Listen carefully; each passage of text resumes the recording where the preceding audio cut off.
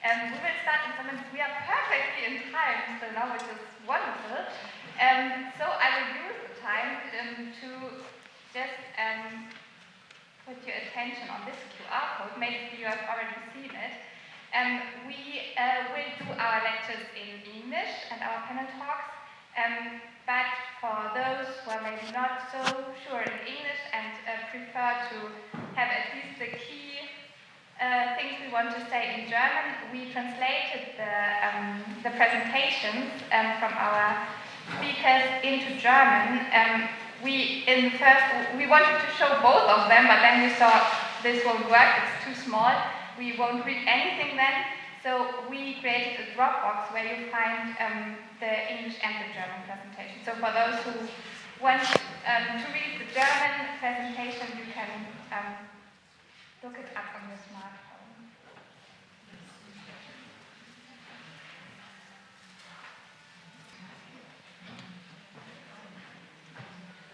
Okay, and I think then all of us are perfectly prepared to get into the topic now. Thank you already for participating in this first introduction. That was already very interesting to get some insights on how you may look at the topic.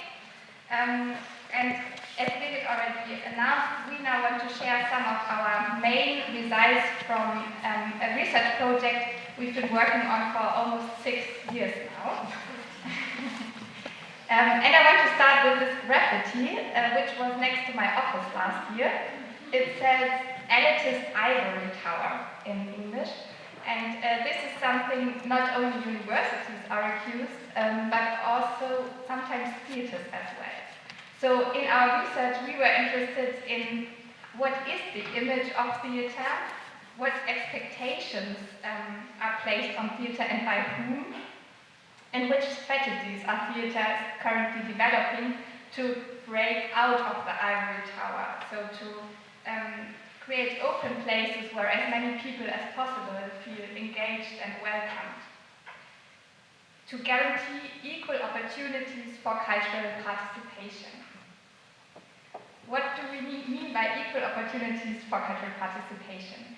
We address 3 meanings, which are that all people in a population are given the opportunity to participate in the cultural offerings, to get artistically involved themselves, and last but not least, to have also a say in the cultural offerings. We worked a lot with this differentiation by Stephen Hadley, who differentiates democratization of culture and cultural democracy. He defines democratization of culture, understood as high culture for all, as processes, I quote, where the official culture, typically represented by large and well-funded institutions, is made accessible to non-participating communities, often in the belief that it will do them good. In contrast, cultural democracy emerges, I quote again, when communities produce and communicate their own forms of culture. Government would then support the cultural preferences and expressions of individuals and communities, such as happens in other types of market, in order to facilitate a pluralist concept of culture.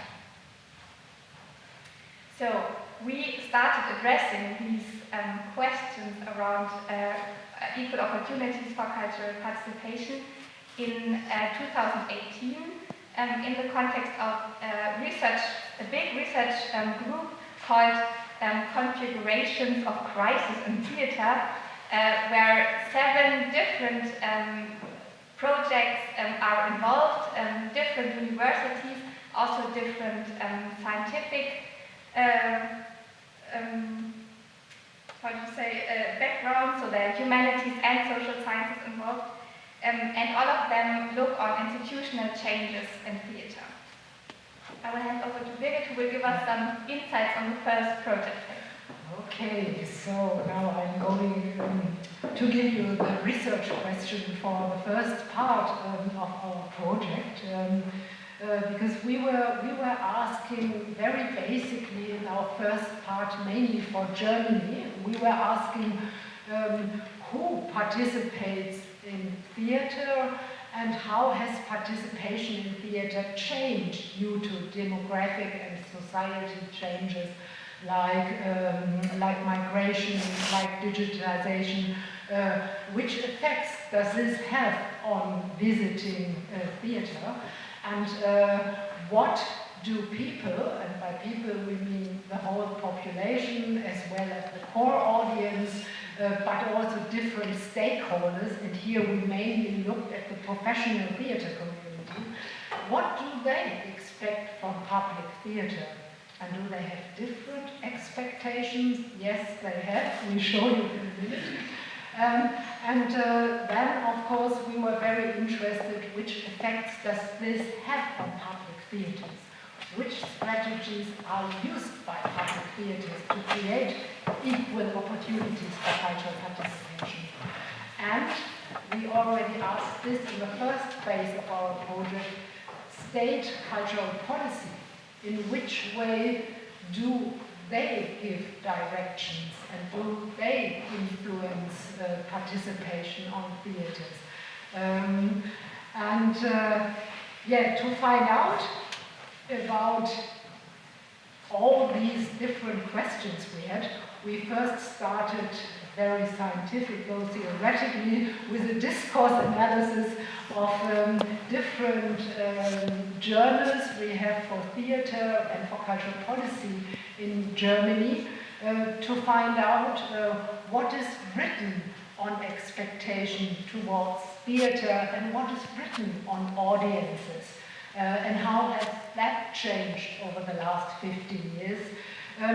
We did analysis of audiences surveys, of existing audience surveys, and for Hildesheim, which was one of our partners, we did an own audience survey, which was very interesting to get all the answers on the questions we were interested in.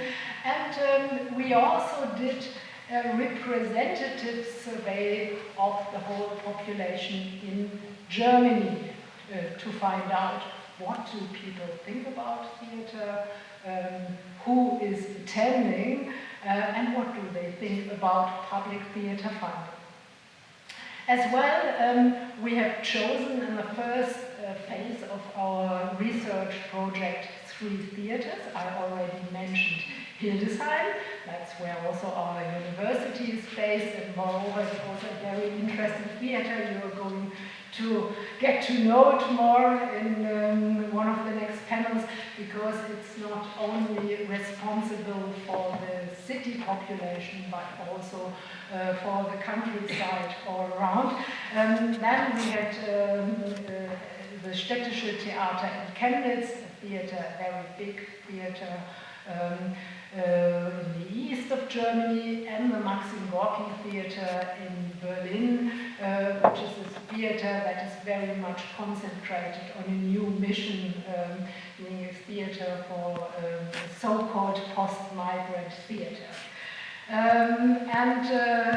We are very, very honored and happy that we have many of these interview partners here today, and some of them will also discuss with us on our results.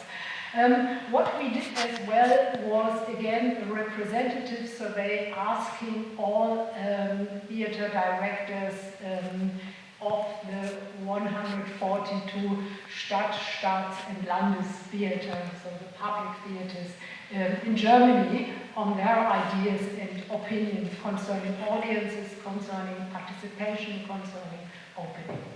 So just some very few results from the first phase. We published this in this book, Das unverzichtbare Theater, unfortunately only in German, but nevertheless you can download it for free, so if you're interested in more details.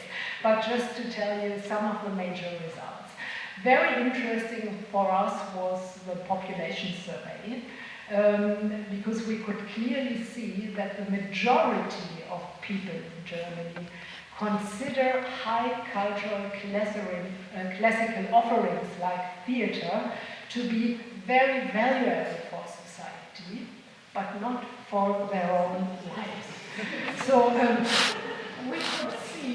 that only 10% belong to the core audience of visitors who really regularly go and use all these publicly funded offerings, 31% occasional visitors, 59% never ever go there. But nevertheless, the vast majority, 86%, support public funding of theatres and think that this is very good and valuable for German society. So, however, this is a great message and sign, but however, we could see that approval is decreasing among younger people, and that, of course, is not that good if there are changes in attitudes between different generations.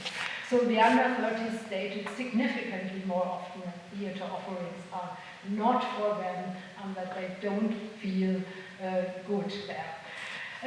What was interesting, not only in our survey, but also in the Forsa survey, which was brought out this year, 2023, that there is a very high appreciation for cultural education activities. So children, young people are supposed to be a very valuable target group, and that's what many people in the population think should be increased. So just one small slide from our survey. We asked for certain expectations on programming in theatre, and we can clearly see number one, most often mentioned is offer programs for children and young people, but directly followed by the wish offer programs that make people laugh and have a great evening. Much less show classical plays by important authors. So by that, I think we can clearly see that people in the population expect theatres mainly to be open to young people and produce understandable and entertaining programs. So we also asked our theatres for audience development strategies and what they are doing to reach more and maybe more different groups of society. And our first question concerned how they work together with their funding bodies, with cultural policy. And we could see the majority of theatre directors said, okay, we have some formulation of goals, but it's all very vague. There are hardly any mandatory guidelines from cultural policy. But at the same time, we could see that all theatres develop so many different activities for participation in arts and cultural education. They develop programs with schools and so on. So obviously, although they are not forced to do it, they feel a need to do all these activities. And we could also see from our discourse analysis that there is this big idea of reaching the city society in its diversity. Also die Stadtgesellschaft, die diverse Stadtgesellschaft zu erreichen. We've seen it 100 times. So this has become a kind of main narrative, but I can already say a rather abstract narrative. What we could also see that theatres are very similar in their activities, and we called it that they really orient towards each other, that they observe each other. Oh, they are going to have a Bürgerbühne. We'll start to have a Bürgerbühne too. And in the theoretical approach we have for our project, the neo-institutionalist organizational theory, this is called isomorphism, so that they all become a bit similar and develop similar formats. So we could see as well that there are many participatory projects being developed to really reach out and reach new other groups. But what was interesting, that this was mainly delegated to the mediation education departments, and they make really exciting projects, but it wasn't connected to the core program. And it wasn't part by the majority of like the core marketing and PR activities. So, yeah, we thought, okay, what to do with this? Let's have a look at the bigger picture, because we asked, if it's not cultural policy that gives clear guidelines, then what influences changes in the orientations of theatres? So, and we decided to get to the bottom of these questions by an international comparison, because we thought, and that proved to be true, that this really helps to understand underlying norms and national beliefs of one's own system. Norms and convinced phrases where we think this is taken for granted, norms and beliefs about the role of arts and theatre in society. And we could see that these norms are really different in England, France, and Germany. And so we have chosen the neighboring countries because we thought they had basically a rather similar theatre funding system, but what is different then? So we asked, are there country-specific differences of audience development strategies for creating equal participation? And also we asked, in which way is this influenced by cultural policy, norms and laws, maybe only convictions. So, I briefly tell you about the research design of this second project phase. Again, we looked for national population surveys, finding out are there differences, are more people in England visiting theatre than people in Germany or in France, and are there similar answers on and attitudes on funding.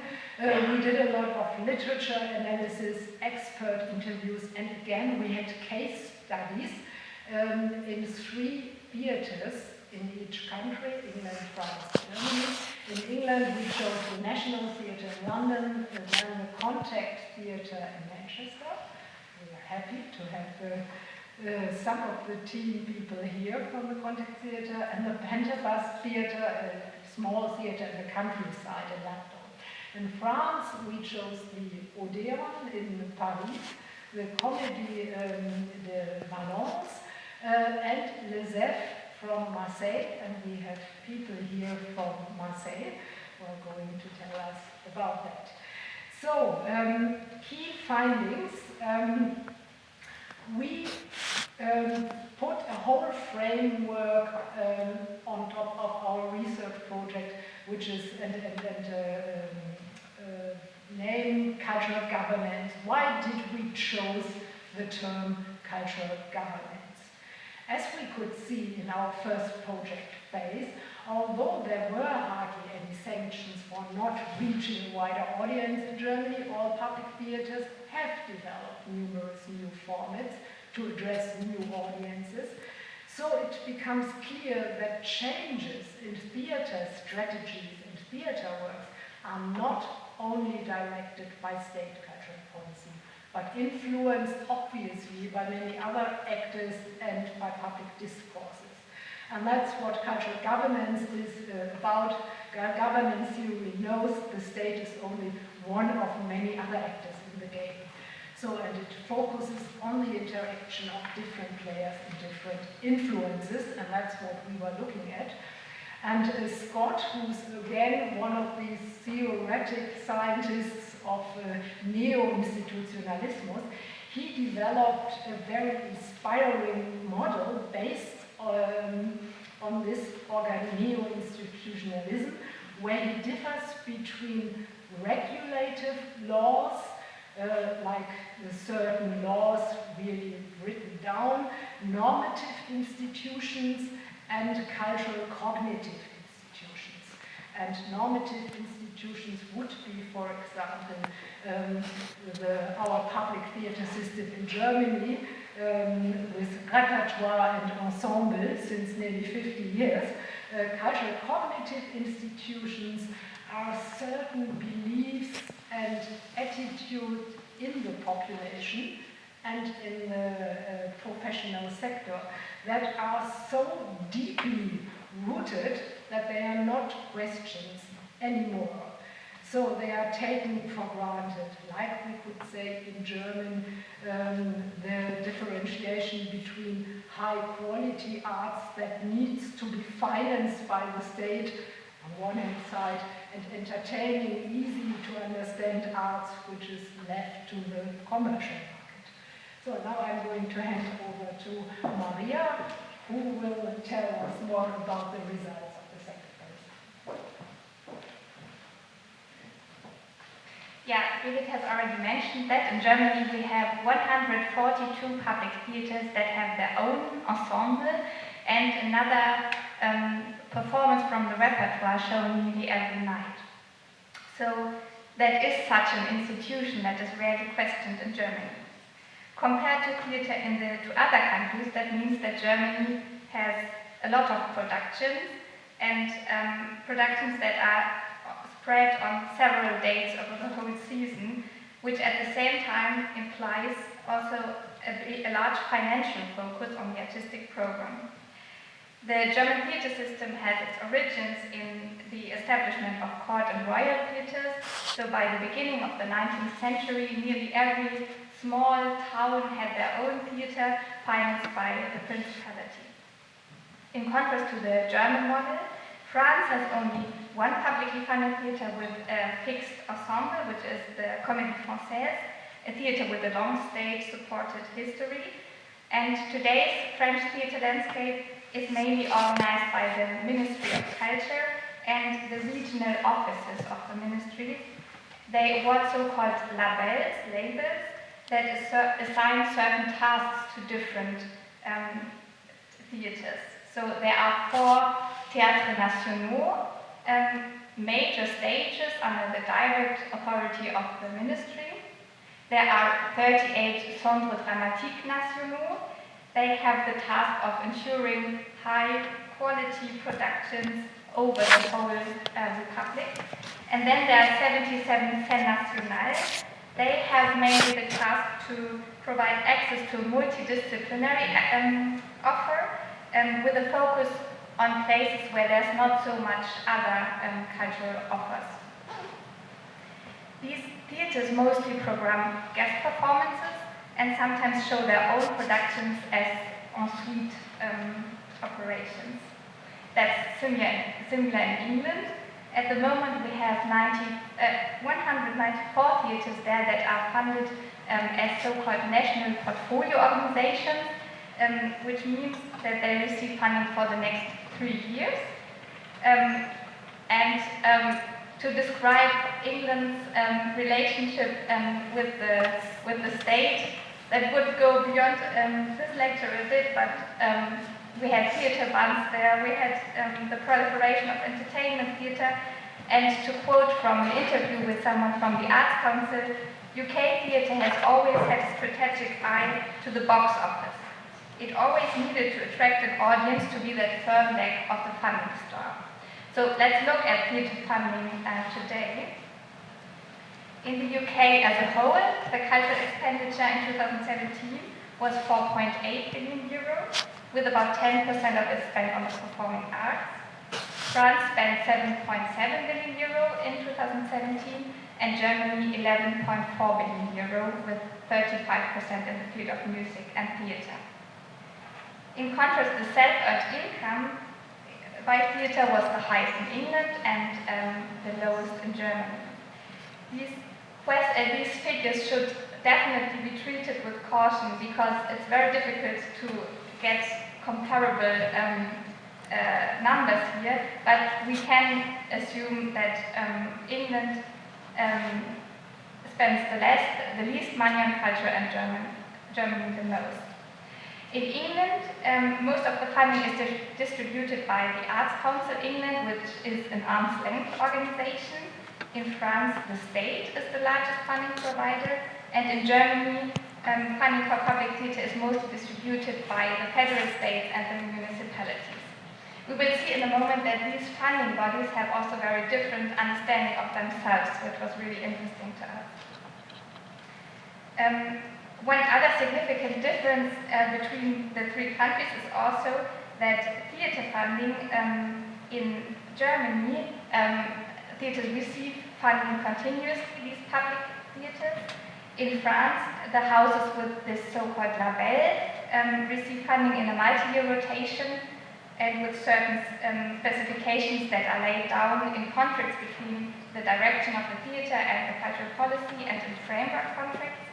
And theatres in England have to reapply for funding every 3 to 4 years as so-called national portfolio organizations. So it's clear that the responsibility of deciding every few years who's going to be funded as a theatre gives the Arts Council a very different role from that of German and cultural policy with more stable funding. Whereas the expert from the Arts Council described the Arts Council as a development agency, our interview partner from the Ministry of Culture in France pointed out that French cultural policy would support artistic creation and ensure that it finds its audience, but always without interfering in the program. And also a responsible person from a federal state in Germany said that cultural policy in Germany only intervenes into the structural development of a theatre when there's not enough money.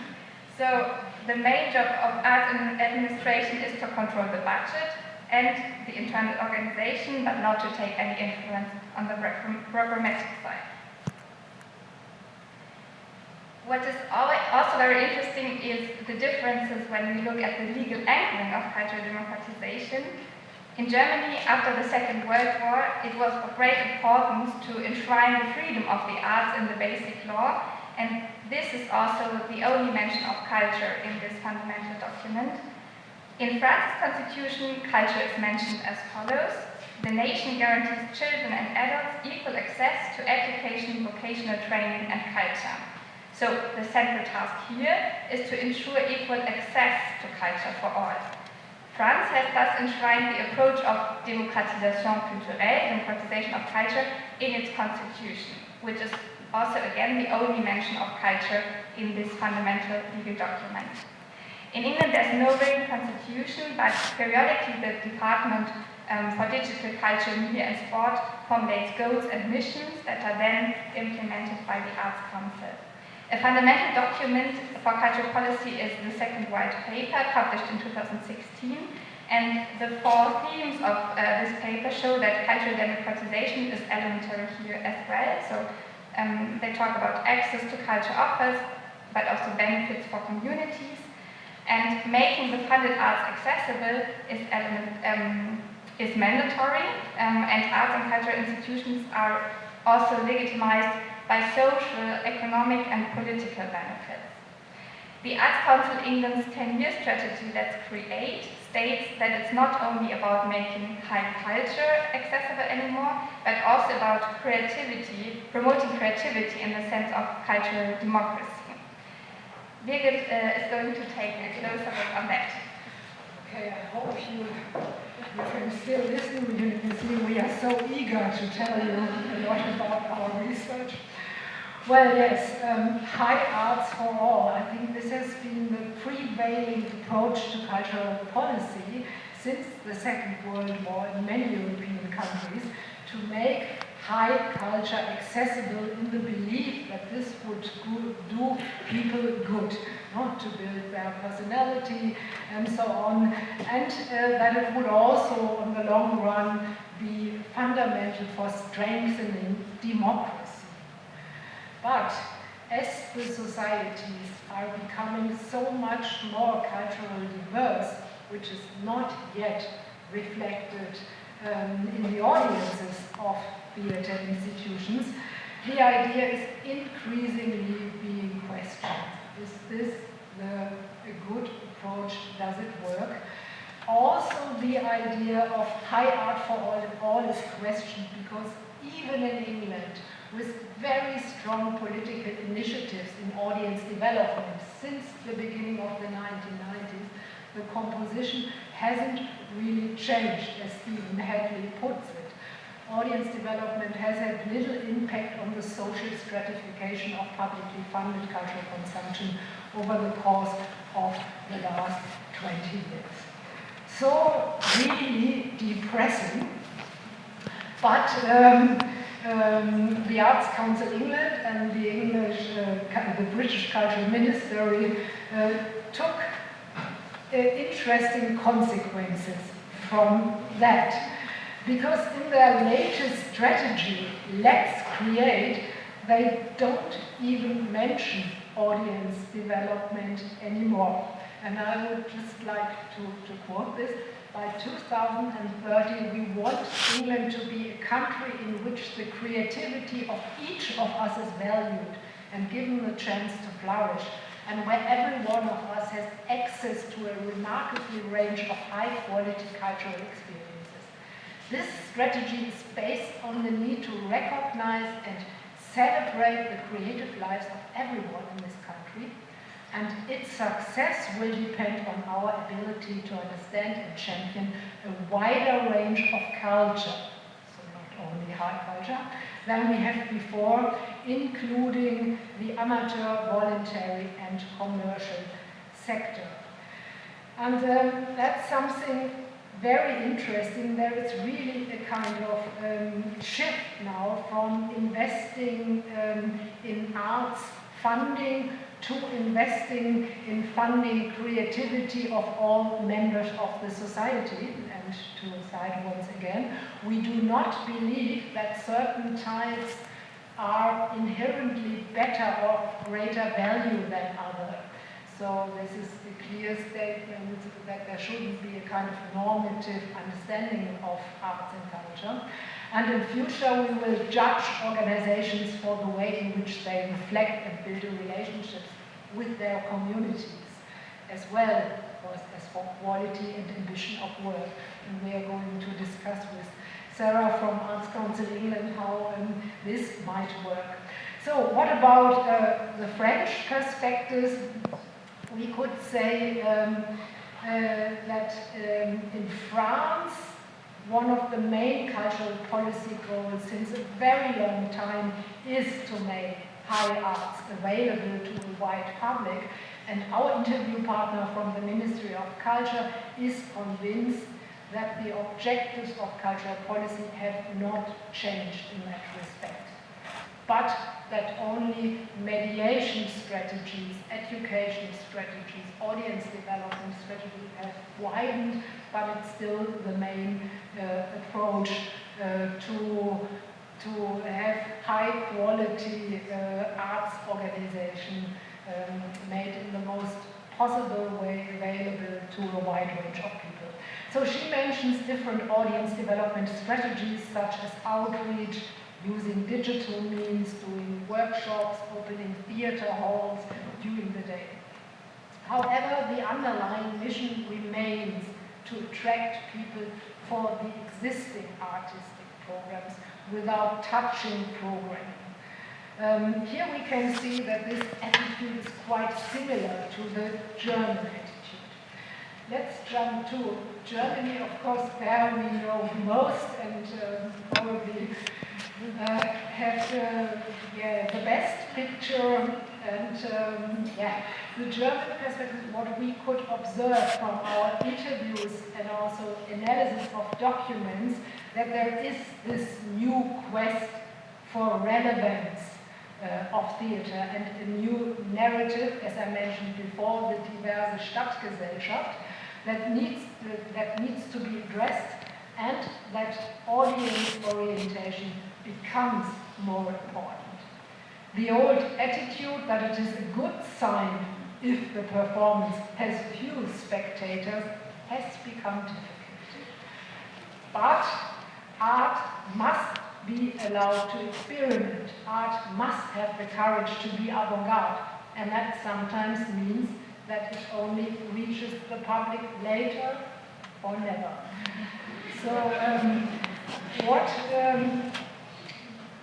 what we could also see with in our interviews with German cultural policymakers, that the idea of more diversity in the staff and new forms of more collective leadership have become central demands in the professional theatre discourse. Maybe also because there are quite a few Me Too cases as well in German theatre.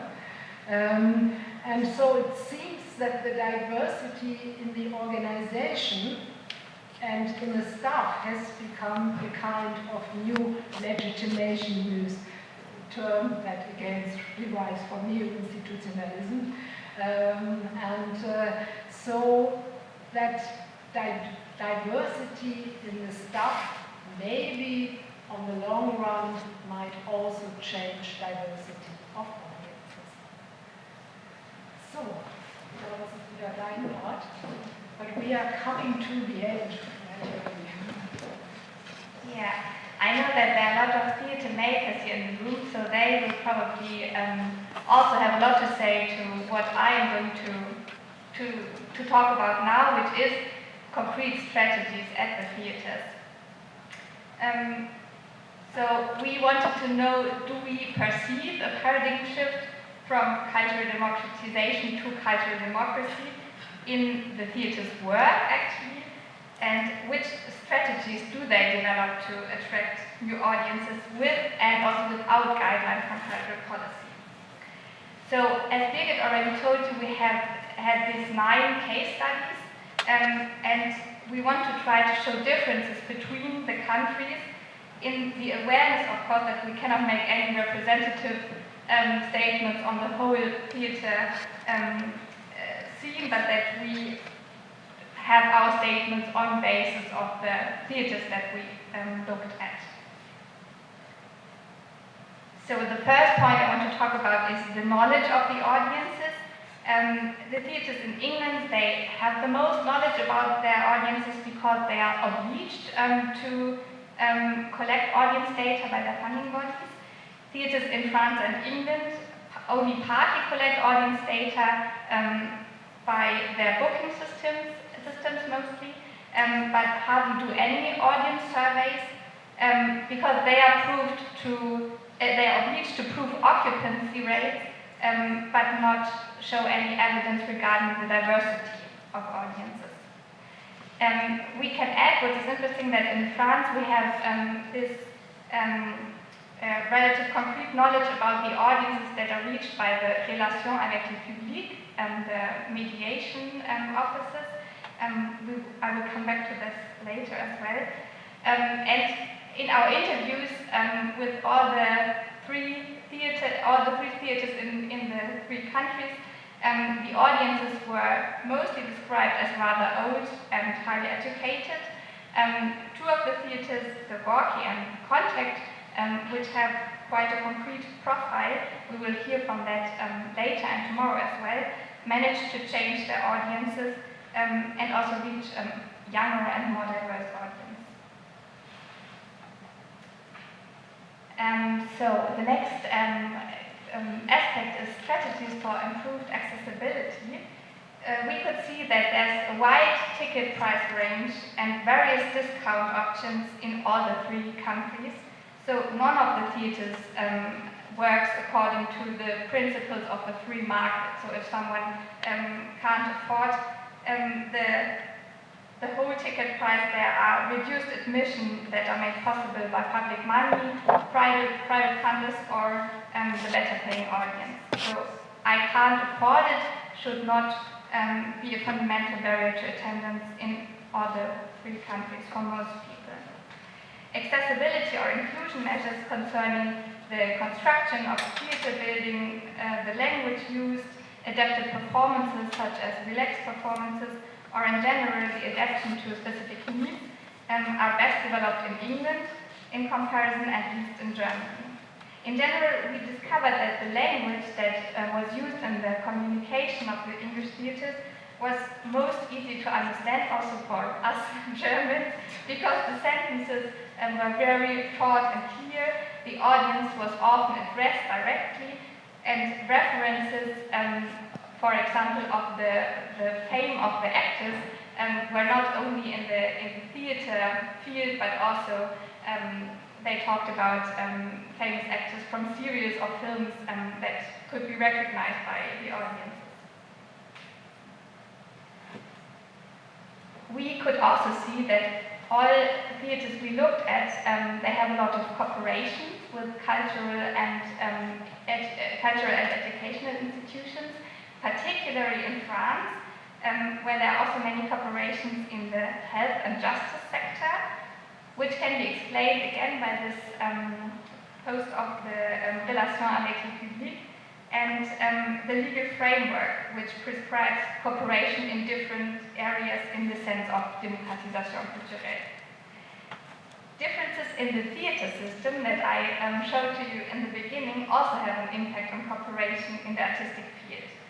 Cooperations between associated artists and through co-productions are especially found in France and England because there's no ensemble theatre, and so there's a much higher interaction with artists from different places.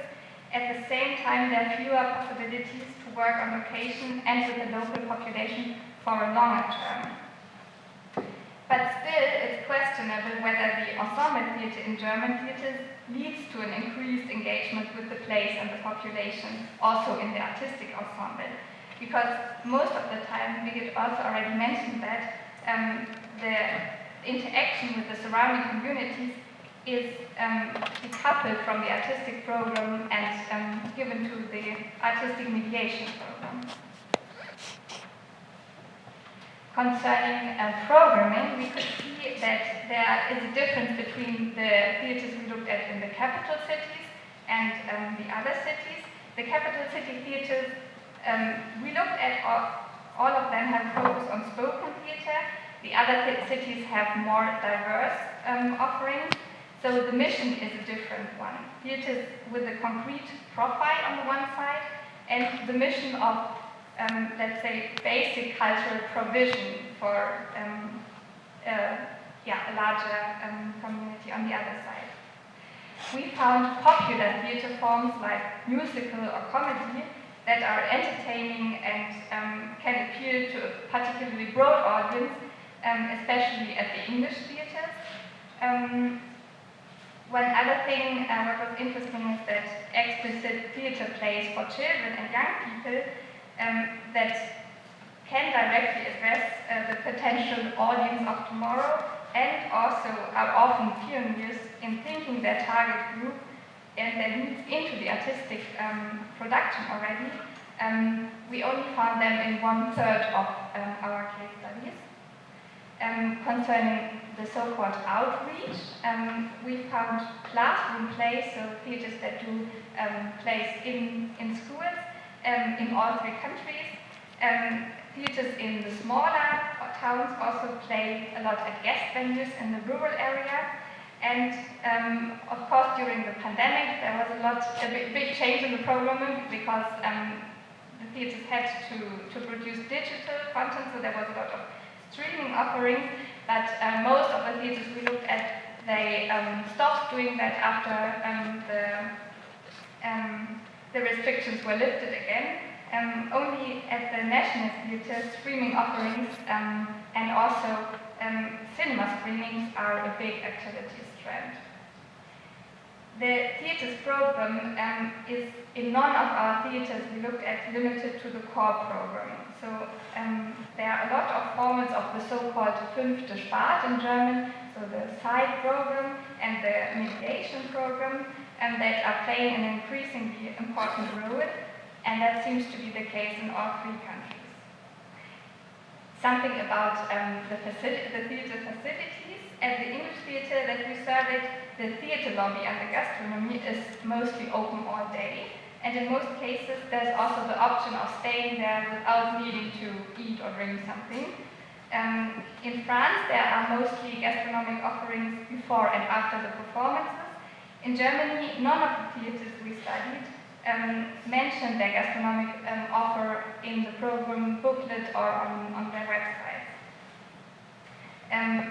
Something we talk a lot at the moment about this so-called third places is something that we found, especially in the theater in Marseille, where other groups of the population were invited to use the spaces as well, and that was connected to social and societal issues as well.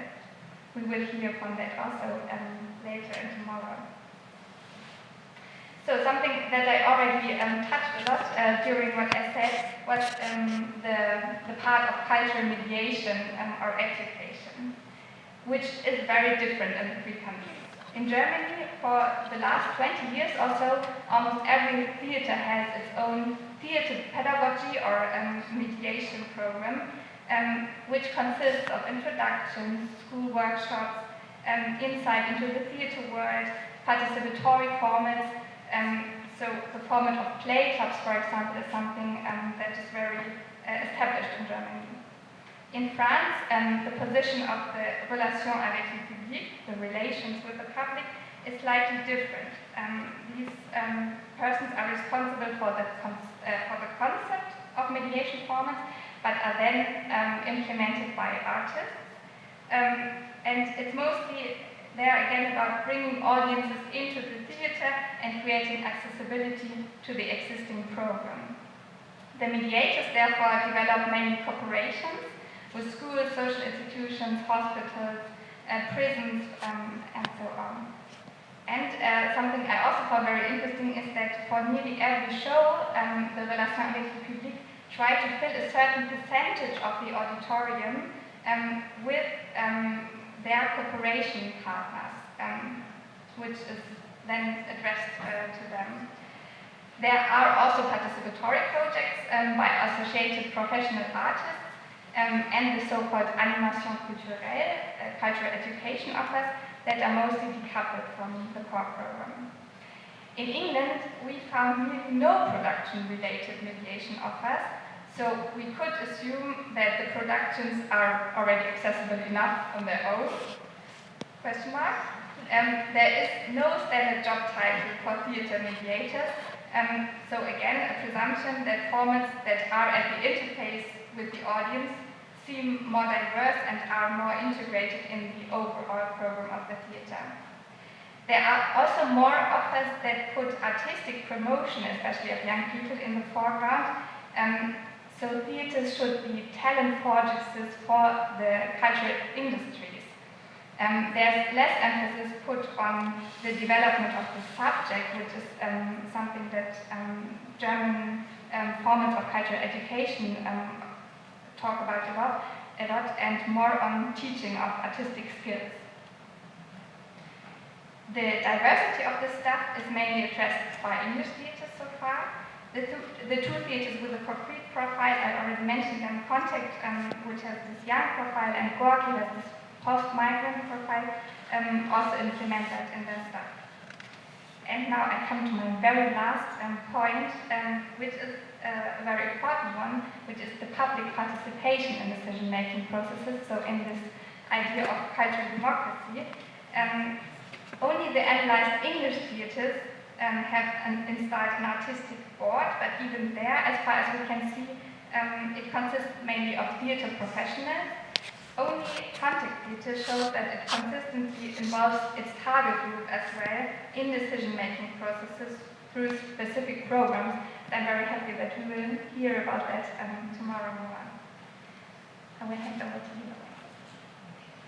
So now the last two slides to sum up, and I know it's not easy, and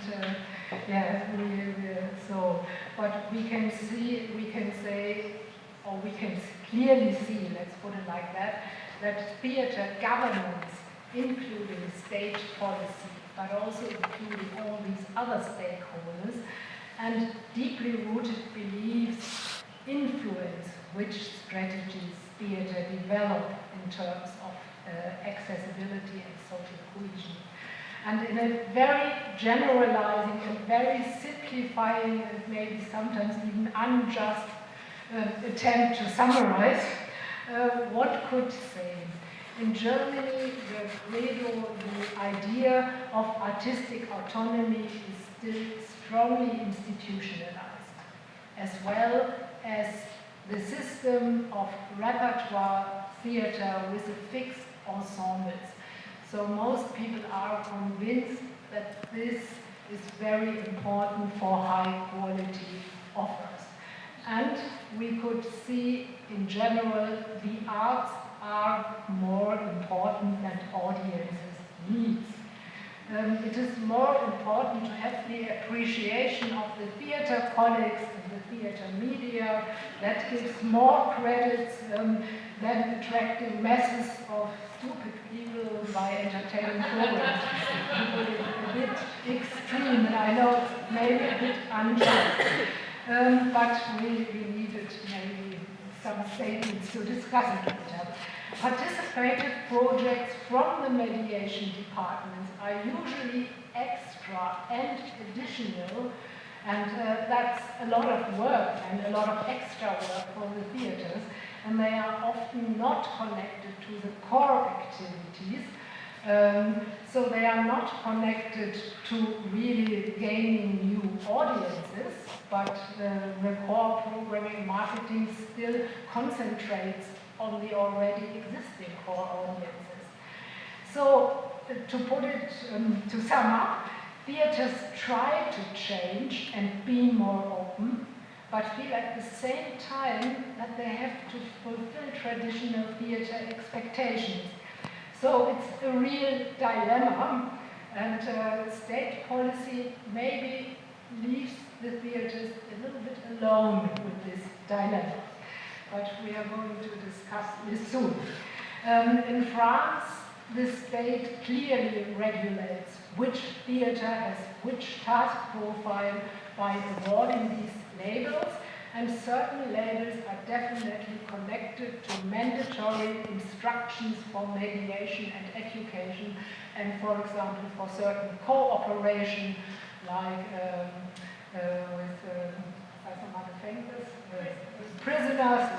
So I'm missing words in between. So with a lot of cooperation with prisoners who are then even brought to theaters and so on. So it's mandatory. And for all theaters, there is a legal requirement of Democratisation culturelle, which follows, again, a clear art-led approach. The artistic program is not touched.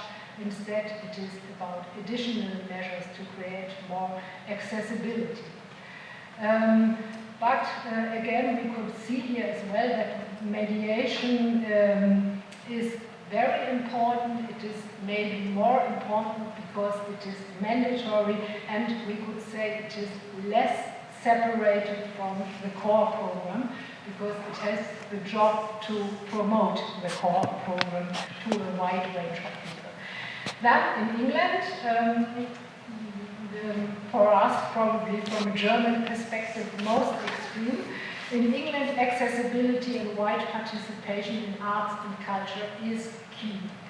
So this can also be explained by maybe a more instrumental understanding of art.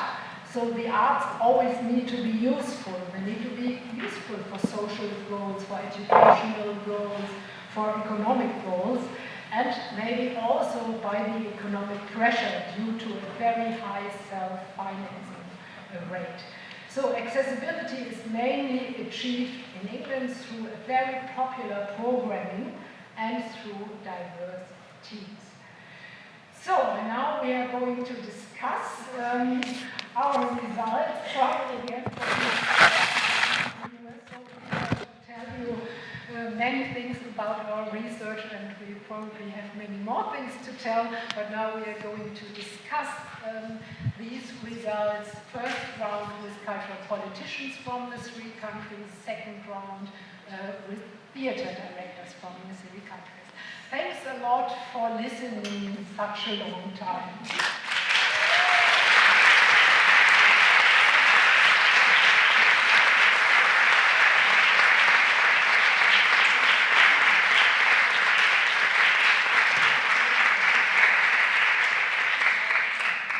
very much. We can't wait to hear our guests' perspectives on what we just told you, but maybe from the audience, are there any questions, any comments? We have a microphone, or two microphones, even on two sides, so you can just raise your arm and someone will come and give you a microphone. Thank you very much. Thank you, first of all. That was very, very interesting, and I mean really interesting, not the English way of saying interesting. I have just one small question, because you said that the mediation offers in Germany are decoupled and are the means to reach a diverse city society.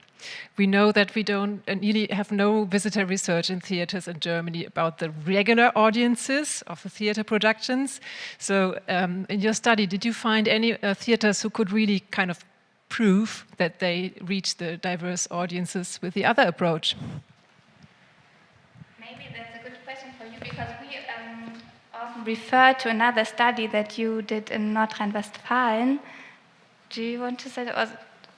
So what I found very interesting there was that in this study they worked a lot with different theaters who did very participatory community projects, and they could show that they reached a more diverse audience. But these people, when they were asked if they want to participate in the core program of the theater as well, they said, no, we would like to have another participatory project. So, yeah.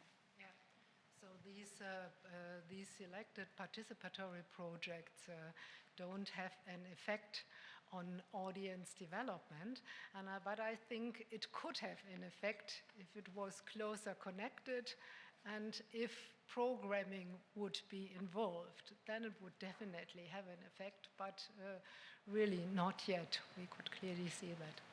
And maybe from the German theaters we studied, we have, thanks to you, Vera, some Kuhlmann results, because in Berlin there is a regular audience survey system, and we could see that the Maxim Gorki theater definitely changed its audience through changing its general mission and also changing its staff, which became much more diverse. So that definitely had an effect, but it didn't have an effect in terms of the educational level, that the theater still reaches mainly highly formal, highly educated people, but much more diverse in other aspects. So thank you also for this presentation in this short way to say so much, really. Just an additional remark, sorry, my English is not the baddest, I hope I don't create misunderstandings, is that for Germany, I was thinking like it's such a pity because we are here at one of the venues of the Grips Theater, which is a children youth theater. And the children youth theater scene quite developed the last years or decades. And in this theater, which were always also, you know, all that looked from above down to the children youth theaters, there were for so long time, there's so much changing. Also this question about our audience, this question about participation and everything. So it is already, at least in Germany, I don't know for the other countries, but there are so more other ways of making theaters which are not heard yet or seen yet. This is just what I wanted to say. Thank you. Yeah. Thank you so much for pointing that out again. I think I mentioned it very quickly when I talked about children and youth theater, that they are very often like the kind of pioneers, because they already have their audiences in mind when they create their productions, which can be a difference. We only could select 3 theaters in the country, so of course it's a very reduced sample, but children and youth theater are definitely worth to look at.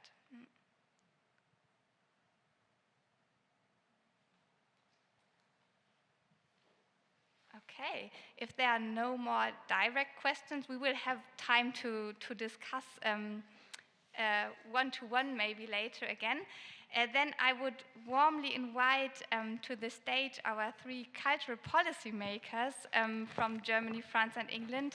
We are very, very happy that you are here and that we can discuss what we just presented to you with you. Something that is important for our audience is that maybe you have already found this little sheet of paper on your seats, and maybe you have already asked yourselves, what shall we do with that? We would like to kind of connect this panel with our guests from cultural policy making to the next panel, which is going to be with the theater directors and their reactions to what our policymakers are going to say. If there are any questions that come into your mind during this panel where you think you would like to hear the theater director's perspective on that, please write that down on this little sheet of paper, and when we go to the coffee break, you can just give that to Paulinus, and in the next panel we will play a little lottery and draw one or two of the questions. All right. Then I am very, very happy to introduce our three guests from France, England, and Germany that are here with us today. So on the left, we have Claudine Perez-Goudard, who is the head of the theater department at the Regional Directorate of Cultural Affairs Île-de-France Paris. Welcome, bienvenue, merci d'être là.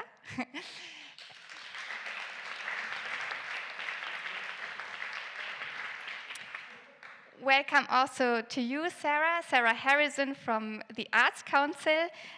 She's Senior Manager Engagement and Audiences at the Arts Council.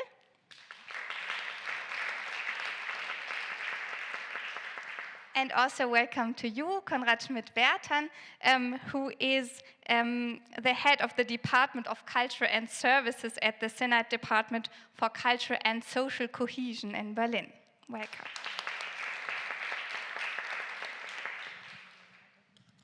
So, okay, I would like to start asking Sarah from Arts Council England a question, because I already mentioned the strategy Let's Create, and I'm sure that many people, especially in Germany, have many questions on this strategy and how it can work at all.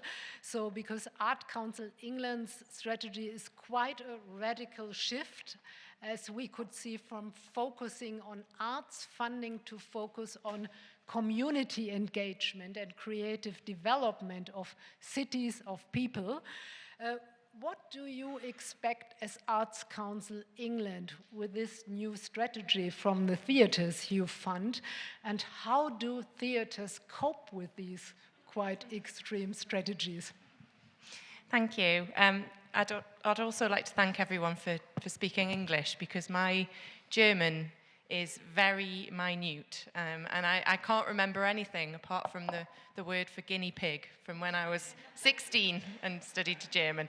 So thank you very much. To give context, I think, to Let's Create, I should say that the way it was developed was very democratic. We collaborated with a number of professionals in different art forms, including theatre, and I was involved in that collaboration. And also we included in the collaboration the public. So we went out to consult with the public in England and with different partners who aren't arts and culture partners as well. For example, youth hostels, the health sector, lots of different kind of partners that aren't arts and culture partners. And that gives you a bit of context, I think, about how this strategy was created, which is quite key to what you find in it. The other aspect of it, which I think is important, is I manage a program called Creative People and Places in England, and it was specifically set up as an experiment 12 years ago, in 2012, to see whether hyper investment in places of low engagement would make a difference to engagement across the country overall. And what we found through Creative People and Places, and are still finding, is that that has had a huge impact on audiences across the country. So that also played a part in shaping Let's Create as a strategy. So Let's Create has three main outcomes. The ones that are, I like to think of them as being, it's creative people, which is people doing some arts and culture. Cultural communities, which is about place, people working in partnership in place for arts and culture. And then a creative and cultural country, which I think is the kind of high quality, ambitious part, the international part of what we do as well. And within those three outcomes, we have set, we call them elements, but essentially they are guidelines for organizations to sign up to say, we are contributing to Let's Create the strategy by meeting these guidelines. And within there, we're very explicit. In the creative people outcome, we're very explicit about children and young people. There are 5 different guidelines about children and young people in there, but also about the opportunities available to everyone at all stages of their life. And in cultural communities, the outcome, second outcome, we have a guideline around decision making and how organizations do need to consider how the public has a say in what they deliver.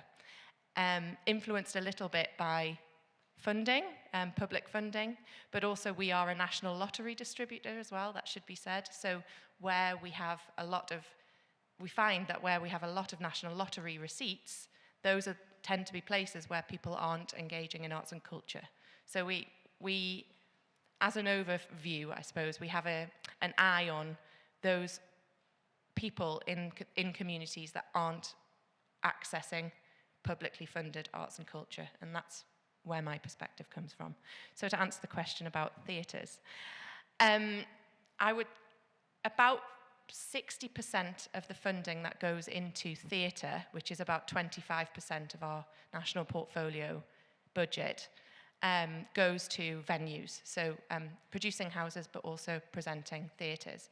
And I would say they are faced with the biggest challenge to try and contribute to this strategy. Where it has worked well, and we are, I have to say, in the very early stages of this, it's very interesting to hear somebody else's perspective on what you're doing, but it sounds like we're really advanced, but we really aren't. And there are a lot of presenting and producing house venues in England who are struggling with this. So, you know, we're not as advanced as it looks. But where we find it's working really well is where they have a dedicated element of their work, which is it's rather than being education or mediation, as you call it here, it's more to do with bringing communities in it, and I think it doesn't matter whether the communities want to engage in theatre or not. Theatre, the art form, they open their doors, they ask people in, and they ask them what they want to engage with. And usually they can make a project that works for their stage, is an ambitious and high quality project, but is also theatre, but is extremely relevant to the community in which they're based. Maybe just one more question on that. Your theatres are forced to do this, otherwise they won't be financed anymore. And but don't they need completely new competences to be able to do, I would call it community building and asking people, what do you want? What should we do together? Which kind of nice project? So how do you cope with that?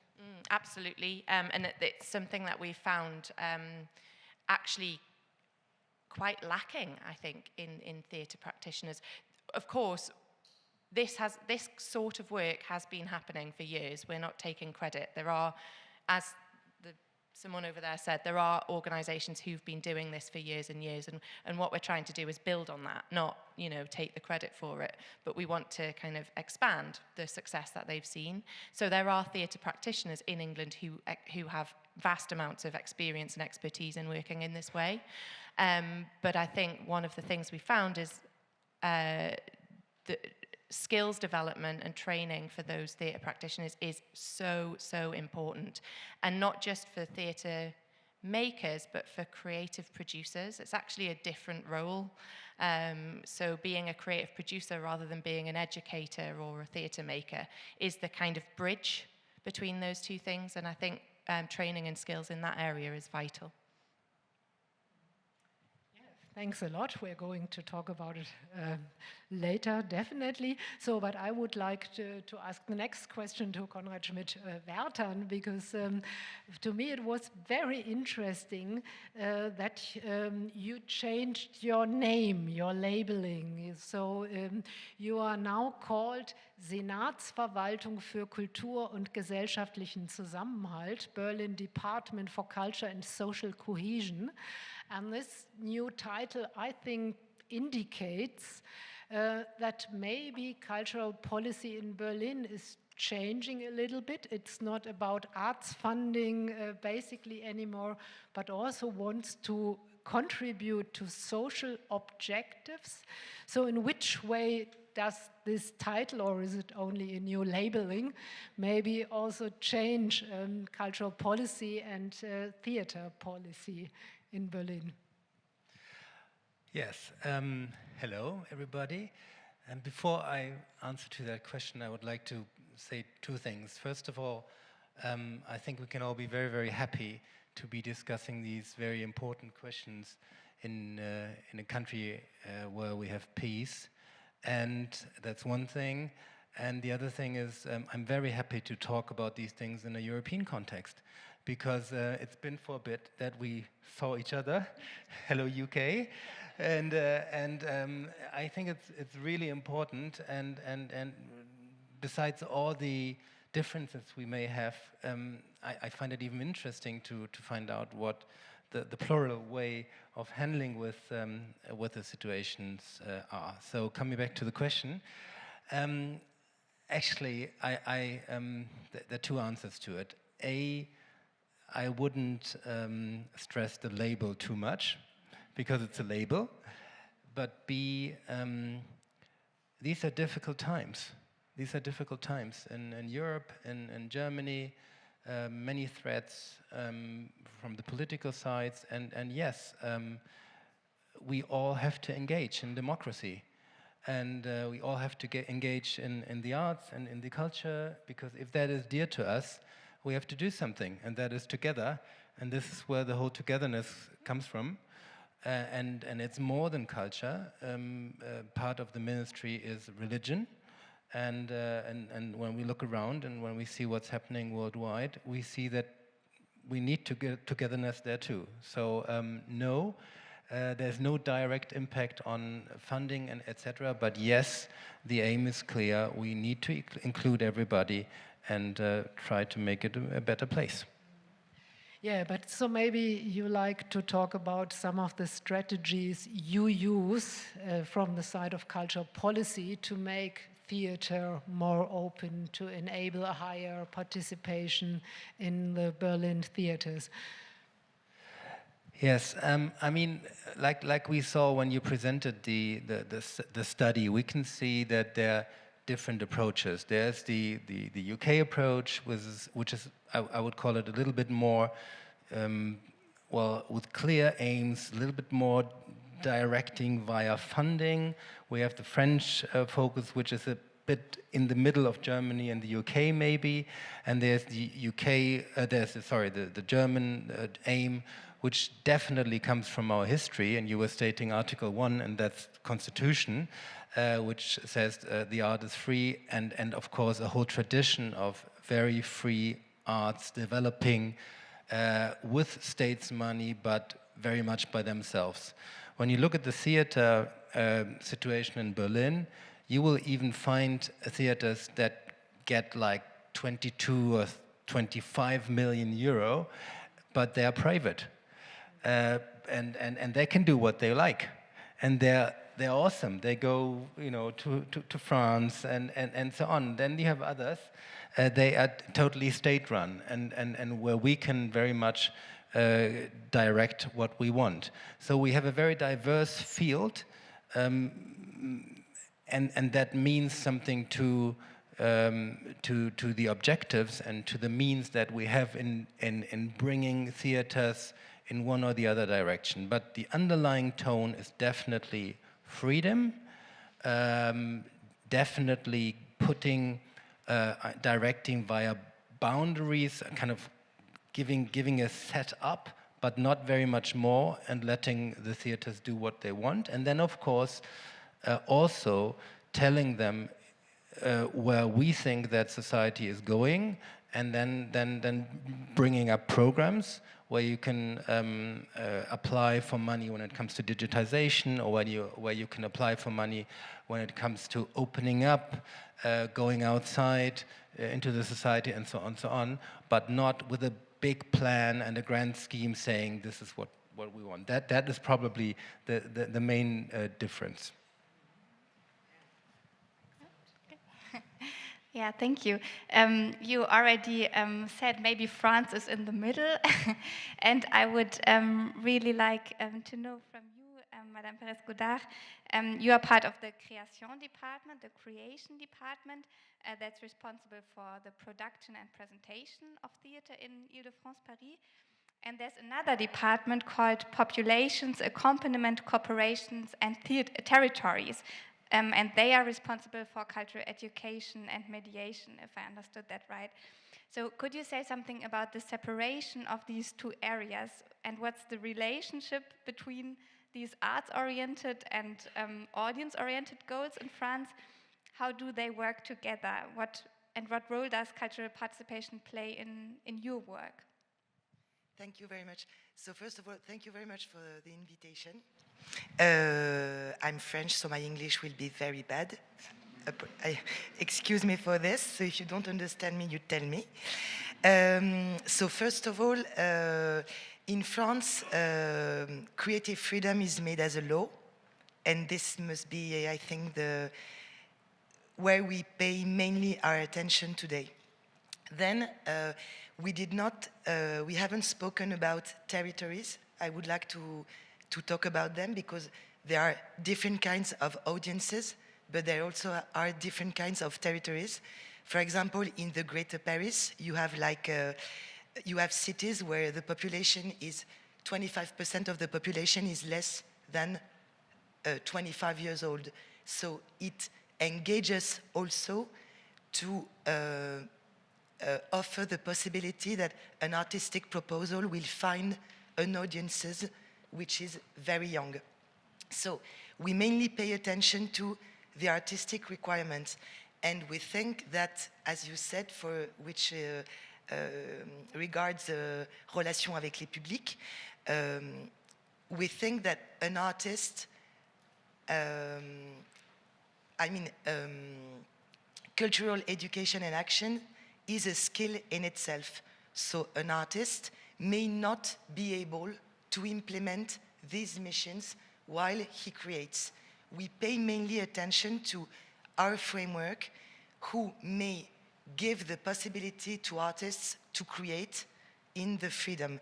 Then we complete that with devices of support which will help educational actions, social actions. For example, you have to speak about an artist who is half English, half Russian, and plays tomorrow at the Schaubühne, who is Alexander Zeldin.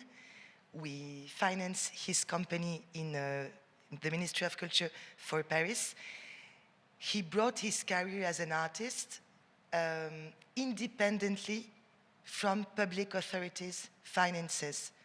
Then he comes from the cinema. He made the Mike Lees School in England, and he creates artistic proposals such as a death in the family, which is not aiming initially at a specific audiences, but the body of the artistic proposal will address people who are in structures for old people, and this is this narrow link between the artistic proposal and the way you address audiences, like spontaneous encounters we would like to allow to happen. And if this not happen, and it's outstanding to see how it does not happen naturally, we implement devices of support by relation avec les publics, by, for example, national drama centers. We assign them specific missions towards addressing audiences which are marginal. And no, I was thinking of something else. Thank you. No, just but in France we have a historical problem in the way there is a big discrepancy between how we identify an artistic resource and if this artistic resource will be able to be a mediation resource. And these are two full-time jobs which are completely different. And we do not want to ask a creative director to implement these missions. This is the missions of a structure. That's really interesting because I think we can clearly see that there are different approaches in the three countries here. So maybe as a question to all of you, is there something you heard maybe from your colleagues now that is non-negotiable in your cultural policy approach? Or maybe on the opposite, is there something that you criticize in your own system and say we need to think of other approaches there maybe as well? Yeah, I so many thoughts going through my mind. I'm trying to think. I think it's really interesting to hear about the ensemble model in theatres. Because I remember when ensembles did exist in venues in England. It wasn't that long ago. They were very expensive. So I leave it to you to decide why they don't exist anymore. And I don't think it's to do with the drive for communities, because I'm from the northeast of England, Newcastle upon Tyne. It's almost Scotland, and it's got a very strong cultural identity of its own. And we have a producing theatre there called Northern Stage, and they used to have an absolutely outstanding ensemble in the 90s, and it was made up almost entirely of Geordies. It's what we call people from the northeast. Well, from Newcastle in particular. And what they did brilliantly was fill houses because they had a very strong connection to the communities that they were trying to reach because they were from there. And I think that cannot be overlooked. And it's just something that's going through my mind around. I find it very difficult to divide artistic ambition and artistic quality from being relevant. I think to be ambitious and to have high quality, you must have relevance to the communities that you're serving. Otherwise, I don't think I'm going to be controversial. I don't think it can be high quality. And you also won't get the audience in to pay for it in England. With our interesting funding model. So to me that feels very, it's necessary that those two things are combined rather than divided.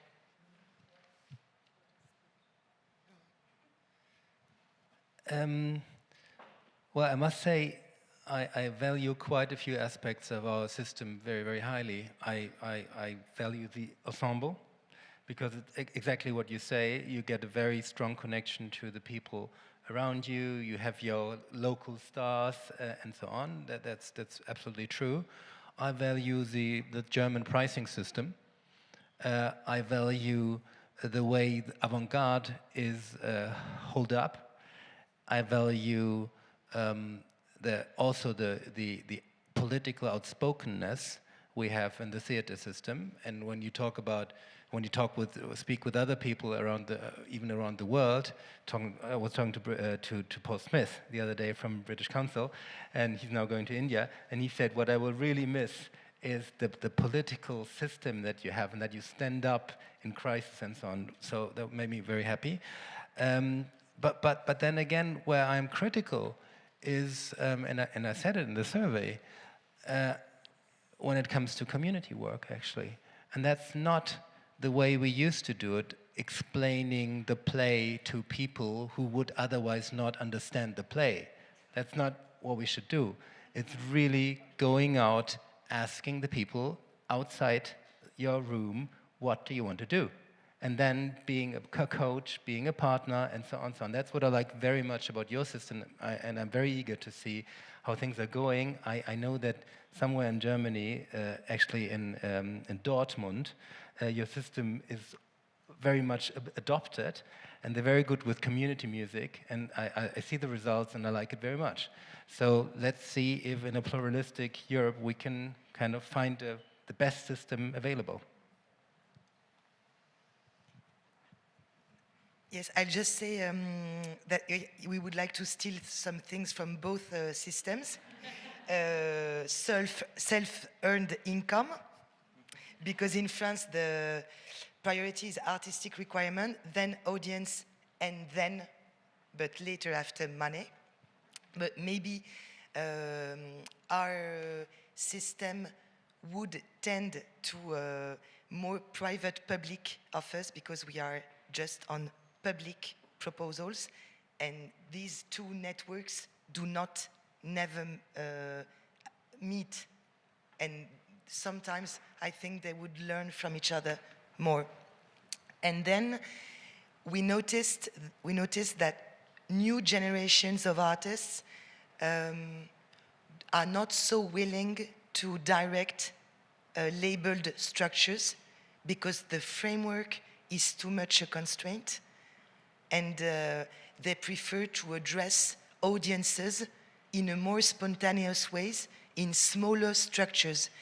And in the end, even if we built, our French public policy has built a very rich mesh on all the territory, we focus too much on labeled structures, whereas big, little structures inside territories with an anchorage which is really close to communities, to the features of a territory, are also much more important today. This has just made me think of one of the key components of the success of Creative People and Places programs, which put communities at the heart of decision making. And one of the elements as a funder that we insist on is that they don't have a product in mind when they get funded. So we fund the outcome, we fund the idea, the framework of how it's going to operate. So how are you going to invite communities in to talk about what you might want to produce? But we would actually see that as, we would see it as a negative if they were to say to us, we want to do a show in a theatre and it's going to be like X, Y, Z, and we would see that as being a negative because the community hasn't been engaged or consulted in how that's going to work. And I think, and enabling, we always talk about failing well as well. So enabling freedoms, it's almost giving, it's with you talking about frameworks, that's making me think of giving them the opportunity to experiment and to do something and fail and it not work, and then learn from it and do something different next time. And I am so interested in that funding model for public funding. And I think I mean, I would go so far as to say that's how all funding should be delivered for arts and culture. More of an experimental, what are you going to do with the money? Okay, go and give it a go. Go and try. But just asking again, and also maybe a question to you, because you have this system now, Kuhlmann and so on, so you have survey systems. What do you think? Is the public, and also a question to you, is the public willing to be involved, or maybe they think, oh, we don't want to decide on arts and culture, but we just want to get ready-made Shakespeare seasons served. So also the question, in which way is it possible to involve the population actively? I think there's no black and white, and there's no one public, actually. And the good thing about Kuhlmann is that we know who we are addressing, and this is an audience that we, of course, want to keep, want to foster, want to be there for. They're very, very valuable. And then we know who we're not addressing. And when we're not addressing people, at least from my kind of democratic perspective, I would say, I mean, these are taxpayers, these are voters, and so on and so on. We need to do something, because that's not okay having grand venues 24/7 and not, not using them. And that's probably more the British approach. And then saying, okay, I'm not lowering the arts and the quality of the arts, and that is really important, I find, because that's the old approach of explaining what the arts is like and so on and so on. But I'm going out and saying, well, what would you do? I'm here with you. I'm a trained person. I can help you, but you go ahead. And that's what I find really, really interesting, actually. I would like to address another question to you, Madame Ferris-Goudard, because what you just said, Herr Schmidt-Wertern, we don't want to explain what we do on our theater stages only, which we called like democratization of culture, and in contrast this cultural democracy model, where it's more about, like you said, the communities, to engage them artistically also themselves. In what you just presented, also the separation between having the Création department and the department that is responsible for the communities. How do you look at this approach of cultural democracy? So this idea of engaging more with communities, asking them for their opinions, what they want to see, engaging them artistically also. But just to avoid any misunderstanding, the French system does not separate both fields of educational actions and creation, but we just dream that an artistic proposal will address its own audience. We can think about Joël Pomera, who created In Jails. We can imagine it will address spontaneously an audience which is not the one we will notice in theaters. But so we do not oppose these two fields, but these work together and complement. They are complementary. If the core of an artistic proposal do not reach our ambitions in addressing audiences, we implement devices of support by the obligations we assign to our structures to reach these objectives independently from the artistic proposal. I find this very important, and that would be my question to you, actually, because I guess you have to start with the core of it, and the core of it is high-quality arts, and then comes anything else, and then you may have different strategies for different groups, but if there's no core, what would you do? So in that sense, I find the system supplementary, but they need to have the funding at the core of it, they need to have the institution and so on, and that is easily said. But when you look around, also in Germany and certainly in France, which is a bit more centralistic than Germany, you'll find many, many places where there's no arts at all. So we're talking, this is a bit of a, sometimes in some areas, also in Germany, it's a luxurious discussion we're having. If you don't have the theater standing there, don't have the ensemble, don't have the artists and so on, there's nothing you can do about bringing it to the people. And I think that you could flip that on its head. If there's nothing existing in those places, just think of what you can do, because you're not constrained by art form, by having a venue, by paying a lot of people. You haven't got any constraint other than that place hasn't had an offer before. And I would argue that the people living in that place know quality. They know quality when they see it. Everyone does. It doesn't matter what your background or education level, you know when you see something good. And where Creative People and Places programs have had a kind of luxury, I suppose, is that they're starting from nothing. There's nothing there. So they don't have any preconceptions. The people living there don't have any preconceptions of what arts and culture is, apart from they maybe think it's ballet. Or, they maybe have an idea that it's opera or it's a painting.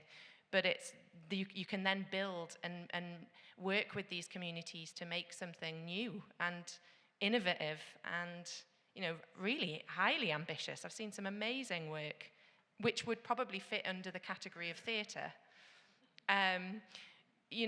Work made with communities, made with extremely qualified and brilliant artists as well. So it's not to take away from their skill, but it's going back to that the creative producer role, being the bridge between the artist and the amazing work that artists do, and the amazing kind of opportunities there for communities and their ideas about which are valuable as well and valuable to the artist. Sorry, I'm going to go on, but I just was at a conference a couple of weeks ago, and somebody from the RSC, the Royal Shakespeare Company, was there. And he's in the education department, and he talked about the lived experience of participants and how that has informed how they perform really old plays. They'll have performed Hamlet time and time again, but when they've brought in people who've never seen Hamlet before but have lived experience of mental health issues, how that has impacted on their ability to produce an excellent, relevant production of Hamlet. And I think that kind of sums up what I mean. Very interesting. Obviously, it's much more difficult for German theater systems to be flexible, to change, to transform, because they have all these fixed departments. There are people working for years. They have certain structures, certain ways of doing things, and we found out that although they want to change things, they just can't do it because they are imprisoned in a way in all these structures with certain tasks, so it's much more difficult to really change. So my question would be, you mentioned you like to help theaters to develop, to change. You said it as well, whereas you don't wait for them to change, but just give them order to change.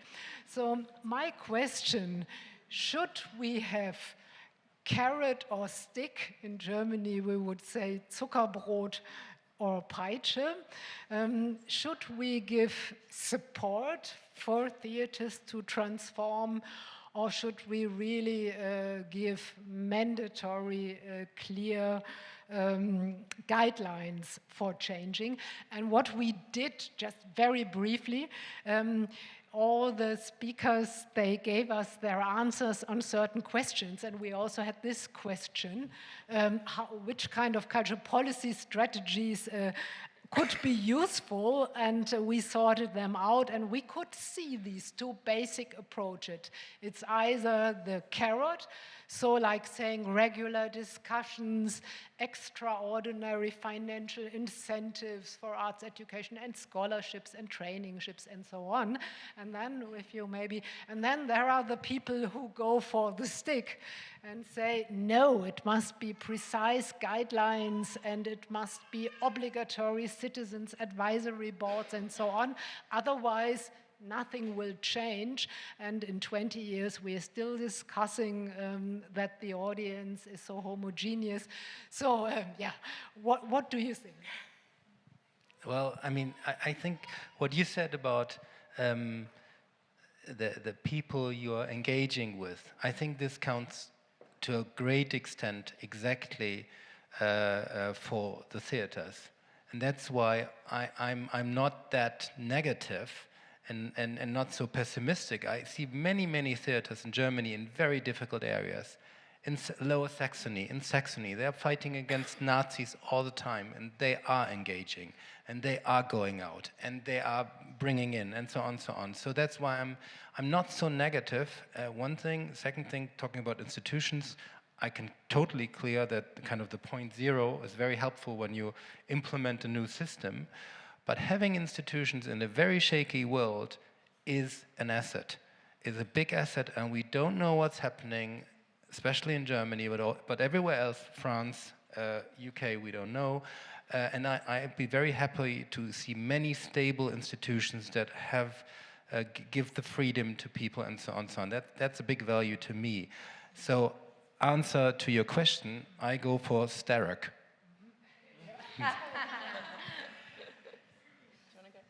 Yes, no, I just wanted to add two things to our previous words.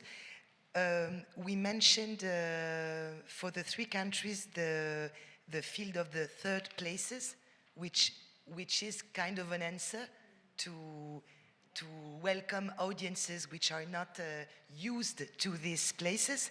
And this is at work in France, maybe less than in Germany or in England.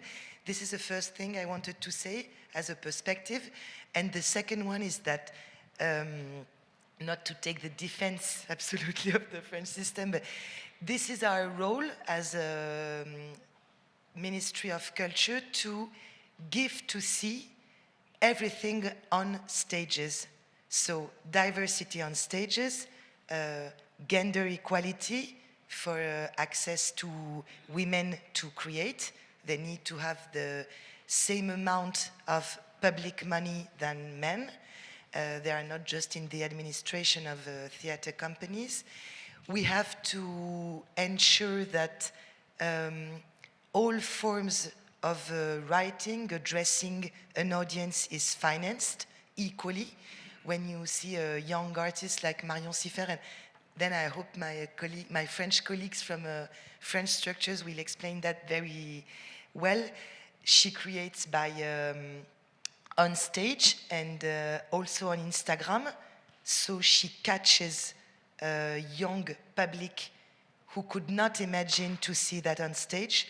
So the Ministry of Culture must give this possibility to show all these things on stages for an audience which is not, who cannot imagine this happens on stage. And maybe Carrot. Carrot. Okay. I think that, well, it seems like Arts Council is going for the stick approach. However, I would argue that what we're really trying to do is offer outcomes and guidelines that they have to do, but we're not being specific within them. So we're saying we want you to be able to do that because we've seen from research, it's not just our whim, we've seen from research that this works, but we're not going to tell you how to do it. So you as long as you can kind of, it goes back to funding the outcome rather than the product. So I would see it as being, we're giving them a stick, but we're offering them the carrot of freedom. Because really with venues, it's hard. I know it's hard with venues. I recognise that. I've worked in them. But really we're saying you don't have to do that thing anymore. You can do something new and brilliant, and we're giving you permission to do that. And you can try it, and if it doesn't work, then tell us about it. And we're not going to take your funding away. We're just going to let you learn. And that's where I want to be, really. Which is a very important idea, I think.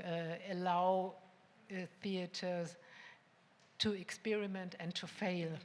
And it doesn't matter, and just try something new, because we listened a lot in our interviews with theater makers to this idea that they think policy is expecting them to do so and so many plays every season and so on. And then we said, but why don't you do something else? Why don't you just reduce it, the number of plays, and instead do other projects?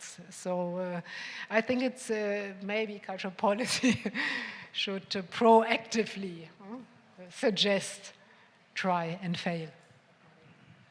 Yeah, thank you. It's so interesting. I would like to stay with you here for many more hours. But maybe our audience also has a question to our speakers or a remark. We can have one or two.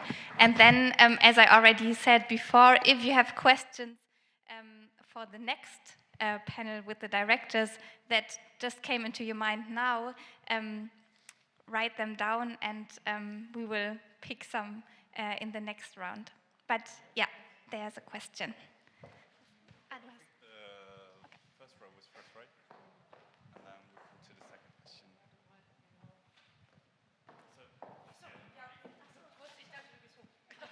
Yeah, I have a question for Sarah. What about the money for the institutions in the capital in London, which were drawn away, like for the English National Opera, which was a very successful institution, and they were told either you go to the countryside or the money will be taken? Yeah, thank you for that question.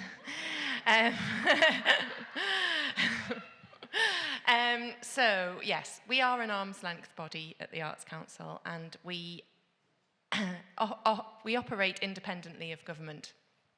However, in the case of our recent national portfolio decision-making process, we were instructed by government to remove some money from London, our capital, and distribute it elsewhere around the country.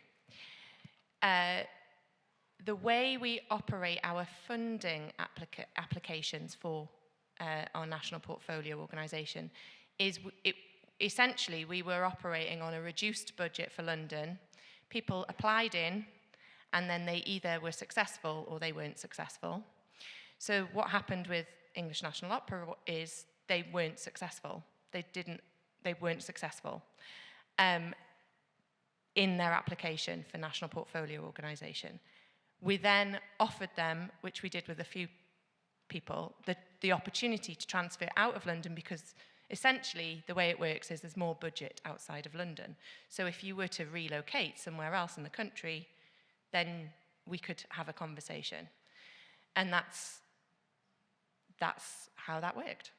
I think in London isn't my area of expertise. I'm from the northeast, as I've said, but I am a national, I do work nationally for Arts Council.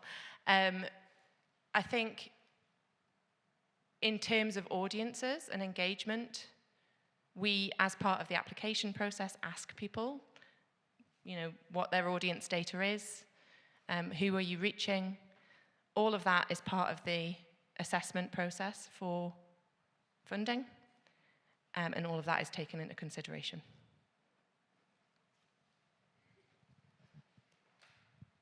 I would also like to ask you a question, Sarah, if I may. It's maybe a follow-up question, and I don't want to provoke or attack in any way. It's a serious question. This approach on community-based, low threshold, low-key arts, really a grassroots approach to arts and cultural provision. Does this have anything to do? And I know that you discourage us from thinking that the abolishment of ensembles and institutions has anything to do with this kind of approach, but is this also a result of financial strains put on the Arts Council? And maybe another question that has to do with this is, do you see as a result from this approach, which has been, I think, developed in this direction for many, many years, does this encourage high-performing arts and cultural professionals, musicians, actors, that come through very high-quality schools in England and the UK? Does this encourage them to move abroad and seek, maybe well-paying jobs elsewhere in Europe or further afield? What do you mean the strategy Let's Create is encouraging professionals, or the lack of funding? Any sort of strategy that focuses on community-based culture and arts provision. And okay, so I think that Let's Create doesn't focus on community arts and participation at the expense of the other stuff. The other stuff is still there, and it's in our outcome 3. That's not a hierarchy. The outcomes aren't a hierarchy. It's just the way they've been written. So we do still very much value arts and cultural professionals and professional artists, and we have various different funding pots for those individuals, including Developing Your Creative Practice, which is an open fund, Project Grants, which is another open fund. It all depends on, the organisation.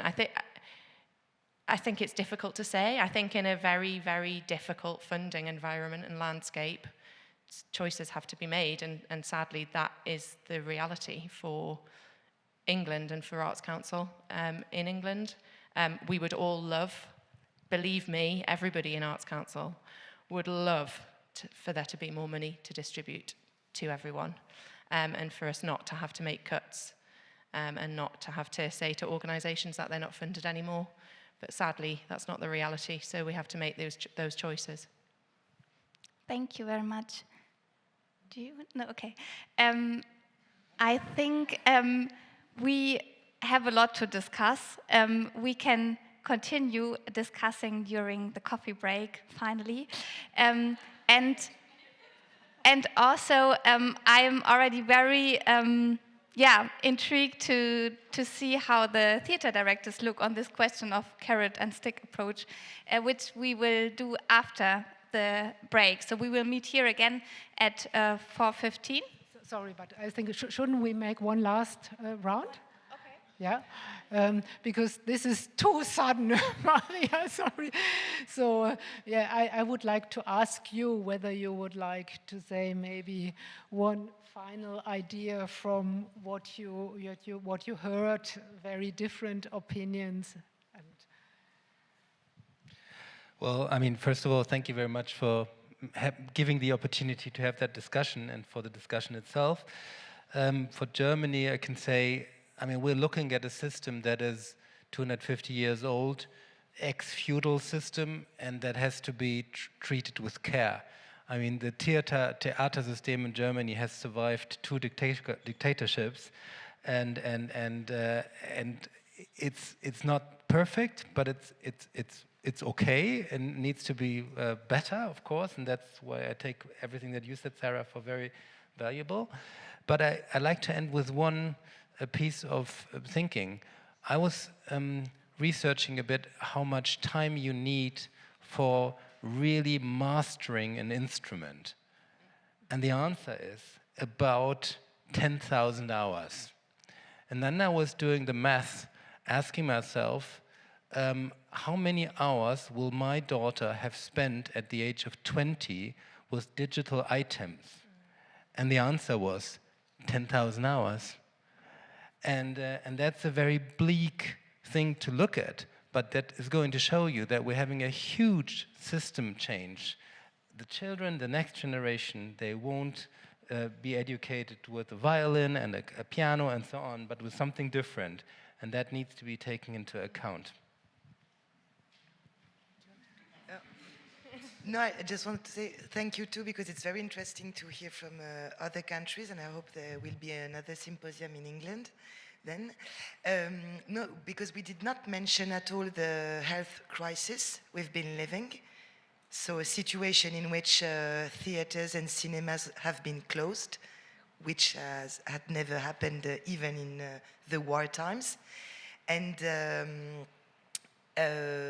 this gave us lessons, important ones, I think. We learned a lot from what structures theaters and others invented during these times, because they were closed. Some could not survive without big public fundings, because without activities they could not survive.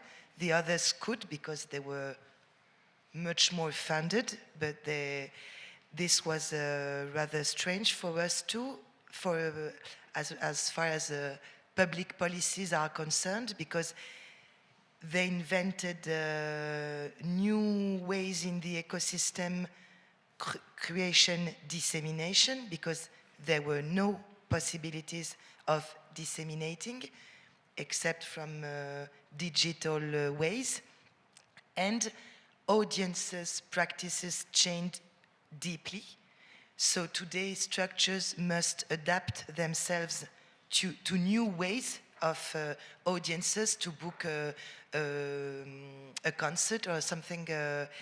No anticipation, so pricing policies which have been changed. And this underlined qualities of our French system, but also some limits, because we were able to adapt our public policies very quick to a situation we had never known before. But we also noticed how the structures themselves could invent public policies spontaneously. But well, we did not mention something which was exceptional. Yeah, I agree with that, and I think that was COVID and the pivot that a lot of organisations we saw do during COVID, some of them exceptional ways of working with communities on doorsteps. Really brilliant and inspiring. And just thinking about crisis in general, I think, just to end on that, when we've got a crisis of massive proportions in climate change, and I think I'm really interested in food for thought, I suppose, around what role theatres can play in that, and just thinking about your point about digital and the young people who've got new ways of making art that we don't even know about, artificial intelligence. They've got issues that they want to deal with that we don't think of, or arts and culture traditionally doesn't think of as being relevant. Why are we thinking that it's bleak that they're spending 10,000 hours in digital when actually that could be the future, and that could be the future of arts and culture, and it could have a massive impact on what's produced, but also on our world and our planet. And I just think we don't know what we don't know yet, so maybe we should keep our minds open.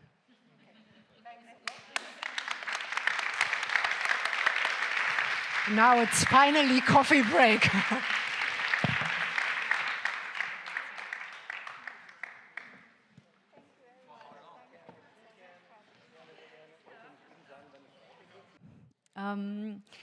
As was mentioned before, this is the directors panel, and I thought we'd just take it up from where we left the discussion and wing it from there, because it seems there's a lot to discuss. And I don't know if we come beyond the kind of systems conflict that at least I kind of felt in the first part of this round, and because there's a strong frame, like German theater is inflexible and very expensive, while the British theater is not so costly and has a lot of freedoms. Let's see where we get with these stances that, at least for me, were very present in this first part. I'm very happy to say hello to this wonderful panel. Here on the left from you is Keisha Thompson. She's the director of Context Theatre in Manchester, which was mentioned before as one of the young theatres with a very new audience.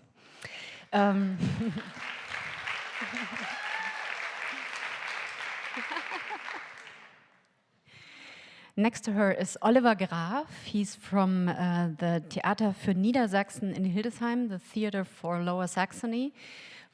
He's one of the samples, you all are, except for Berliner Ensemble, which we will come to next.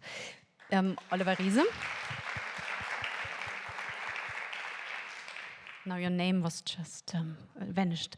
Oliver Riese from Berliner Ensemble, who was not part of the study, but is one of the capital theaters or theaters in the capital, and so he is here with us. Thank you very much for coming. And Francesca Poloniato Manga, sorry, I don't speak French, so you will have to put up with that. She's the director of La Scène Nationale de Marseille, which was mentioned before as well, the Scène Nationale. We have you here, thank you.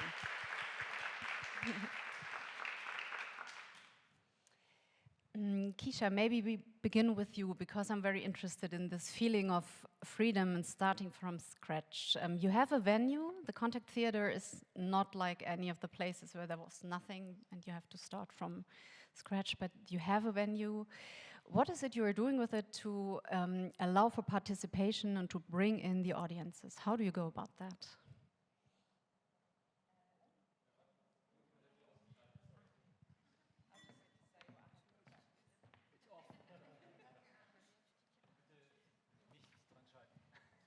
Danke.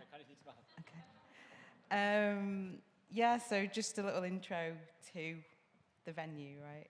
I'm Keisha Thompson, pronouns she, her. For anyone that needs it, I am a 160 centimetre brown woman with braids and a bun at the top of my head. That's just something that we do in the UK, just making sure that we are being as accessible as possible. On that, Keisha, sorry for interrupting. Thank you for your presentation. Just in order to make sure that Francesca, who doesn't speak English, can follow, that Carla can translate for her, it would be great if everyone tries to speak as slow as possible, so that we can keep up with the translation. Great. Thank you. Great. I will do that. And I will also try to enunciate and not be so northern. So Contact is based in Manchester, which is in the northwest of the UK. I hope some of you have been. And we are a multi-arts venue, and we're very much about youth leadership, youth governance, youth excellence, and connecting with local artists. We've got a brilliant international reputation, which I'm very proud to be at the front of, but it all comes from a very authentic place of engaging with people on a community level, which I assume is why we are here and what we're going to get into. Can you just remind me what you wanted me to expand on? Yes, sure. We have you as a strong organization who is deeply into community engagement. If you look at your website, it's so obvious. You have a manifesto of care, you have all this ethos. It's very transparent, and there's a strong sense of participation when one reads through your website. So I wanted to, for the beginning, just to know how you address your audience. They are not audiences, I guess. We have to use another word, like your communities or your constituents or whatever. So that's something you have to tell us. What kind of vocabulary do you use for the people you're interacting with and creating with. And secondly, I'm interested in the status of the artwork at Contact Theater, because when you look at Berliner Ensemble or Theater für Niedersachsen, you see the shows. They are promoted on the front page. It's about the calendar. And with you, it's a bit hard to find what's on. So there seems to be another focus. So yeah, you're absolutely right. We do use phrases like community instead of audiences, participants. Yeah, it depends on who we're talking about. One thing that I've been drawing a lot of people's attention to most recently, because our amazing marketing team had did a great job of launching a new website and doing a lot of consultation with our young people. And we've actually removed the phrase young people from our main copy, because we know what we mean when we say that, but a lot of people don't. And again, it's a barrier for some people. When we want them to come and see our shows and engage with our building, we'll have people thinking they're not young, or they're not cool, they're not fun enough to be a part of what we're doing. And also, I don't want people coming to us with this kind of charitable spirit of, oh, I want to help the young people.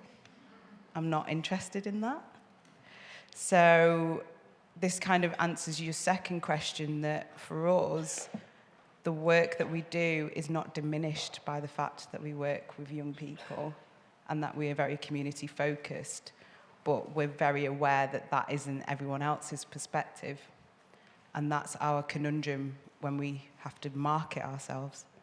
So that's why we've taken that phrase, young people, out. And a thing that we found when we did our consultation was a lot of people just said they come to Contact to be. They come to be. They come to be themselves. They come to be comfortable. They come to be challenged. But we don't prescribe what it is that we could put on for people, which is tricky when you visit the website and you're like, what's on? What show's on? But that's the thing that we enjoy and we see as our challenge, and the thing that I've been calling the building since starting in this role is the castle of curiosity, because we are about being pioneering. We're about not knowing, the deliberate unknowing, the deliberate invitation for people to come into our building and figure out what it is that they want to do, and to just know that they can be creative at any point. And with our young company, we get a lot of people coming to us and leaving and becoming nurses and doing public speaking and setting up social enterprises.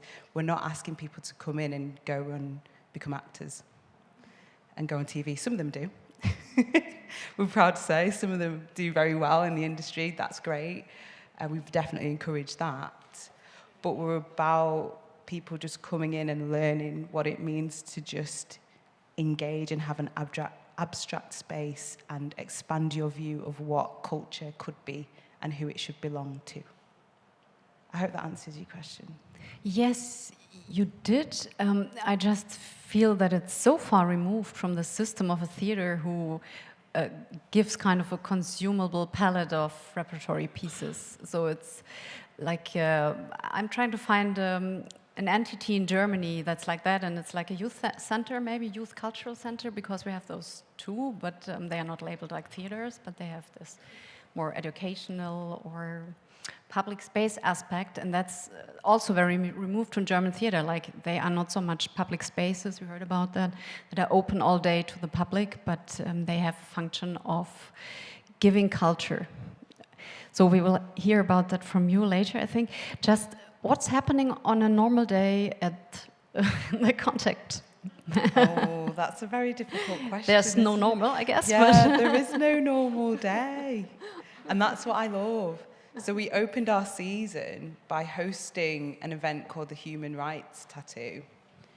And that's the first time that event came to the UK. They're based in the Netherlands.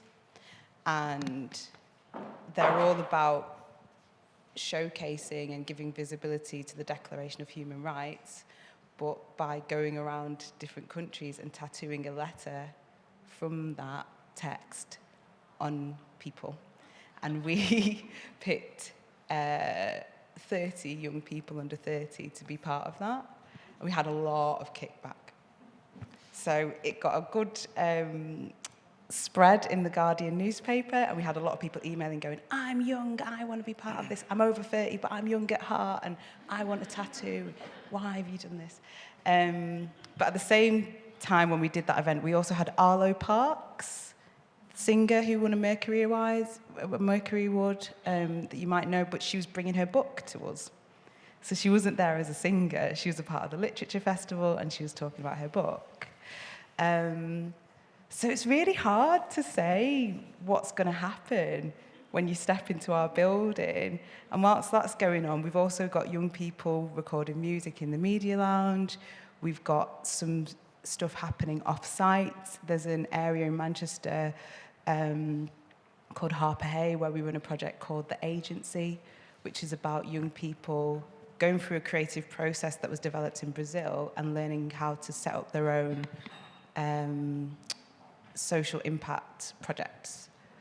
So some of them, the one girl I can point to, she's created recipe cards for people who are using food banks, but making sure that those recipes are like quite culturally specific, so people can still feel like they're themselves and they're engaging with their own identity whilst having to use a food bank. And it helps to raise awareness as to what ingredients should be donated to food banks, because she was saying that spices, oils, those kinds of things are not being donated to food banks, so people are not able to make recipes that really represents who they are. So that's one of our young people. She's not being an artist, she's being super, super creative. But yeah, so again, I'm sorry, I'm being so slippery, but it's deliberate because you don't get a day that looks normal at Contact, and that's the point. Yeah. Great, thank you. Oliver Graf, if you hear this, do you feel trapped by your structure?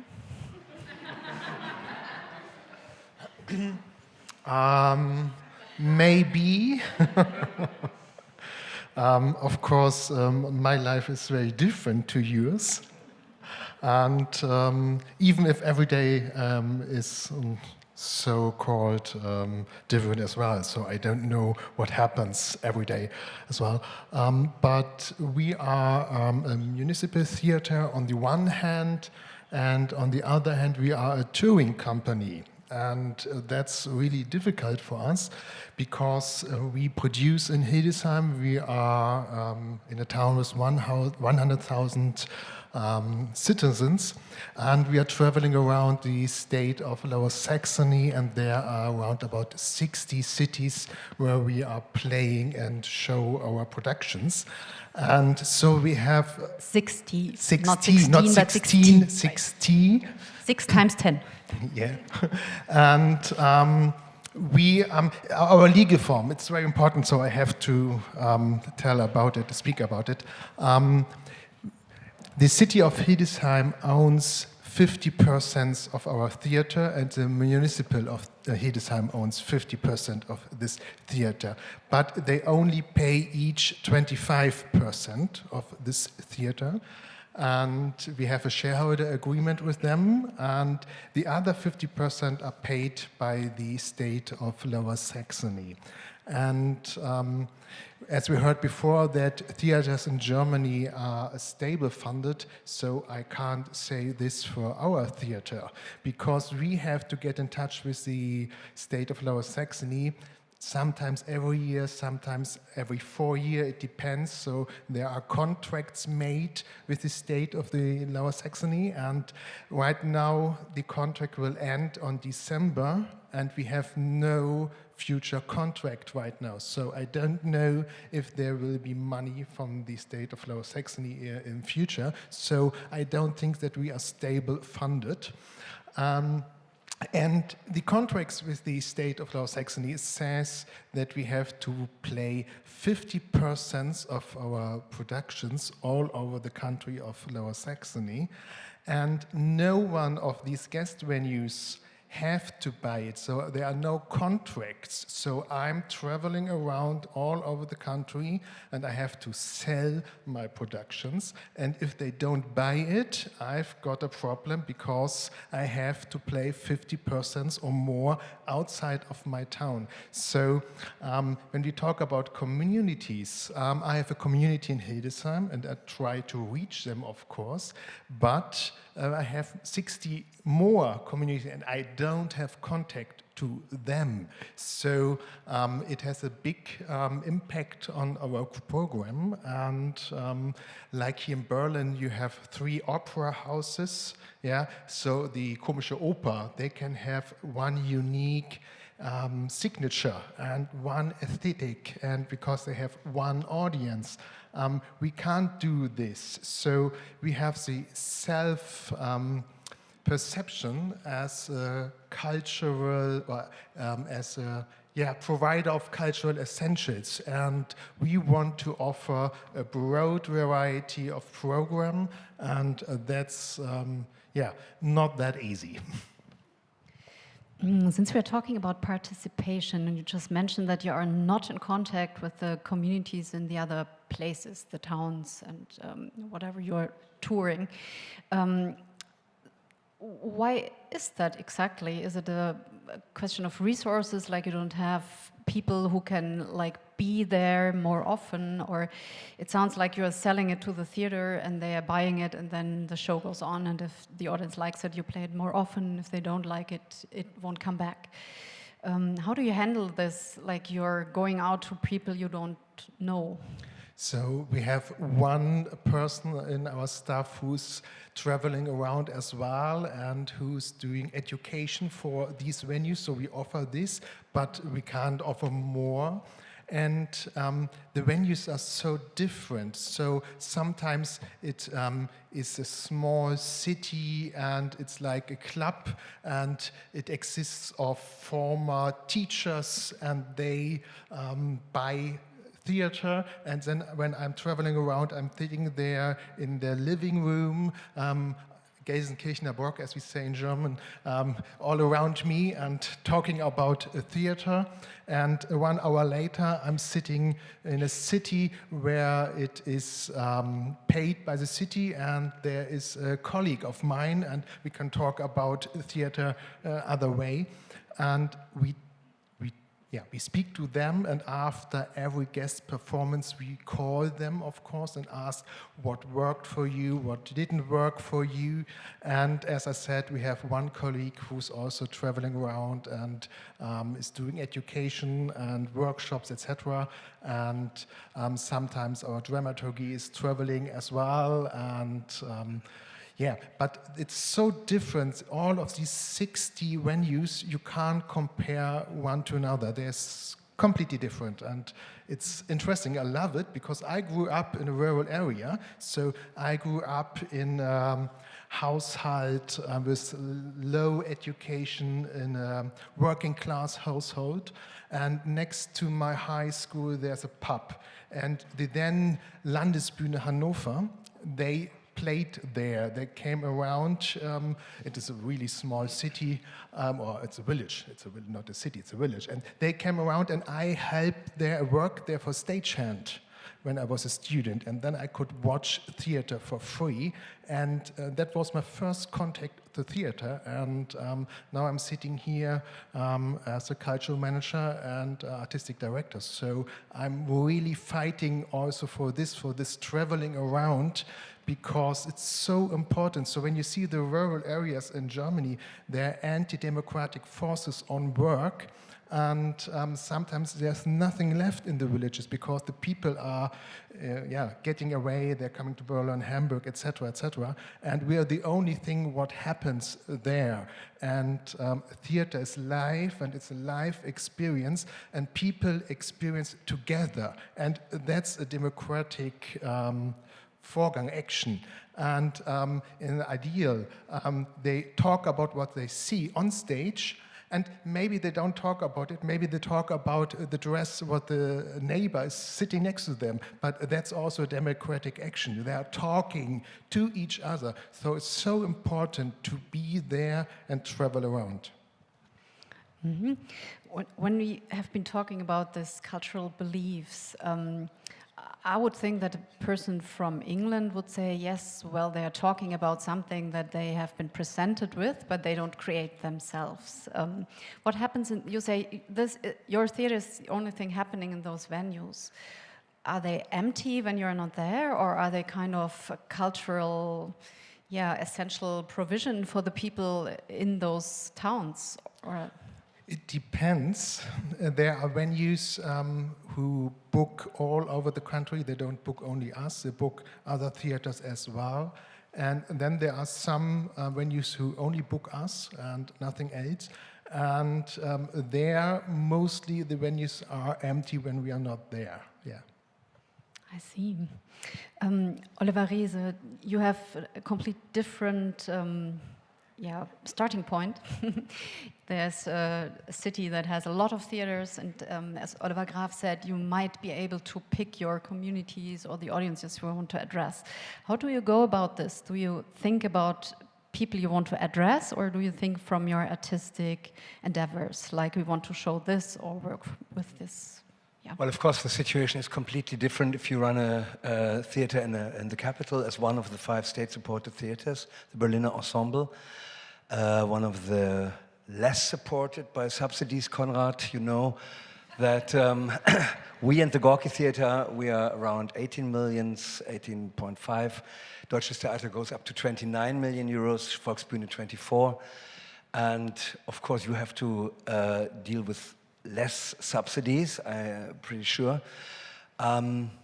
Well, yes, of course, first of all, we try to make a program which is driven by, on the one hand, the artists we invite, and on the other hand, of the subjects we are going to deal with, especially in new plays, especially in projects, and I strongly believe in a subject-driven theater.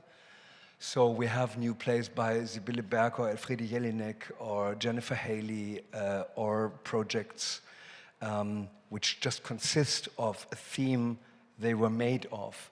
On the one hand, and on the other hand, of course, we will ask and we will discuss with Luc Perceval or Mateja Kolesnik or the younger directors, what is your point right now? What do you want to do? And we have 3 venues, so the big house is 700 seats, 2 balconies, the classical venue, the Guckkastenbühne, the 4th wall. And on the other hand, we built a new theater with 200 seats, which is a huge black box for another 200 spectators. And we have the 3rd venue, which is completely dedicated to young directors' work. We found a program called Works, so we have the young generation in our house. We give this space completely to them. They create the program, they create the content, and they are chosen by a jury who finds these young directors. So I think it's very important to have the next generation among the artists. And what's about the young generation among the audiences? Yeah, well, you will hear about Kulmon later. We got the numbers, and we all were pretty astonished that compared to all the other theaters, we have the youngest audience in Berlin. So we have the group of those between 20 and 29 is like 16%. The group between between 30 and 40 is our strongest group, and is about 20%. And the average age is approximately 2 years less than in the average of the other theaters. So we have a pretty 5 state-funded theaters. 48, yeah, or 5 state-supported theaters. Yeah. Okay, so not like Hau or Sophiensäle, but no. Mm-hmm. Okay, I can't prove this, but we have to take it for granted. Thank you. I've got it printed, yeah. Great. It's public, I mean, it's Kuhlmann, it's not... Francesca Poloniato, if you hear about all this, it seems like your theater, your venue is also in the middle of like being in a really open space for people to create, and about cultural provider who has kind of a supply for the audiences. How do you position yourself towards your audiences or respectively communities that surround you in Marseille? Bonjour à toutes et tous, et je suis désolée de ne pas parler et de comprendre l'anglais. Voilà, je suis en bonne française, franco-italienne, donc les Italiens ne sont pas mieux non plus. Voilà. Merci à toi, Carla, et merci à Maria de me traduire. So I will translate for Francesca in English. I will try my best. She says that she's sorry that she can't speak in English, but we're very happy that you're here with us. Nous sommes contents que vous êtes ici avec nous. Merci. Je crois qu'avant de parler de public, il est important de parler d'un projet. Et le projet OSEF est important dans la mesure où il a été choisi par le ministère de la Culture, par la ville de Marseille, par la région et par le département. So Francesca says that before we talk about the audiences, for her it's important to talk about the project.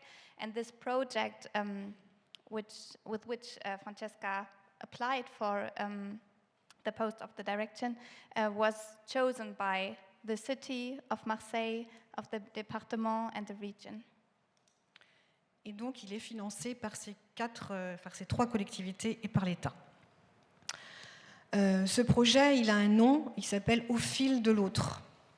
L'altérité est très importante dans ce projet et elle se traduit par une équipe qui travaille à mes côtés vraiment très fortement, par des artistes qui sont 10 en résidence pendant 3 ans et par les habitants, par la ville et par les politiques. Le mot « avec » est très important dans la feuille de route que je donne à mon équipe. Je ne me considère pas comme directrice, mais comme capitaine dans un bateau. Thank you. She said that the theatre is financed by the département, the city, the région, and the state. And then she said that the title of her project is Au fil de l'autre. Maybe, Carla, you can help me how to translate that. I was also trying to translate it in my head, but au fil de, I don't know. Être avec les autres. So, thank you.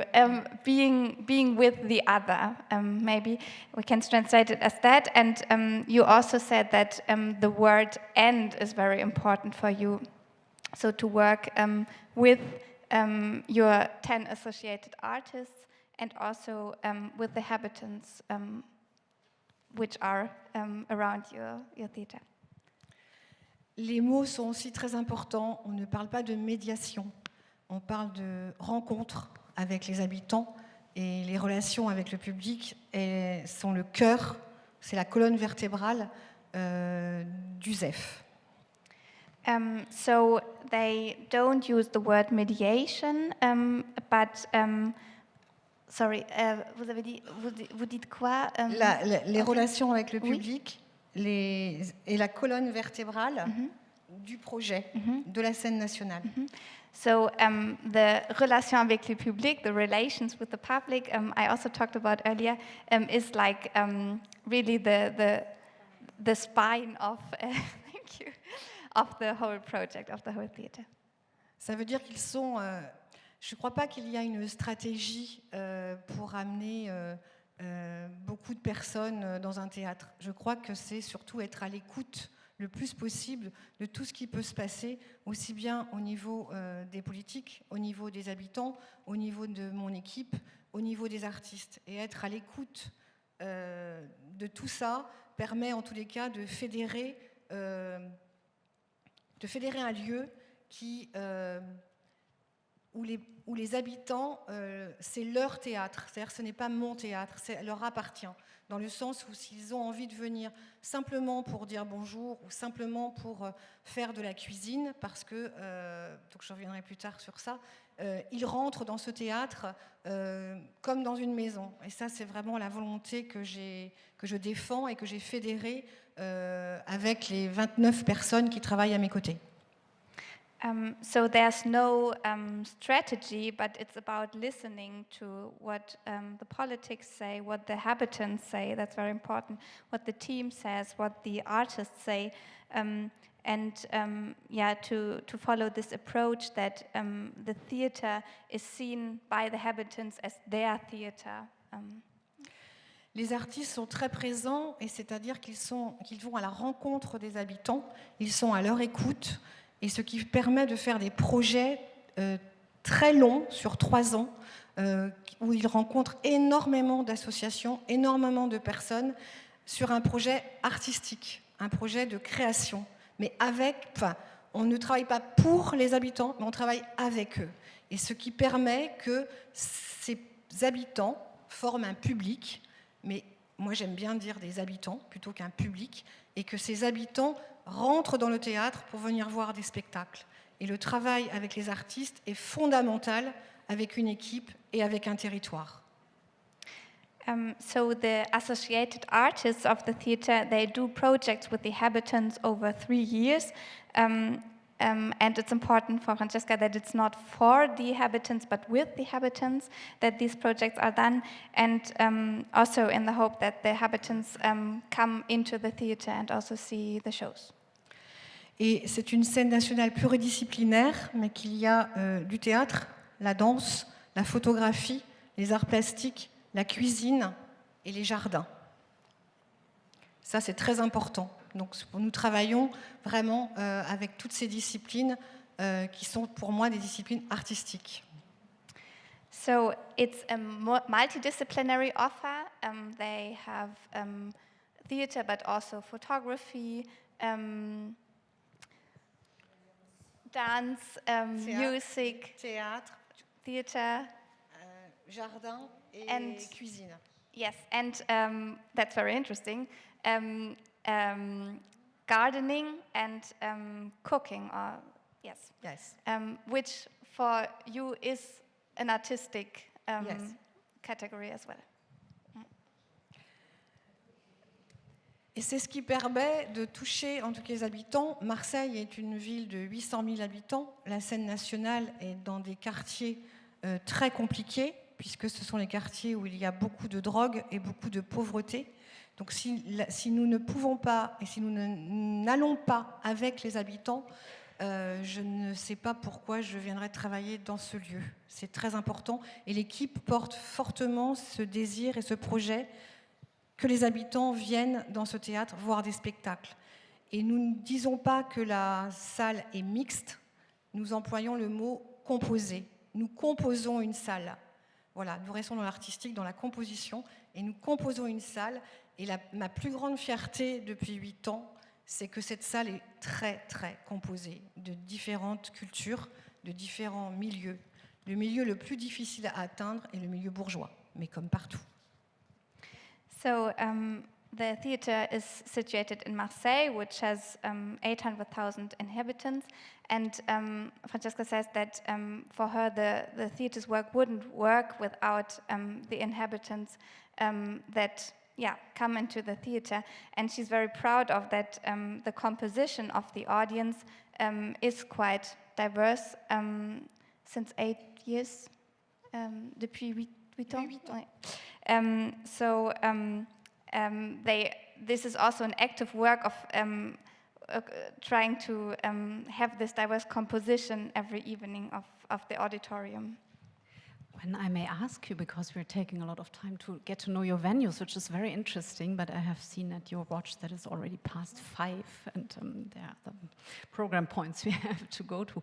I just would like to know, how do you define yourself in relation to your audience? Are you kind of a host, or you're not an essential cultural provider or provider of essential cultural goods? How do you put this for yourself? or your staff and team? Quand je parlais d'un capitaine de bateau, c'est parce qu'un capitaine de bateau peut donner des ordres ou des consignes, mais il n'est pas tout seul à tenir la barre. Il y a évidemment toute une équipe qui peut aider à naviguer. Donc c'est comme ça que je me situe avec mon équipe. Et avec les personnes qui viennent voir les spectacles, je suis toujours là, c'est-à-dire qu'ils me connaissent. Je suis rarement absente lors d'un spectacle. Je les accueille, j'en prends soin, comme toute mon équipe en prend soin. C'est très important aussi, ça passe par l'accueil. Nous avons un bar-restaurant qui est très chaleureux, très sympathique. On est toujours là pour eux, donc c'est comme à la maison. She sees herself like the captain of a ship, which wouldn't work, the whole ship structure wouldn't work, but also the captain wouldn't work without the ship's team, and they try to be very present in the theater. They have a very welcoming hall and try to really give this welcoming feeling to the audiences. Et je pense que j'ai entendu ce matin, je crois qu'on disait qu'il y avait des vieilles équipes et que c'était important de changer. Je ne sais pas s'il faut changer les vieilles équipes. Je pense que c'est la posture du directeur qui doit changer. C'est-à-dire comment on est, nous, directeurs et directrices, avec une équipe, avec des habitants et avec des politiques.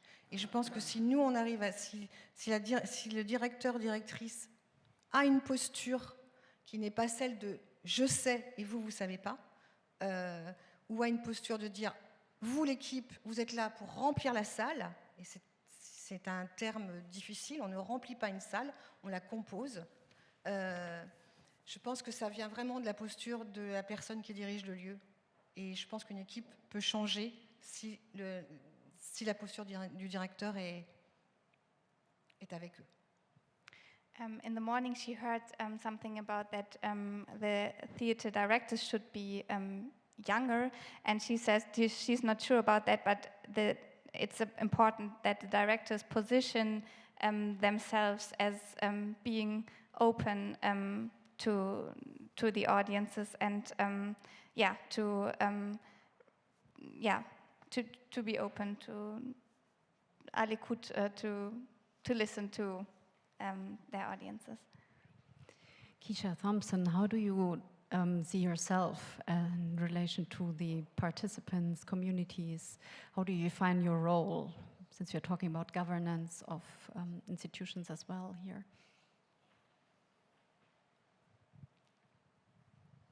Danke. So how do I see myself in relation to... If you heard like this image of the captain who has a crew and is working Yes. with like the guests on board. Okay, what's the metaphor? Okay, so my metaphor is shepherd. That's the way that I usually describe my leadership style. Someone who is kind of herding these autonomous mammals that are all very fluffy. And I've got the vision, but I'm not at the front. And it's all very calm and nurtured and wayward. So that's the way that I describe my leadership style. But I'm sure you didn't want an answer as frivolous as that. So... No, it's fine, because it's just an image you have of yourself. And when we are talking about artistic freedom or freedom to create, and that's one thing that was questioned before, if this is possible, if you have such strict guidelines by like the Arts Council England. How do you feel about that? Where does your freedom lie, and in what way do those guidelines help you, shepherd you maybe, or head you in? Yeah. So I'm sure Sarah went into this before, but the way that it works if you're a national portfolio organisation is you have to map out 3 years of activity, present a budget, and kind of map out some targets for yourself that are linked to 4 investment principles. That's the current framework that we're working within.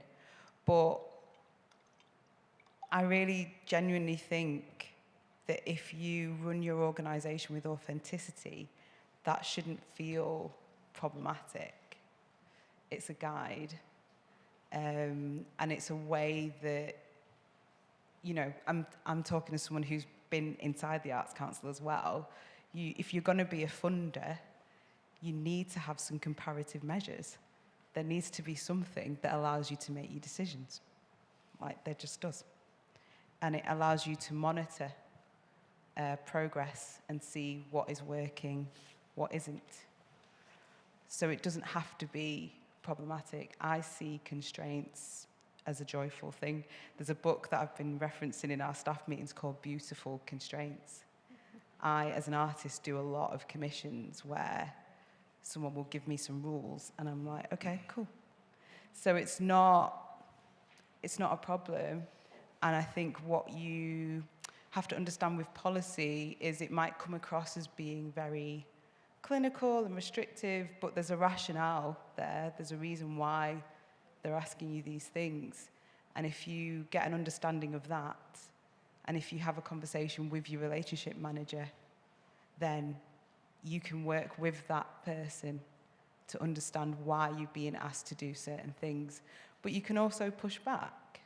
So at the moment, we're having some really big conversations about data capture, because it's really helpful to know our audiences, for example, our communities, to be able to say, we have a really young demographic. We know that 50% of people that come to us are from the LGBTQ community. We want to be proud and be able to justifiably say that. But also, it erodes the visitor experience if they come through the door and we go, what are you? Where are you from? How old are you? Like, no one wants that. So that's the thing that we're having to grapple with. So we're having those conversations with Arts Council. How do we ethically, enjoyably monitor our audiences whilst also not making them feel like they're being interrogated or tokenized? Because it almost feels quite sinister to say to someone, who are you? And then try to, what are you doing with that information? Are you then going to only market a certain type of show to them? That's not okay. So they need to understand why we're asking them for that information. But even then, it's a bit arduous, isn't it? Because some people just want to come in and see a show. They don't care about our funders. That's not their priority. Why should that be something that they need to be concerned with? So yeah, they're the problems that we're having to navigate. But in general, I personally don't have a problem with the relationship that we have with our funders. I think it's fair to be made accountable. I've also been the chair of a funding body called Future Ventures Foundation, and I was very proud to be an organisation that was funding artists, not for what they were going to put out. We were just funding them and supporting them, and that felt quite unusual for a lot of people. They were surprised that we would just give them money without going, you need to do these things. But there was still an expectation there and a contract, and I don't think there's anything wrong with that. I say to people very often, you know, think of when a family member or a friend says, can I borrow £20 or 20 euros? You're most likely going to say, yeah, fine, but am I getting it back, or am I just giving this, or what is it for? You ask a few contextual questions, right? And that's for 20 euros. So if someone's giving you 1.5 million euros, then I think they're going to ask a few questions, and I think that's okay. Is that your budget, the 1.5 million? No. Okay. So it's less I garner from this. Is it? So for us, we're 70% subsidised by funders, by statutory funding. In terms of what we get from the Arts Council, it's just under £1 million. It's about 930 for 3 years. Thank you. Oliver Riese, if you hear about this being made accountable, it's okay. In what ways are you made accountable by cultural policy, and what would you say, that's actually a main topic on this panel, if those guidelines were becoming stricter? Well, let's imagine who gives us these guidelines. Maybe we like Joe Sciallo, maybe we like Klaus Lederer. How would we like the guys from AfD? They are very interested in cultural politics, very interested. They are very interested in theaters, they are very interested who is performing, what are they performing. So, I mean, I just went to Gera to meet the colleagues there. We all can see how the last votes were in the eastern part of Germany and also in the western part now. So a possible future picture might be that you get guidelines from them.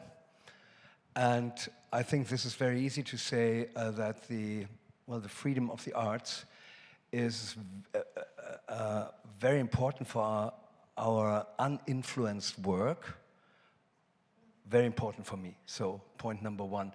Point number two, for example, the 18 years under my predecessor at the Berliner Ensemble, there was no theater education department.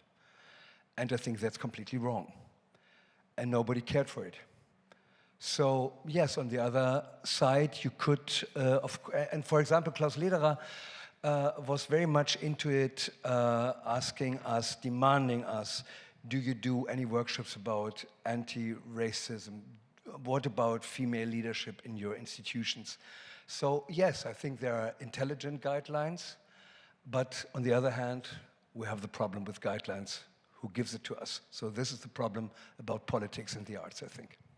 So in Germany, there's a strong sense of institutions being like a bulwark against rechts, which is this federal system, and also we've talked a lot about this institutionalization.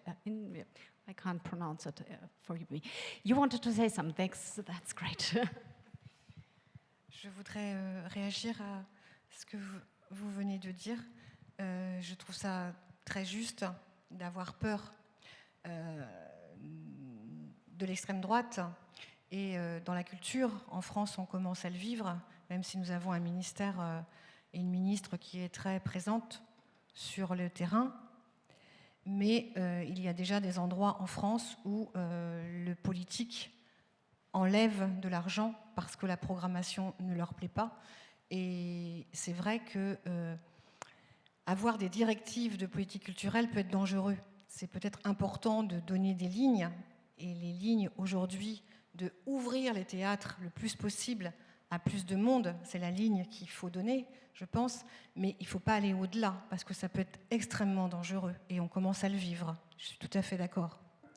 So Francesca says that she agrees to what you were saying, that she also thinks it's a danger when we talk about extreme right politics, and she sees places in France where they want to remove the money from the arts scene, from the culture scene. Yeah, so she sees a danger there, and she thinks that it's important to have these guidelines of asking for the democratization, for opening the art spaces, but not to limit the artistic freedom. Oliver Graf, you said you are very dependent on selling your products, theater products. Would you wish for more independence from like financial goals, or what's your ideal?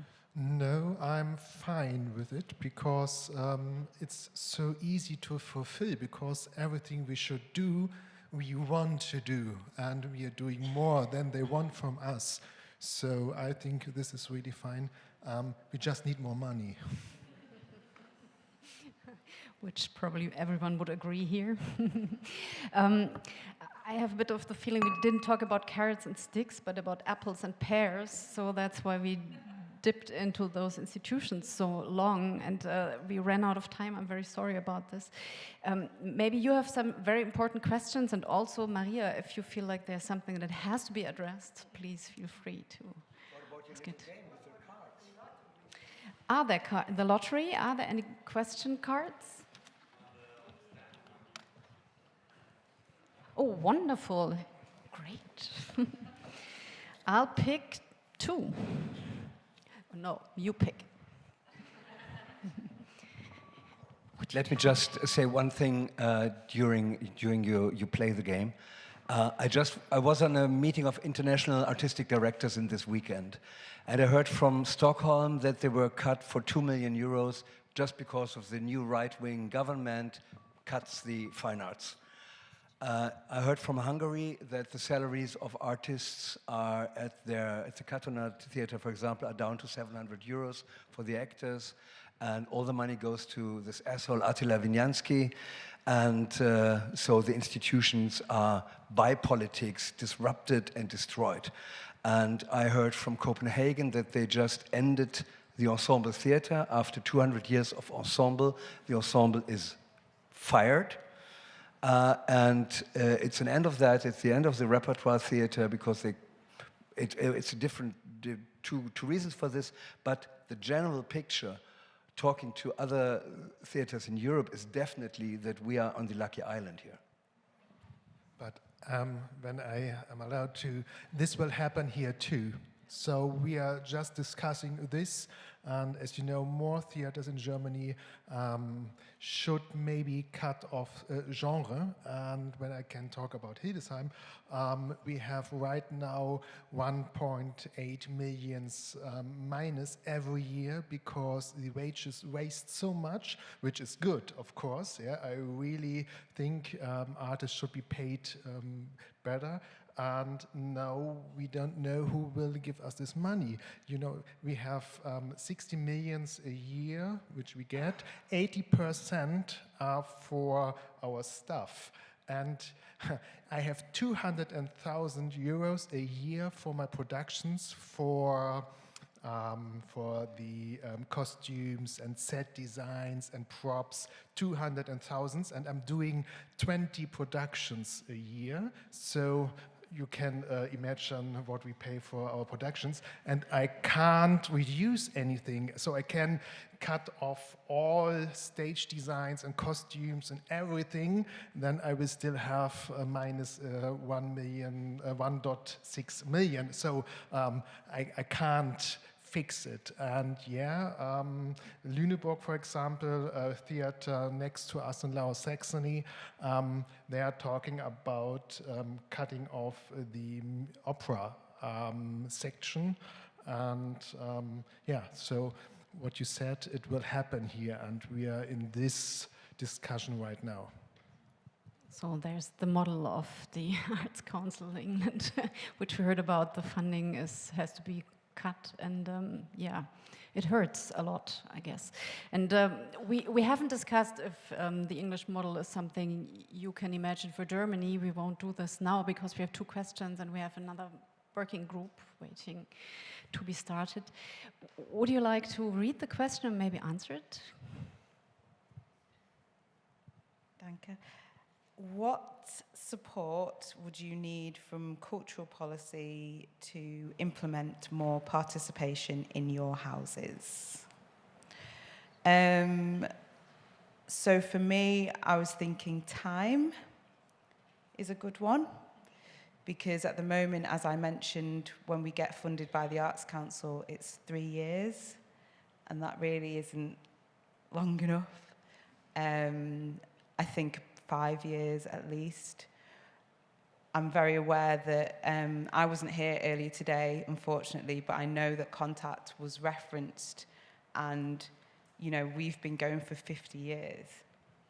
I'm a product of Contact. I started to associate it with it when I was 15 years old. So I know that the good work that we do has taken decades. I'm upholding something that is beyond me. And it really requires that time and investment and understanding. So I think if we want to be realistic about seeing more spaces that feel like Contact, then it requires that longevity. And the next thing I'd say is training. Because again, something that worries me when I see the strategy, for example, from the Arts Council, is incentive and the want to see more venues working with young people, to be environmentally friendly, to be innovative, to be dynamic. But a lot of venues need training in that. I get some venues coming to me asking, how do you work with young people? They're interested in our diversity. And I'm like, it's not a formula. And I'm not going to just come and tell you this, and it doesn't work like that. And I don't think you should do the work until you actually understand why. Because if you're only doing it because it's a new thing that the Arts Council have just told you to do, you're going to do it badly. And then you're going to do damage.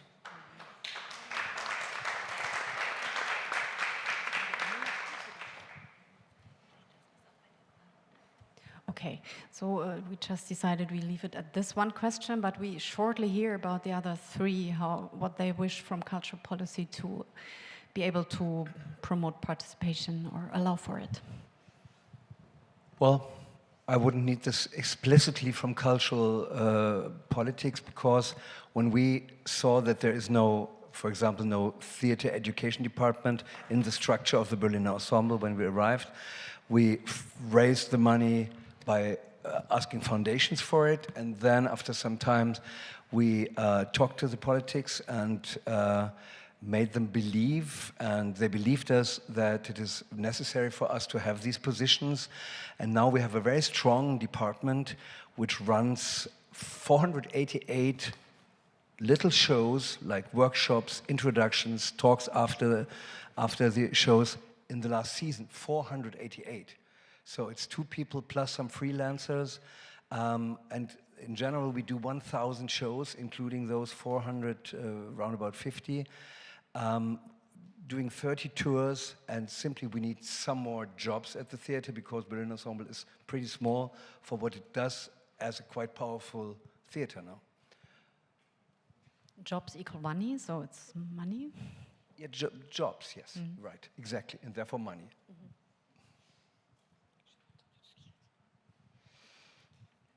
Je sais pas, quoi dire de plus sur les politiques culturelles aujourd'hui. Je pense qu'elles sont soumises à la pression budgétaire, les politiques culturelles aujourd'hui. Faire plus avec moins d'argent, je pense qu'on en est beaucoup là. Après, il y a des lieux qui... Moi, je fais partie d'un lieu où les politiques ne baissent pas la subvention, ils sont plutôt à mes côtés. Mais en général, en France, on est quand même dans un moment où, pour moi, les politiques culturelles sont soumises à la pression budgétaire. Ce qui est dommage, mais aujourd'hui, on en est là. So the cultural politics, they themselves are under financial pressure. And in Marseille, Francesca says that she's lucky that the cultural politics are on her side, but in general, she perceives that cultural politics are getting under pressure financially.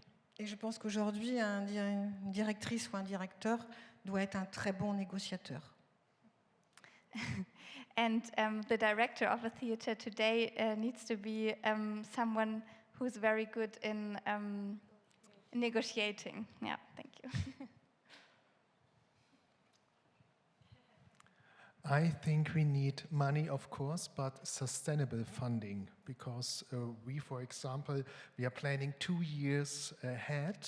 And right now, as I told you, I don't know if there will be a contract with Lower Saxony because it ends in December. So I'm planning, of course, with 3 sections, opera, musical, and drama, in 2 years, and doing contracts with the authors, etc., etc. And I don't know if there will be 3 sections in 2 years. So this is a big problem, and normally I'm not allowed to do this as a director, but I have to, because if I don't do this, we won't have a program in 2 years, and I can't sell it right now because we have to sell it right now. So sustainable funding. Thank you very much. You want to add something? Sure, I think. Je voulais juste conclure pour la France. En tous les cas, je pense que il y a de très nombreuses années, un homme important, Malraux, a fait beaucoup de choses. Notamment, il a permis aux artistes et à des directrices et directeurs d'avoir des lieux. Mais aujourd'hui, on n'en est plus là. Et je pense qu'avec cette montée de l'extrême droite qui arrive à grands pas, et avec cette violence qui arrive et qui est déjà là, je pense qu'il y a des amalgames qui se font partout. Et on demande au théâtre certainement de faire un peu des pansements. Et je pense qu'il faut qu'on soit attentif à cela, d'être avec les politiques. Mais aujourd'hui, la politique culturelle, je pense qu'ils ne savent plus trop où ils vont, en fait. So she mentioned a cultural politician that was very important in France, which was Malraux, who opened a lot of spaces for example, theater, and she perceives that cultural policy isn't there anymore today, and that she really sees this danger of the extreme right politics, that is a danger for the theater scene. That's a quite somber ending, but it is the ending to this panel because we have to go to the working groups, and it's your time to tell us about cultural policy goals and governance guidelines you would like to see for theaters in those different countries, all European countries yet so not non-comparable almost. Thank you very much for translating. Thank you for being here.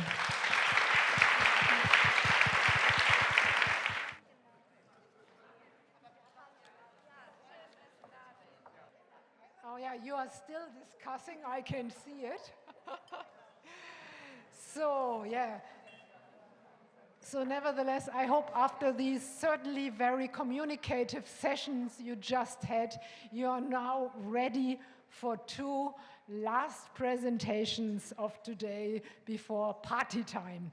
So, and we are very happy that we have 2 most experienced researchers in the field of audience development, audience engagement, audience attendance, and they will give an overview on scientific results in the field of theater, results concerning audience attendance, participation, but also audience engagements. So I'd like to welcome Vera Allmann-Ritter. She's head of Berlin Institute for Cultural Participation Research, and Ben Wormsley, who's already sitting there, he's professor for cultural engagement at Leeds University. So 2 perfect experts for the end of this day. Vera, I would just like to introduce you a bit more, your institute a bit more, because the Institut für kulturelle Teilhabe Forschung does regular surveys on audience research. We talked about it already today. They are responsible for this Kuhlmann system where all Berlin theaters, and not only theaters, have to give in their numbers on audience attendance, and moreover, you give advice to cultural policy. So Vera doesn't only know all the figures on audience attendance and interest, but she always needs to think about the question, what to recommend from all these data. So Vera, we are very interested in hearing about your latest results, data on audience attendance, but also what should we do with these data? What should we recommend? No pressure here, Birgit. I don't have the Holy Grail with me. I will try my best. I mean, I have the wonderful task to present you research results at 6 o'clock in the evening when you are already tired, and will try to be as entertaining as possible, and I hope that works out well. I will see it in the end when you ask no questions. I know I talked you to death in a way, but don't worry, it's only 20 minutes, so I think that's okay, not 1 hour. Birgit asked me to bring current findings on audiences of theaters. And I brought Berlin data because that's the data that I mostly have, and looked at the status quo of the audiences in Berlin before and after the pandemic, and what is actually happening at the moment, and what tells us that for the future of theaters. So, I think there's some trends that you already know of, just to point them out, because I need them again in the end of my presentation. There's some trends concerning the audiences that have started long before the pandemic. You probably all know them. The core audience is rather old, younger people are not coming or stay away, the whole institutions don't really mirror the society, especially not the diverse society. The cultural visits become a leisure activity of many, so it's not automatically that people go there anymore. And what was also the case, at least in the Berlin data, is that there was an increasing interest in co-creating the programs, especially younger people said that. And caused by the pandemic, also 4 things that we probably all know of, just to remind everyone to get us on the same page. The audience got slightly younger in the beginning because mainly elderly people stayed away, probably because of COVID and fears of infection.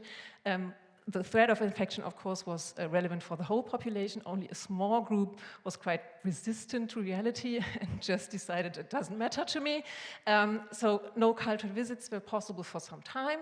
Also clear, what was also clearly to be seen is that the booking behavior became more spontaneous. That's something that especially the theaters said, that people come more spontaneous, that they sometimes a few days before a production don't really know if they really have people sitting there. So that was before the pandemic. I brought data from 4 studies. You also probably know all of them, I'm not sure. One is our cultural participation study in Berlin. It has taken place the 3rd time now. Then the cultural monitoring system, already mentioned by Birgit and several others. It's a system that collects face-to-face surveys post-visit in a lot of Berlin cultural institutions, also in some in Germany, but mainly in Berlin at the moment. The population study, Theater in Crisis from Hildesheim, means from Birgit in this case, you already mentioned a lot of results from that study, and the Theater Relevance Monitor, or the Relevance Monitor Culture from the Bertelsmann Foundation. I think Birgit said that's the Forza study, it's actually the same, so if you look it up, that's the 3rd one. The typical audiences, if I look at the main studies, which is the one from Hildesheim and our studies, in theaters are, it's quite the same results, and it's probably something that you all have seen before. It's typical audience that you always read. In spoken theater, all age groups are interested, also in opera, ballet, dance. You can see that a lot of people, around 60%, haven't been to a spoken theater production during the last 12 months. It's even 70% of the population if you look at opera, ballet, dance. You can see that the lower the age, the higher the chance that people are not attending, the higher the formal education level, the higher the chance people are attending, something that you probably read in all studies about theaters and people who visit cultural offerings. What I found interesting, but that's something that I probably only see in the Berlin data, is that the interest in opera, ballet, dance is actually a bit higher within people with migration background, which in Germany is the people who have a background of migration in their family, not only themselves, also their parents. And that interest in spoken theater actually is no real difference between people with or without migration background. And we often talk about people with migration background with people, about people who are lacking interest in culture offerings. That's actually not really true. So be aware of stereotypes here. That's a bit too easy. Migration background is every country of the world, so it could be Austria, could be China, could be Turkey, could be everything. So it's a big mishmash in the data to simplify it like that. And the results from Birgit's study, Theater in Crisis, are actually nearly the same. In addition, you see something about tastes, that younger people more like the pop culture events, and 60 plus more the classical culture, also not a surprise. So I won't say much more about that. And if you look at the Kulmon data, what Birgit also asked me for, and the timeline, you see that there has been, at least in the last 10 years, nearly no change at all when you look at the age groups of the theaters. and also the education level of the people who are there. It's exactly the same with the quota of females and males. It's around 60% females over all the years, no changes. And it differs a bit, 5 to 10% people with migration background when you look at the people coming from Germany. Also depending a little bit on the theater, higher at the Gorki Theater, for example, lower at others, but still definitely not the percentage that would be in the population in Berlin or in Germany. So I find that actually rather boring. And being a theater, I would even say, okay, what now? Because I would have no idea what to do with that, thinking about program or educational offers or whatever, because it actually, at least to me, doesn't really say anything that's interesting. So what we also do, and you probably all also know that, is we look at lifestyles of the people who come to theaters or cultural institutions or don't go there. And my next slide is about why this is important, especially for evenings, a bit more funny today, because as you can see, there is something like socio-demographic twins, which makes hopefully quite clear that it really doesn't make sense to target anyone by only social demographics. So it's not working 100% because one studied at university and one didn't study at university, so you already know that formal education explains a lot if people go or not go, but still it's the same. Social demographics alone don't really help because you can be in the same in old age and still have a lifestyle of we would consider a lifestyle of younger people. These two are obviously not the same target group. I think we don't have to discuss that. And as I said, well, social demographics alone don't help. So we use this model with several ones. The most prominent in Germany is probably the Sinus milieus, but there are models in every European country, mostly several models in every European country. As you can see in our model, it's the standard of living on the left side from low to high, and then here from what's for left to right, it's being traditional, and the biography is quite closed to being very modern, and the biography is still quite open. So that's the model that we use. There are like 9 milieus, or we would say lifestyles in it, that you find within the population, also of course within the visitors of theaters, just with different percentages, which is not really a surprise, of course. I picked just 2, entertainment seeking and upscale innovative, and I will just show you where they are in this one. Upscale innovative is here, and entertainment seekers is here. So both are rather young people, but with different lifestyles. And if you look in the data what they actually like to do in their free time, you can see, okay, it's obviously quite different. Not saying that one is good or bad, or one is better than the other, or whatever. It's just different. And of course, you can see, I mean, they are both below 40 years, most of them. Still, it's obviously not the same target group, just to say that again. You can also see it here. Just one example, that's for spoken theaters. When we look in the results of the population study in Berlin of 2019, you can see that age doesn't really explain the probability of someone being in spoken theaters at least once a year. But when you look at the lifestyles, it becomes quite obvious because you see the numbers here between upscale innovative and, for example, traditionals are completely different, much more different than age groups. So, and to make that really short, then you have a lot of time to question. This is data from 2023, and I will explain it to you, don't worry. It's the answers to the question, do you currently attend culture offers, as seen here as high culture, not only theaters, but culture offers, high culture, more, less, or same as before the pandemic. So, what do you see here? You see in green that in every lifestyle, at least some people say more than before the pandemic, but it's not many people. You see that a lot of people attend with the same frequency as before. Cool. What you also see is that a lot of people say less before the pandemic. So, how bad is it? We have a three-group model in research as well, which you also probably know. The model of the non-visitors, or the ones who come really rarely. That's these three. You can see that the numbers are the highest here. Not good for cultural participation if you want a lot of people to participate in the programs, or say give them the same chances. That means probably that a lot of things that the theaters did during the last 20 years is just gone and they have to start from scratch.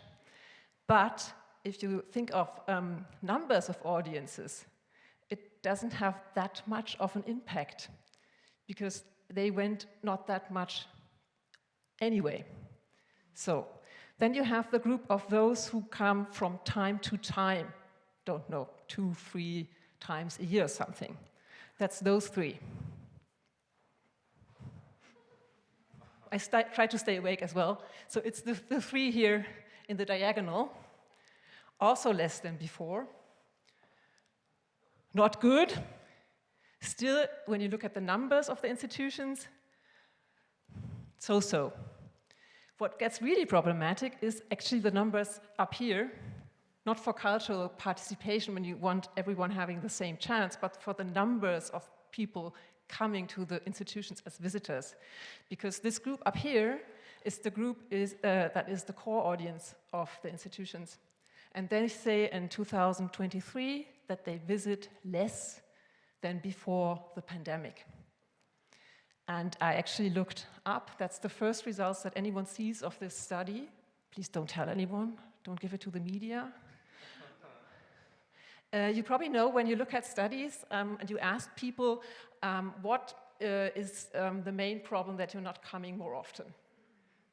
Normally the three answers that you have in the top three is I need more free time, I need more money, the things are not really interesting. Or there are not enough interesting things around me, or whatever, not enough interesting things. That completely changed in 2023. I hope it's big enough that you can read that from, can you read that? Cool. What you can see here, I mean, those three reasons that are normally the top three are still in the top 10, right? You can see them. Admission prices here, lack of financial resources is still there. There's also lack of leisure time here, and down here, place 10 is lack of interesting offerings. But what you can also see is there are several other reasons that are new, and others gained importance. What gained importance, I will tell you on the next slide, but what you definitely can see is that the first three are, I spend my time differently, I'm accustomed to being at home, I have less desire to go out, and I'm no longer up to date, which is obviously like a circle, because if you don't go out, you don't know what's happening. Because you don't know what's happening, you don't go out. So that's really the same here. I'm not really sure if admission price is more expensive, if that's really the case, or if that's more a feeling of everything got more expensive, and so I'm a bit more aware of admission prices. We would have to look more into detail there. What you can also see is that things, you will see that also on the next slide, things that make a visit, I wouldn't say exhausting, but not that convenient because you have to go out, not stay at home, they are also quite high in the numbers. Something like things to do in the area. If you want to do things in Berlin, in your area, and you don't live in central Berlin, you really have a problem. That's probably the same in a lot of cities. If you live on the outskirts or not directly in the middle, yo. So I already showed you that. That's actually my last slide. So I start again with the slide that I had in the very beginning with the trends that you already knew of. And then let's see what happens in 2023 when you look at the data.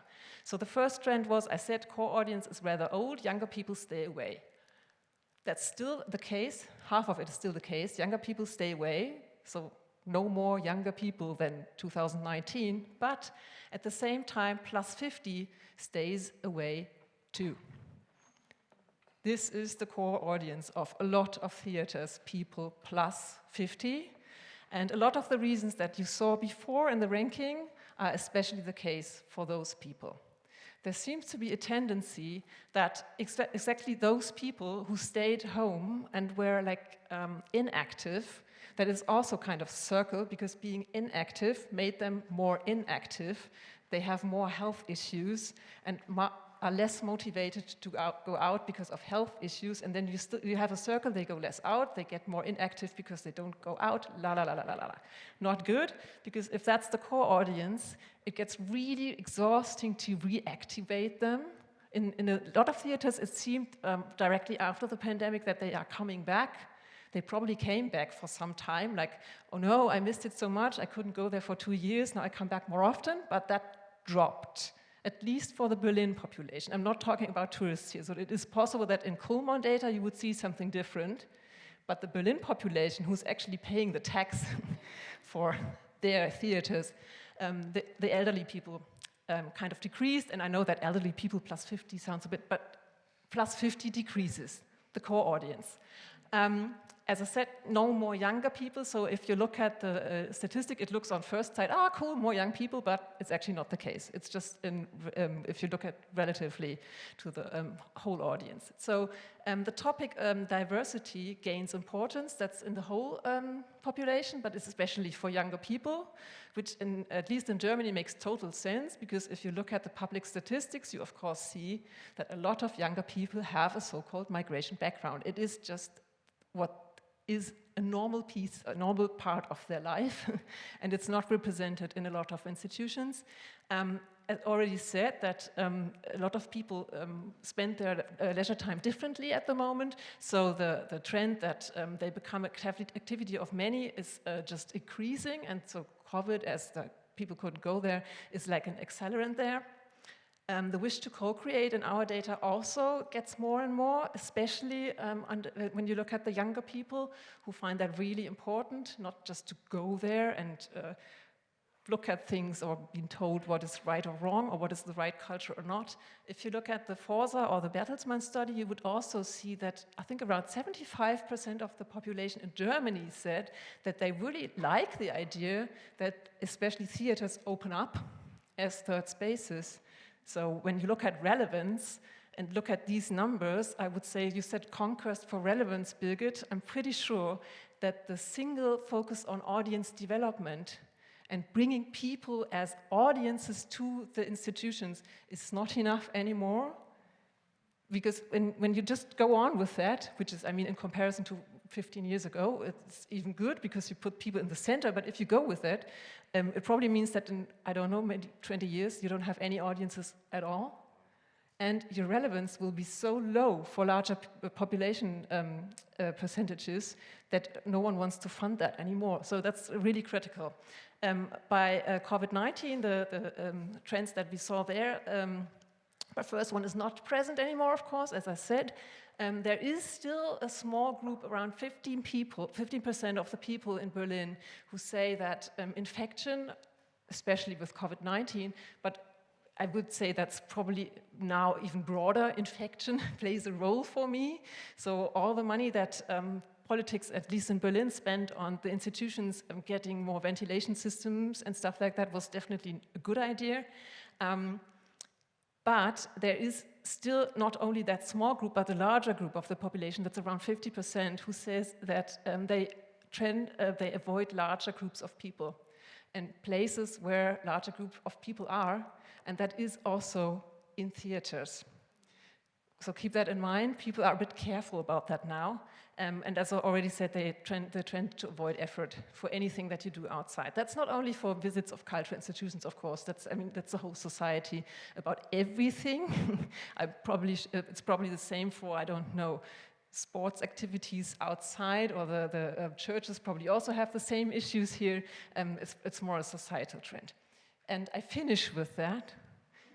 because I'm pretty sure you will have questions or we have reason to discuss. And I'm also very interested in if it's exactly the same trends in the UK there or not, because of your different funding system. So that's it. Thank you.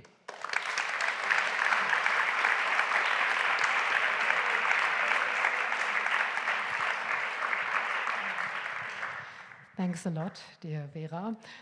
Are there any questions in terms of numbers and understanding? Because we decided not to discuss now, but after we listen to the next presentation to maybe better compare it. But maybe there were a lot of numbers. Maybe there are some questions on that. Okay.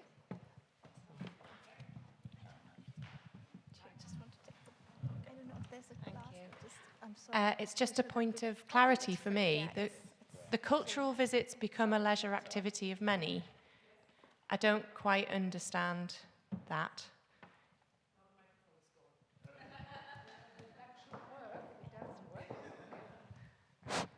Thank you. It means that I would say around, correct me if I'm wrong, Birgit, I would say around 25 years ago, there was a generation who found it quite normal to also go to cultural institutions as a normal part of leisure time. And if you look at that data, the younger the people get, the less importance in their general life these institutions and their offers have. That's what I meant. Welcome. So Vera, you didn't say which advice you give to Berlin Cultural Senate. I try to diplomatically say that only audience development would not be good enough.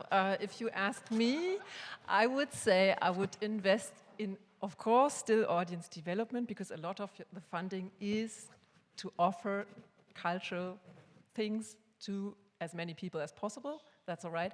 But I think you should also try to open up the institutions, I mean the space of the institutions for other things, whatever it is, the yoga group or whatever, to make it more relevant to the people around that institution.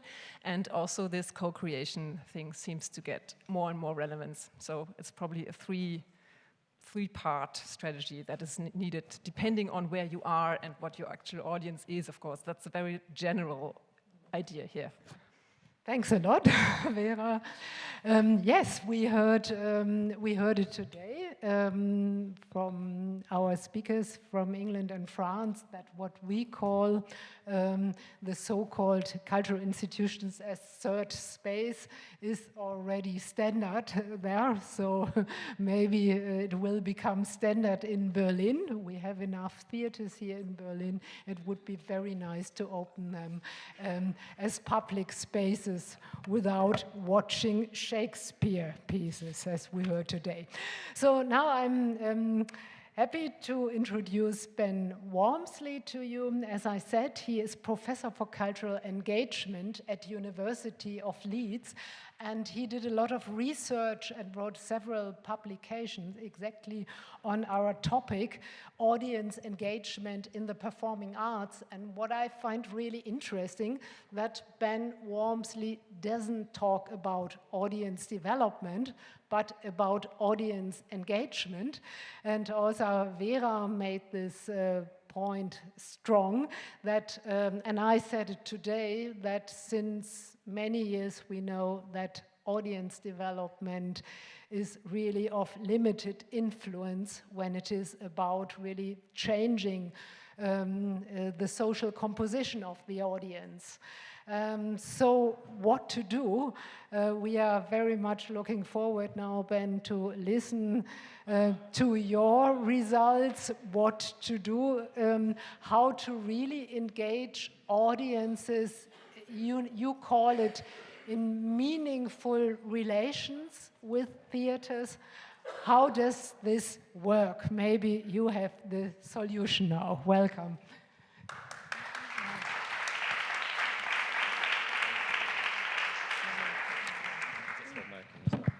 What I will say, so evening everyone, I'm very aware that I'm standing almost literally between you and a glass of wine. And I've been really built up. You have very high expectations of answers. What I'm not going to do, you'll be pleased to hear maybe, is give lots of data, and I'm glad I decided not to do that because it's almost exactly the same as the German data, actually, which really depressed me, just thinking, if this is a, very, very similar patterns playing out across Europe, presumably, then we have a real problem and real challenges, as we all know, in terms of maintaining that audience base. And I think, as we've heard today, that's a particular issue in the UK, given our very, very low, I think we're 17th out of the G20 in terms of funding, public funding for culture. So that pressure on box offices in the UK has never been higher. And with core audiences leaving and being very slow to come back, a lot of organisations are facing closure and administration at the moment. So I'm going to try not to be depressing and bleak for 20 minutes. I'll give you some ideas and maybe a few little solutions as well in the next 15, 20 minutes. Thank you. Okay, so what I am going to do is I'm going to briefly talk about what I think are some of the key drivers of change. So why is it important to talk about relevance? I think that word for me has probably been the most recurrent today. This kind of absolute imperative to make sure that what we're doing is relevant to the communities we want to serve. But there are other drivers at play too, apart from, of course, demographics, the pandemic, but also, changing modes of participation. I'm going to talk a bit, and we did in our round table upstairs, which was fascinating, but we had lots of really good conversations about terminology and how, and again, this has come up today a few times, hasn't it, how slippery some of these terms are. I mean, I'm an audience researcher, and I always say the word audience is really problematic because it focuses on one sense as opposed to the multisensory act of audiencing. But when we're talking about participation or co-creation or audience development, we all mean slightly different things. And that's even in English, never mind when you start trying to translate that into French or into German. It has completely different cultural meanings, never mind semantic meanings. Thirdly, I'm going to talk about what I see as an audience researcher, some of the key challenges for audience research. I would say this as an academic, but I think we're going to struggle to find answers to any of these challenges without really resilient, robust data, as we've seen, but also resilient research, particularly about, for example, what do we mean by participation? What do audiences and communities want? Let's not make assumptions on their behalf about what they want in terms of higher engagement and different modes of participation. And finally, quickly, think about what all this means for programming and research. So a lot to do in 20 minutes. Policy, again, we've seen today, haven't we, this shift from the democratization of culture towards cultural democracy. So we're seeing over the past century, really, particularly, I think, the last, say, 20, 30 years, the rise of democratization of creativity and different modes of engagement, and not just, of course, in arts and culture. People want to have a voice, and of course, with digital communications transformations, people now can have a voice, whether we want them to or not. I'm not going to go over relational art, but it is worth, I think, bearing in mind that some of these ideas are really not new. They've been around for decades, and it's not a coincidence that this last session has been called status quo. This idea of it's very, very hard to change kind of entrenched modes of artistic practice. And again, we've talked a lot about artistic direction today, but trying to get, organizations and historical institutions to shift, I think, is really, really difficult. And even the pandemic, I think, we've seen a kind of snapping back to how things were before, to the bad old days in some cases.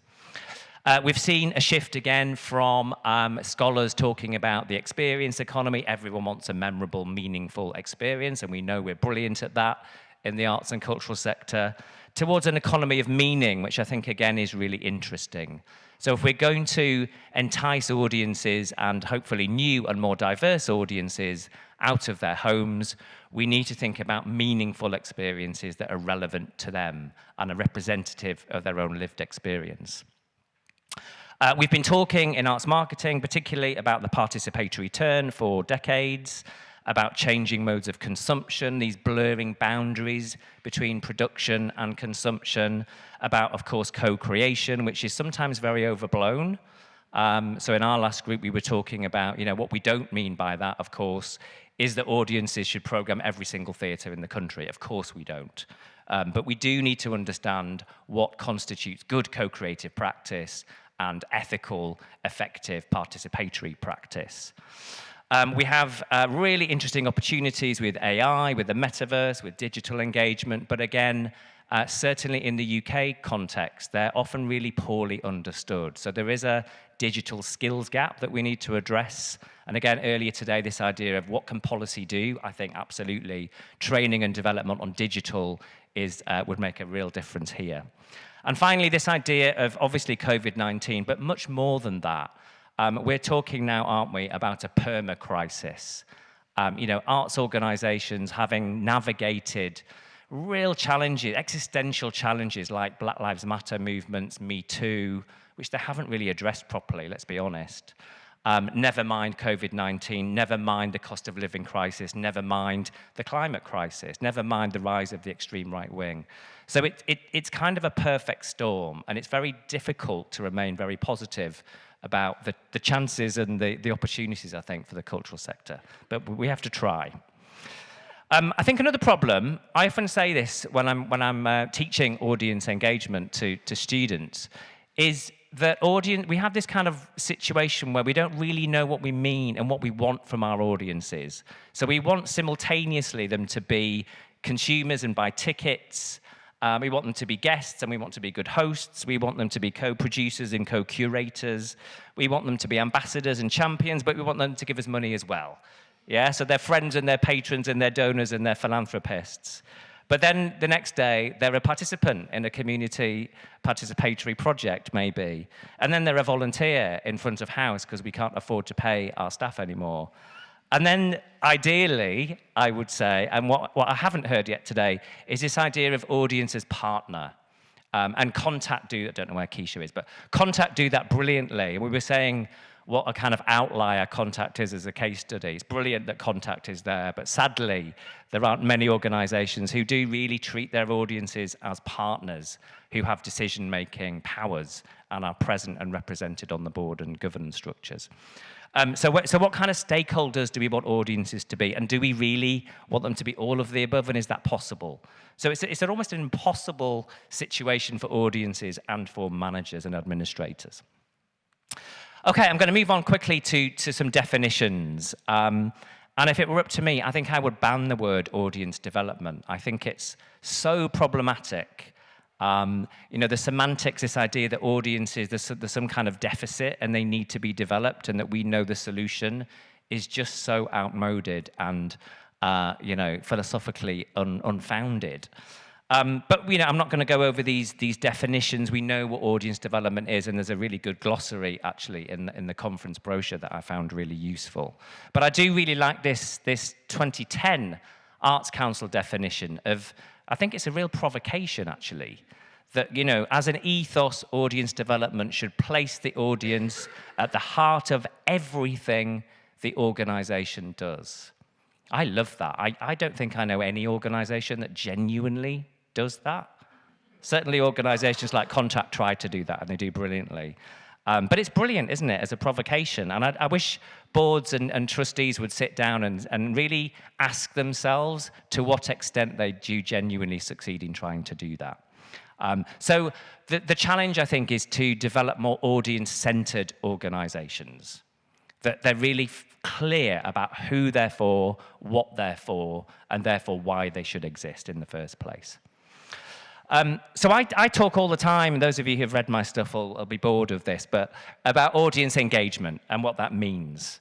And because I studied French at university, I often go back to French. And of course, engagement comes from this idea of engager, meaning to bind people and bring them together and forge and foster them into a community of interest. And we heard some lovely stories today from Contact and from the theatre in Marseille about how organizations can play good hosts and bring people together and build bridges between different demographics in their audiences. So I think the etymology of the word engagement is really important. So as Sashi says, good audience engagement establishes intimate bonds between audiences, which can create enduring exchanges between producers and audiences to bring about loyalty and delight.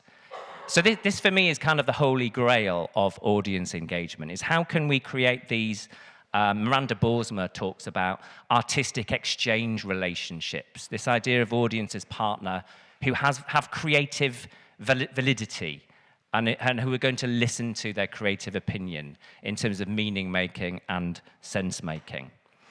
So anyone who has studied Lynn Connor, she writes beautifully about what they call more in America actually than in the UK, this concept of audience enrichment. So she says a viable philosophy and practice of audience enrichment is centered on the assumption that what an audience really wants is the opportunity to co-author the arts experience. They want the opportunity to participate in an intelligent and responsible way in telling its meaning. They want to have a real forum or several fora for the interplay of ideas, experience, data, and feeling that makes up the arts experience. So if I were in charge of the Arts Council, I think I'd make every theatre print that on their wall, because it's just beautiful, this idea that we're not talking just about audiences programming our seasons. It's so reductive and so kind of deliberately damaging, I think, to make that claim. It's a myth. But what we do want, presumably, is to have really inclusive discussions and debates about what art means and what its resonance is to different communities. So audience enrichment is about bringing audiences in. It's about listening to them. It's about having lots of different modes and opportunities for engagement so that their voices and their interpretations can be heard and taken seriously. So I kind of developed this model of where, again, I think strategically and philosophically theatres and arts organisations should try to be, with audience enrichment right at their beating heart of their practice. So yes, audience development, if we have to use that term, in terms of really diversifying audiences. I mean, I would get rid of development and say diversification. Obviously, we should be striving towards audience engagement, but the goal, the ultimate goal of those two strategies or techniques or tactics, whatever you're employing, should be audience enrichment. Okay, so just to move on to challenges of audience research. The first is the etymology, the terminology of some of the terms that we use all the time. Really problematic. So whether we're talking about theatre itself, of course, or a spectator, someone who is removed and just watches from the sidelines, or audience itself, they all reflect one particular sensory response to arts and culture. It kind of, puts audiences in a box where they're not complete people. They don't have the same kind of understanding and interpretive powers as creative practitioners and artists. Another problem I think we have, those of you who are studying and have studied audiences, is where does it sit? Is it in a business school? Are we talking about management and strategy and HR processes? Yes, of course we are. But are we talking also about philosophy and psychology and sociology? Yes, of course we are, as well as marketing, as well as human geography increasingly, as well as politics and cultural policy. So it's inherently interdisciplinary and therefore really fragmented. So there isn't a very strong global community of people talking about this stuff, and that is partly the problem, I think. Then we have the disdain of audiences, and this has come up a few times today. It certainly did in our discussion just an hour ago. And I like this quote from Blau, who says that there is a tradition of disdainful and disconcerted ambivalence towards the audience. And many people who work in the theatre perceive spectators as a kind of usurper or intruder. That's brilliant, isn't it? And it certainly resonates with a lot of my experiences as a theatre producer. These kind of traditional artistic directors who, some of them pretend, they have to in the UK, pretend that they care about audiences, but they don't really. And they're not really genuinely interested. They want to program the kind of work they like, and they talk about, it kind of being instinctive. So there's very little theory on how to program for relevance and for communities. It's this kind of mythical activity that happens in a very small elite, let's be honest, and a very unrepresentative elite. And then we've got this whole question of methods. How can we understand audiences? We've seen from Vera's presentation, obviously, we need really robust data, and we're very lucky in Germany and the UK, certainly, in terms of our audience data. But how do we do that? You know, do we hang out with them? Should we do kind of more ethnography? Can we trust what audiences say? We know that audiences tend to be very positive, so we have this positive bias. They tell us what we want to hear, what they think we want to hear. Or they say, oh, don't ask me. I've had this a lot when I've interviewed audiences. They say, don't ask me. I don't study theatre. Talk to my sister-in-law. She's a teacher. She'll give you the right answer. So it's very difficult to have, you know, genuine feedback from audiences, even through in-depth interviews. And, you know, to what extent can we make inferences and generalizations, and how helpful is that in any case? So, controversy alert here. I'm going to argue, and again, you saw some quotes from Stephen Hadley earlier about this, that the audience development project has singularly failed. Certainly in Germany, given the stats that we've seen, certainly in the UK for the past 70 years since the founding of the Arts Council, I would say. You know, if audience development was supposed to diversify audiences, then we can't say other than that it has singularly failed. We know that people who engage with publicly funded culture in the UK remains about 7.5% to 8% of the population who do that regularly. And you can imagine the kind of demographics they are, and we saw it in Vera's data. The second thing is active spectatorship is a bit of a tautology, because just being an audience member in itself is an active act. So audiences are very, very rarely passive, and Matthew Reason makes this argument brilliantly. So yes, I really like this term of active spectatorship, and there was a whole big EU project called Be Spectactive that looked at active spectatorship. But spectatorship has to be active, because it's cognitive and it's emotive, and it can't, unless you're asleep, which some of you may be now, it should never be passive. Audience development, as I've said, I think is confusing, ambiguous, patronizing, and it never reflects the audience's perspective, actually. It's usually instrumental, and it implies this idea of, you know, there's something wrong with audiences, or some kind of cultural deficit that needs to be put right. So let's not engage in a damaging, value-based, elitist hierarchy of participation. There isn't good and bad participation, and on whose terms are we deciding what that is anyway? Let's think about audiences as partners and as guests, as well as all of those other things like donors and philanthropists, which we might need. I think personally, we overthink audience development sometimes. We don't look at the research and learn from what doesn't work. You know, giving people money to come and see a show that they would never have chosen to go and see does not work. They don't come back the second, and certainly not the third time. What does work is programming, work that's relevant to people and interesting. And what does work is getting outside, as Sarah was saying, from the Creative People and Places program. Take theatre to people, not try and get people to theatre who don't want to go into that building. It's not rocket science. But it is programming, as I said before, really poorly researched. I mean, do we know anyone who's really studied programming? What kind of theories they're drawing on in terms of developing that program? Or is it still this mythical thing that sits in the artistic director's office? So, what might change look like? Do we need different models? I'm not going to answer any of these questions. Do buildings and hierarchies mitigate against change? I'm not going to answer them because we've seen some great stories and examples today, and my head is kind of fizzing with all of those great stories. All I will say is that I started, near the beginning of my career, 1 million years ago, I worked for National Theatre of Scotland, which was the first national theatre in the world to not have its own dedicated theatre. So it had to rip up the rule book and the business model and start again and be genuinely collaborative in everything it did. And, you know, this whole strapline of theatre without walls, I think, was really powerful. And this idea of being national with a small n and taking theatre literally in lorries to village halls in the Isle of Skye, etc. Going into people's own community halls where they would stack the chairs and you actually were a guest in their building, really disrupted the power dynamic. So I think National Theatre Scotland, National Theatre Wales, which has just had a massive funding cut as a relevant aside, are really interesting business models, and Contact is another one that do show the way forward of pioneering organisations that are audience-centred. So, just to finish, it's nearly a glass of wine time.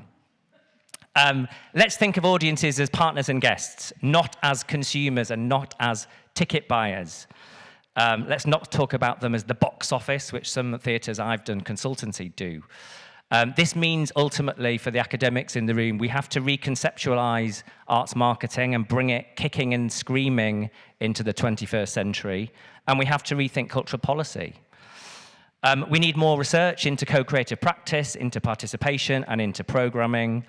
Policymakers should not rely on co-creation or digital distribution to democratize arts participation.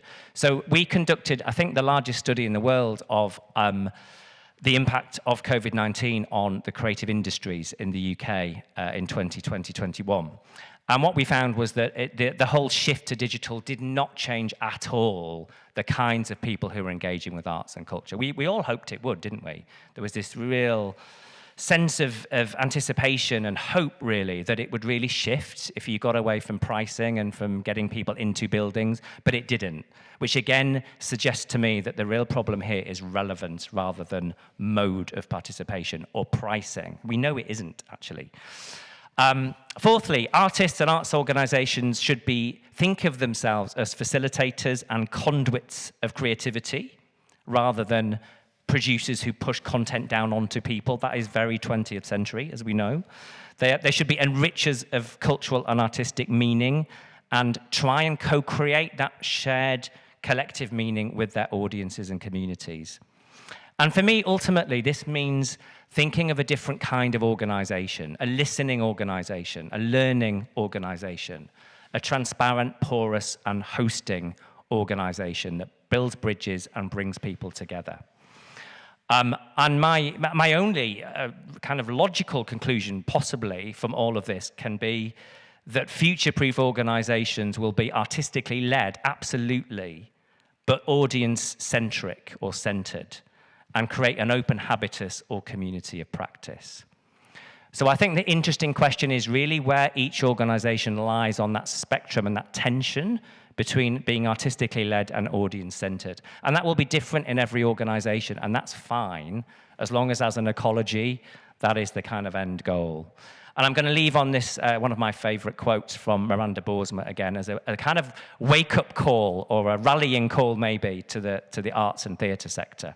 So she says, if arts organisations want to survive in the competitive global world of tourism and leisure, they will have to develop their audience's capacity to co-create and deepen their engagement through increasingly entire experiences. Thank you.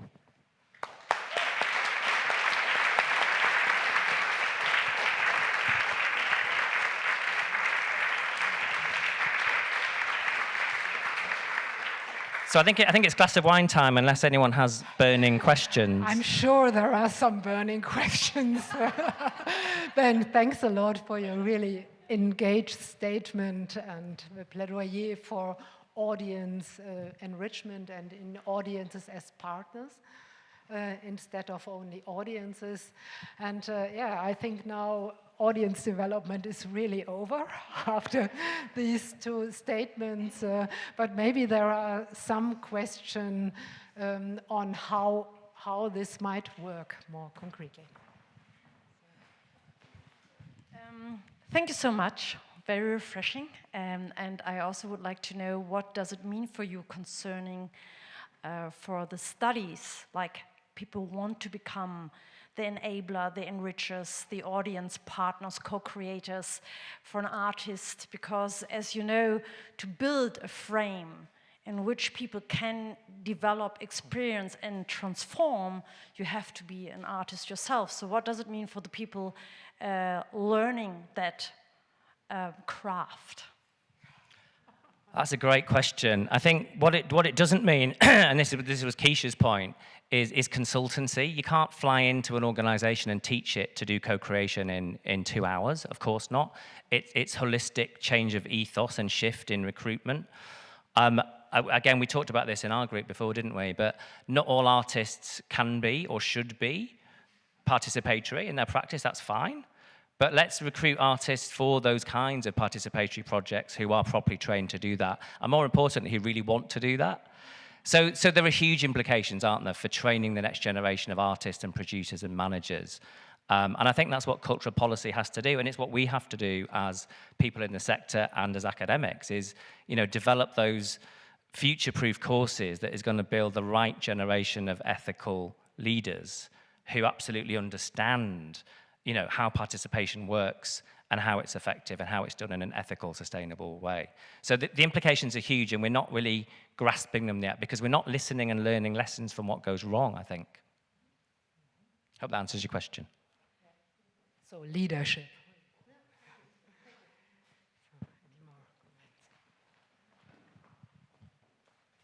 No, I think not just leadership, but higher education as well. Do you know of any programs who do this currently? Who breed that sort of shepherds? I think we're starting to see some. So there's a theatre company in England called Paper Birds who've just launched a master's program, actually, in applied theatre practice. So I think we're starting to see a blurring of who's delivering training and a kind of collaboration between artists and managers and administrators and academics, thank goodness. You know, I've not worked in the sector for, I don't know, far too long, 15, 20 years. So you don't necessarily need people like me training that next generation. I can give you the theory bit, but you need to bring in artists and younger people and more diverse people, obviously. So yeah, I think we're starting to see programs shifting and evolving. At Leeds, we certainly teach classes on co-creation and participation, and we do lots of case studies and action learning sets, but I think they're still quite rare. And for those kind of conservatoires, I think, again, some of them are very kind of stuck in these 20th century modes of training. So yes, there are a few, but we need more of them, and we need to amplify the ones that are there, I would say. It's a very small question. Thank you, Ben.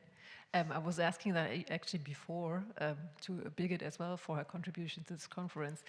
When you say that the institutions should put more focus on other things than audience development, and we know that a lot of institutions don't even have any data about their audiences. They, of course, or I would guess, at least in Germany, have nearly no data at all about anything else but their audiences. Do you have more data about them in the UK? Yeah, I think we do have the largest data set in the world in the UK because of the Audience Agency, who, as you know, have Audience Finder. That's the audiences. What about all the co-creational projects and all the community building projects? Yeah. No, we don't know enough, and the Arts Council are starting to garner some. I mean, yeah, Sarah might know more, but certainly there's a lot of data emerging from Creative People and Places programme. The new shift, I think, in box, it's quite technical, but we're getting more and more and more data. But you're right, there are huge holes. I mean, a good example, actually, is Bradford in the north of the UK, which is the next UK City of Culture, 2025. So if you look at the formal audience data, it suggests that there's very, very low engagement with arts and culture. Bradford is the youngest and the most diverse city in Europe, I think, proportionately. So a lot of that cultural engagement is happening in mosques, actually, but it's absolutely happening. It's just not being captured in formal box office data. So there are huge problems with the kind of data that we're capturing, and I think shifts and moves ahead to try and capture data in a more kind of relational, human, responsive way. But it's not easy, is it, as you know more than anyone? We saw that the social structure of the visitors of theaters are constant over the years. How do you judge the chances to change that with the new approach? Yeah, that is so depressing, isn't it, that slide? It has not changed at all. I mean, that's my point. I'm not exaggerating when I say in the last 70 years, since Maynard Keynes founded Arts Council of Great Britain, audiences haven't changed, really, despite lots of brilliant strategies and so much money, certainly in the UK. So I think it needs a radical shift. It needs a revolution. And I think what we learned with COVID was that even the most horrific, obviously, disruptor, like a pandemic, hasn't shifted the way most organizations operate. So there's something really deeply intrinsic that is perpetuating the status quo. But all I would say is a cliche, but the status quo is not an option. Vera's point, we're not going to have audiences in 30 years if we keep going with that slide, because they'll literally die off. They were dying off anyway, and the pandemic has just kind of, speeded that up.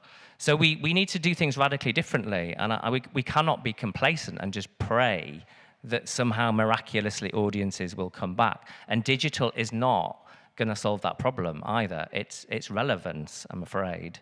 So yes, cooking, and yes, gardening, but also yes, brilliant art, and better marketing, etc. But it's going to take a concerted effort, but nothing short of something very radical.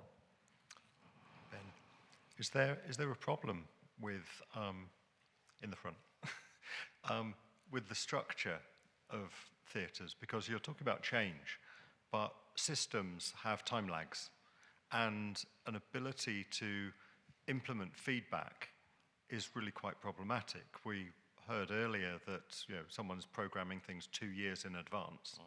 British theatres tend to work on about 6 months in advance. And these time lags, and you're talking about relevance, which I would actually sort of differentiate from topicality.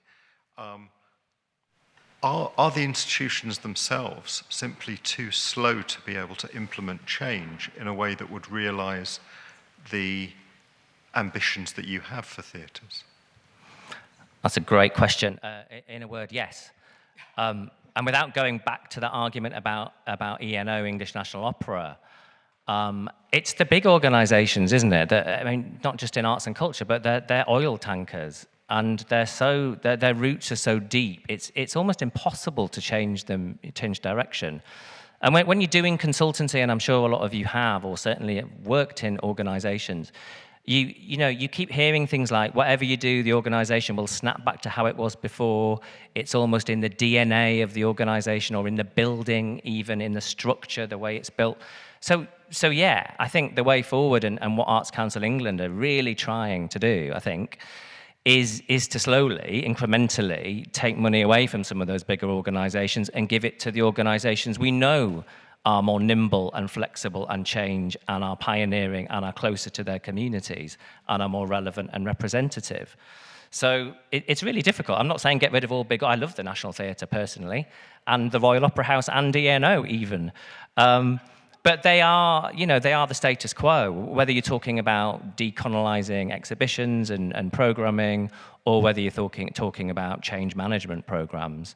So we do need a lot more insight from other sectors, I think, in how to do change effectively, because the arts are so bad at it. And I think partly because we're under so much pressure to produce these discontinuous modes of production that François Colbert talks about, puts them under so much pressure that it's impossible to get off the treadmill, because you need the show to be ready. But I was thinking earlier this thing about trying to keep the funding for 12 productions a year. Don't do 12 productions a year, do 6, it's fine. The big conclusion,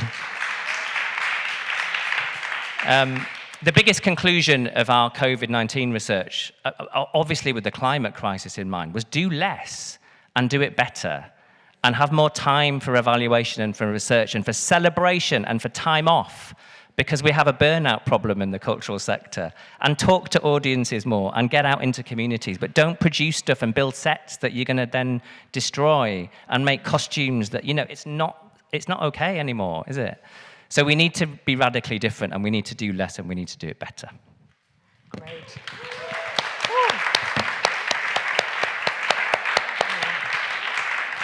Thanks a lot, Ben. Thanks a lot, Vera, I think, for these great visions. And now we would like to invite you for a glass of champagne and afterwards some glasses of wine and something to eat. And we start our evening, I'm going to tell about it a bit later, with a little performance. But first, a glass of champagne.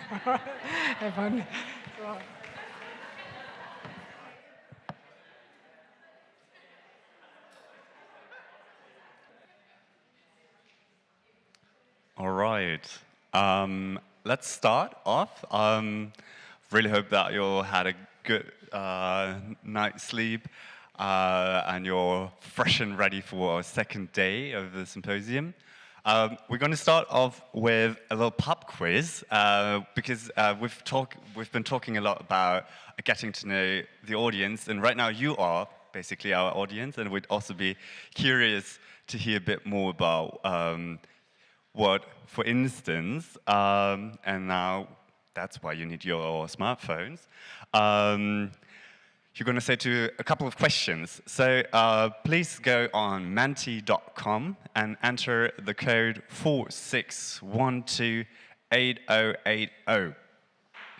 We're going to ask you a series of some small questions to start off today, and we're then going to also ask you in your pub quiz groups what you think that the accumulative or the average answer to those questions is. So make sure that you have a drawing board close by, so maybe form groups of 3 or 4, or maybe more, however you like. There's in every second row we have some drawing boards, or here in the front row there are a lot of drawing boards. We can also hand them over if you're missing one. There's one on the right here as well. Do you have one already? Ooh. Yes, you can. You don't have to sit in the same row. It's all right. You can talk across the rows. We're not separating. All right. Has anybody have had trouble logging onto menti.com and finding the survey there? It doesn't seem like it. Then I'm gonna start off with the first question in the Menti that we're asking you. And that question is, how many glasses of wine did you drink at yesterday's buffet? So as you remember? The website asks you kindly in the upper front to go back to the first question. So there is a button, the presenter asks you to go back to the first slide. Hopefully we are all on the same page now. Yes, the passcode is 46128080. Yeah. You'll see that it's starting soon on your devices, hopefully. Does it work? All right, sure, right? Good. Again, so the first question, and it should now pop up on your smartphone, is about how many glasses of wine did you drink at yesterday's buffet? So maybe you can remember, hopefully, how many glasses of wine you had. So I'll give you a brief second to type in your answers. And Jonas is giving me the okay that answers are coming in. Yeah. Great. The code is 46128080. All right.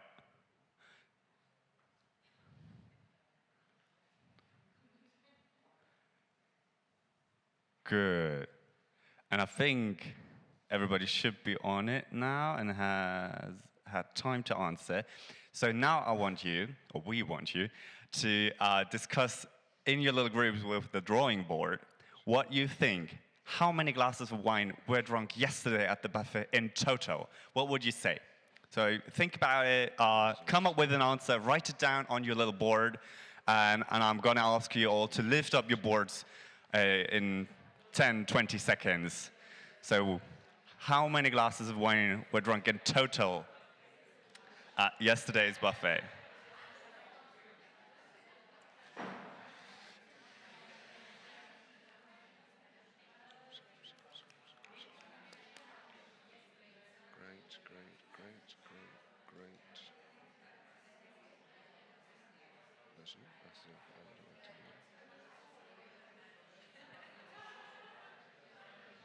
Seems to be a lot to discuss. You're maybe a bit unsure. How many glasses?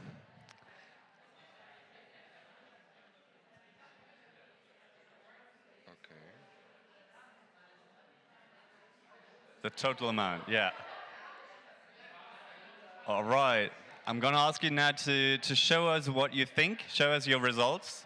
So we have 150, 101, 78, 111, I can't say, 135, 150, 60, and, oh, that's a bit, 100, not so big, 200, 400, all right. So it goes even up. So a broad range. Now let's find out how many glasses were, Jonas, tell us. I'm sorry to disappoint, it were only 55. 55, not so many. All right, so one round of applause for the group in the center. You had it right. Great. Okay, let's move on. Now, back to your smartphones. Another question. By now you maybe know already how it works. We are curious to hear, are you actively engaging in cultural politics? So, do you or do you not?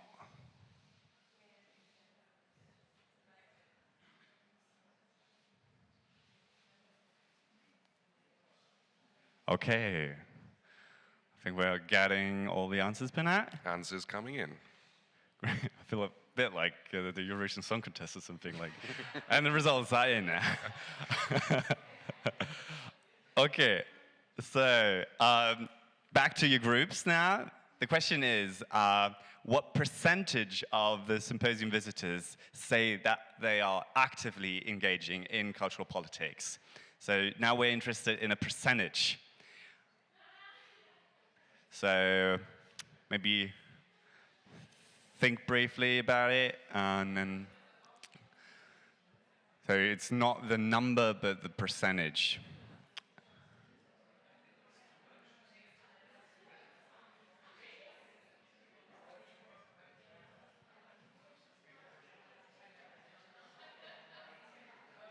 All right, we already have one answer here. Great, 69%.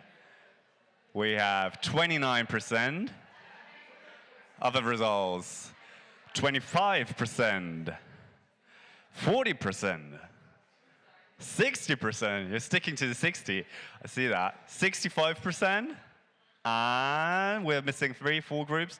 28, 15, 50. No, 58%. Oh, all right, yeah.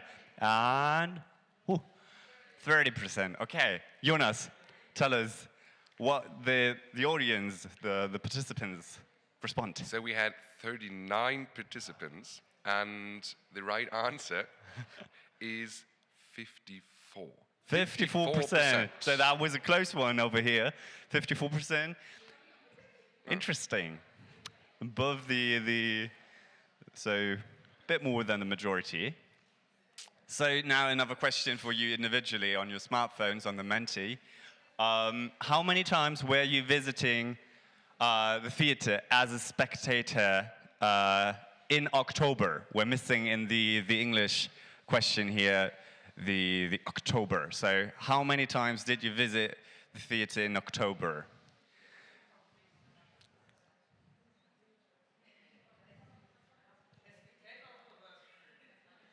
No, you individually. How many? No, in general, any theater. Also your theater, but like as a visitor, right? So sort of like watching a play. If you're at your institution watching a play, I'd say that counts as well. Yeah.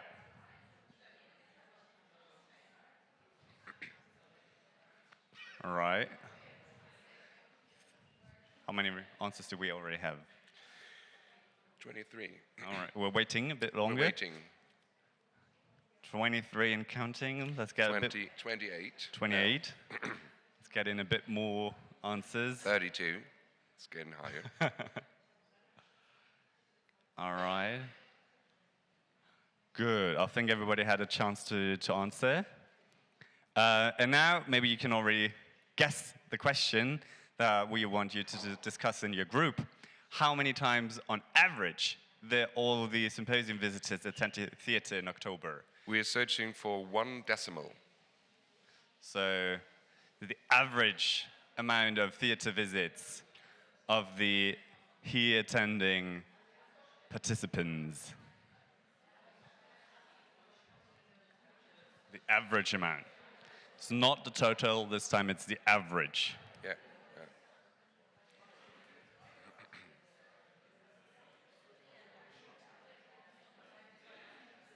All right, we're getting in some answers. We have 8 times, 2 times, 4 times, 2 times, 5 times. So 9, all right. Still single-digit results. 55, no, 35. 3.5. Ah, all right, yeah, because it's an average, so of course. 9, 3, 7, 4. So all single-digit answers that we have here. And what is the average, Jonas? The average is 4.8. 4.8. So 5. We had a couple of groups with the 5 as well, so that's right. Okay, for one final question before we get into the next and first panel of today, we would like you to rank the 3 national theatre policy systems from your most favorable to the least.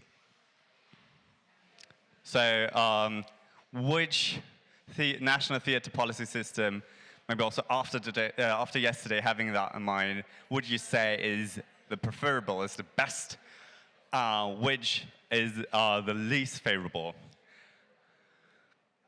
It's a bit more tricky, so we're going to give you a bit more time.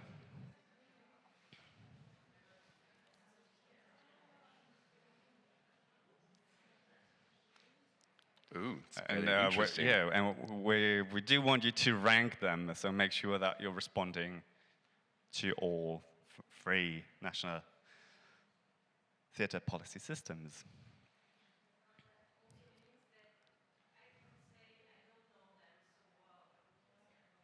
Yeah, like it's about your personal, yeah.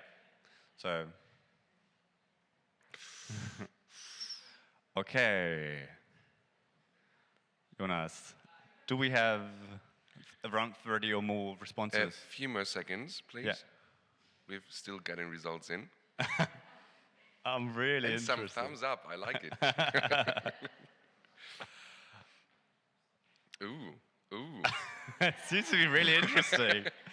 Let's find out. All right, I think you can already guess again the question that I'm going to ask you to answer now in your small groups. The question is, what do the symposium visitors rank the most favorable national theatre policy system? So the question is, which national theatre policy system is rated as the most favorable? So now we don't want you to rank all 3 of them, but just write down one of them that you think the majority of the participants has voted as number 1. It's interesting.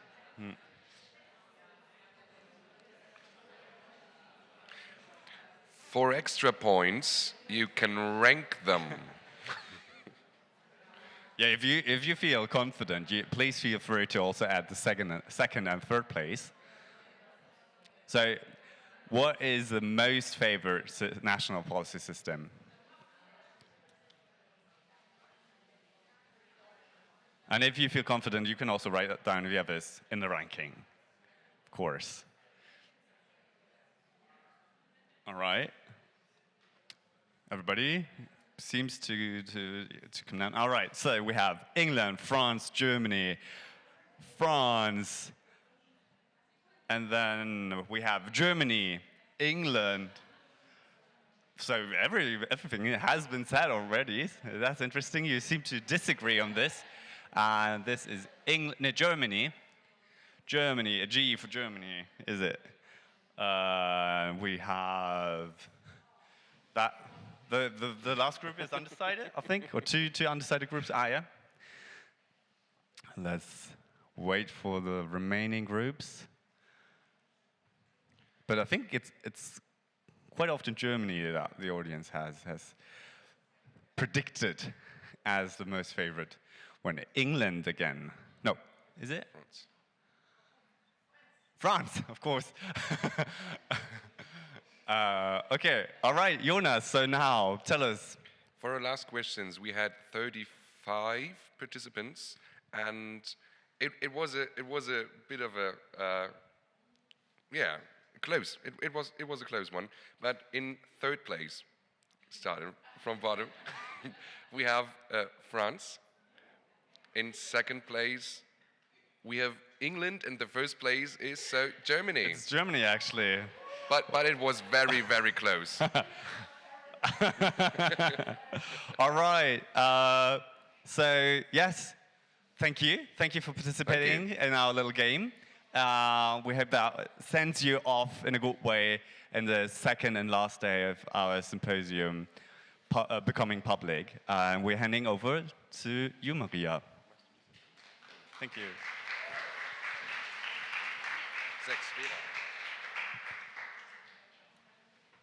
Thank you very much, Jonas and Paulinus. That was fun and interesting at the same time. Welcome from my side again as well today. Today we will kind of have the experts that are really working closely with the audiences who will tell us about their experiences, about their strategies, about things that worked well, maybe also things that failed. That's something that is very interesting as well, because we can often learn a lot from it. And I'm very, very happy that 4 of our case study theaters will present their work and their experiences on strategies for cultural participation. And I would like to welcome to the stage our speakers for the next panel. I think we can, all of us, sit here, and the ones doing their input, they can stand wherever they want to, and afterwards we have a little discussion. So, welcome to the stage, Daisy O'Brien, who is the She's the marketing and communications manager from Contact Theatre. Then Nevis, who is the young people representative, also from Contact Theatre.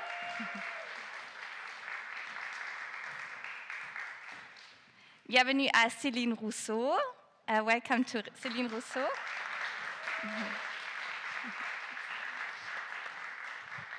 Céline is the overall coordination of LEZEF and the deputy director since this year as well.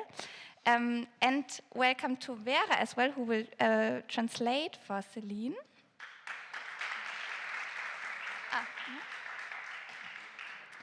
Then I'm happy that Sandra Rasch from the Theater für Niedersachsen is here as well.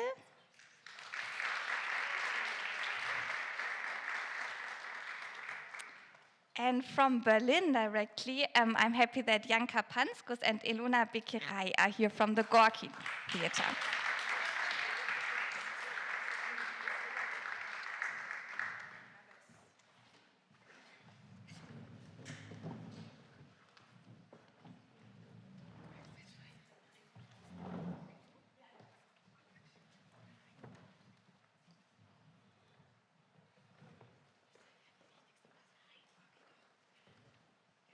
Sorry. I think we might start with England, if you're ready to. I will open your presentation, and maybe you can just come here, then you can organize yourselves.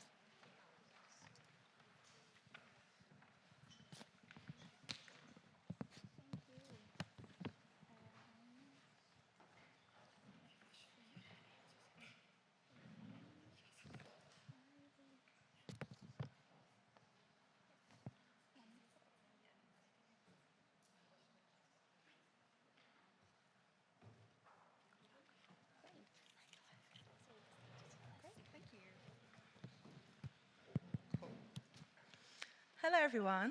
Can you hear me okay? Yeah, thank you so much for having us. We're very excited to be here. Feels slightly tenuous to be representing England, but nonetheless. My name is Daisy, pronoun she, her. I'm the marketing and comms manager for Contact. Visual description, I'm a white woman in her 20s with brown hair, a brown dress, black tights, and boots. Hello? Oh.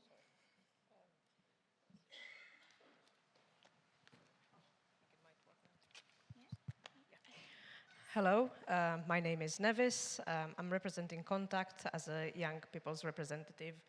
I'm a short white person. I'm wearing a black t-shirt, black trousers, white trainers, and a burgundy shirt. I'm representing Contact today, and I'm really happy to be here. I started with Contact as a participant, and further down the line, I became a consultant for the website redesign project for the 50 years anniversary of Contact, which was amazing. And now I'm here today to represent Contact in this international conference, which is a pleasure for me. So I'm really happy to be here. Thank you for inviting us.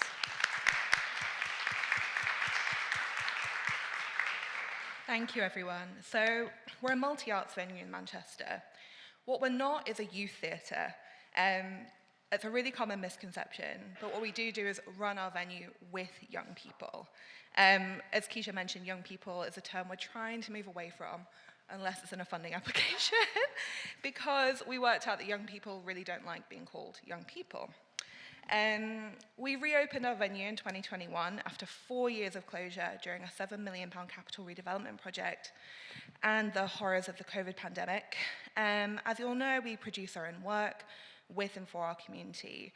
We commission local artists and we host touring companies from the UK and across the world. We have some of the most diverse audiences in Manchester that we're really proud of, but this is a result of work that we've been doing for 50 years. It's not something that's happened overnight. And as you all know, we're led by our incredible AD CEO, Keisha Thompson, who first came to the building age 15 as a participant. So, Contact's understanding of participation in theatre. At Contact, participation in theatre is seen as involving our communities in the creative process, breaking down the traditional barriers between artists and audience members. We see participation in theatre as a powerful tool for empowering young people through creativity and the arts. It's about engaging a really diverse range of people in various arts-based activities such as acting, writing, directing, technical production, all of which are great, but as Keisha mentioned yesterday, it's not our aim that every young person who steps through the door becomes an artist. We just want to empower them in whatever field they feel most passionate about. And we do all this to foster creativity, self-expression, and personal development. We achieved this through a full public all-year-round participation offer that includes our award-winning young company, summer schools and creative camps, skills-building training projects like Future Fires and Level Up, drop-in sessions across our facilities like Music Drop and Drama Drop,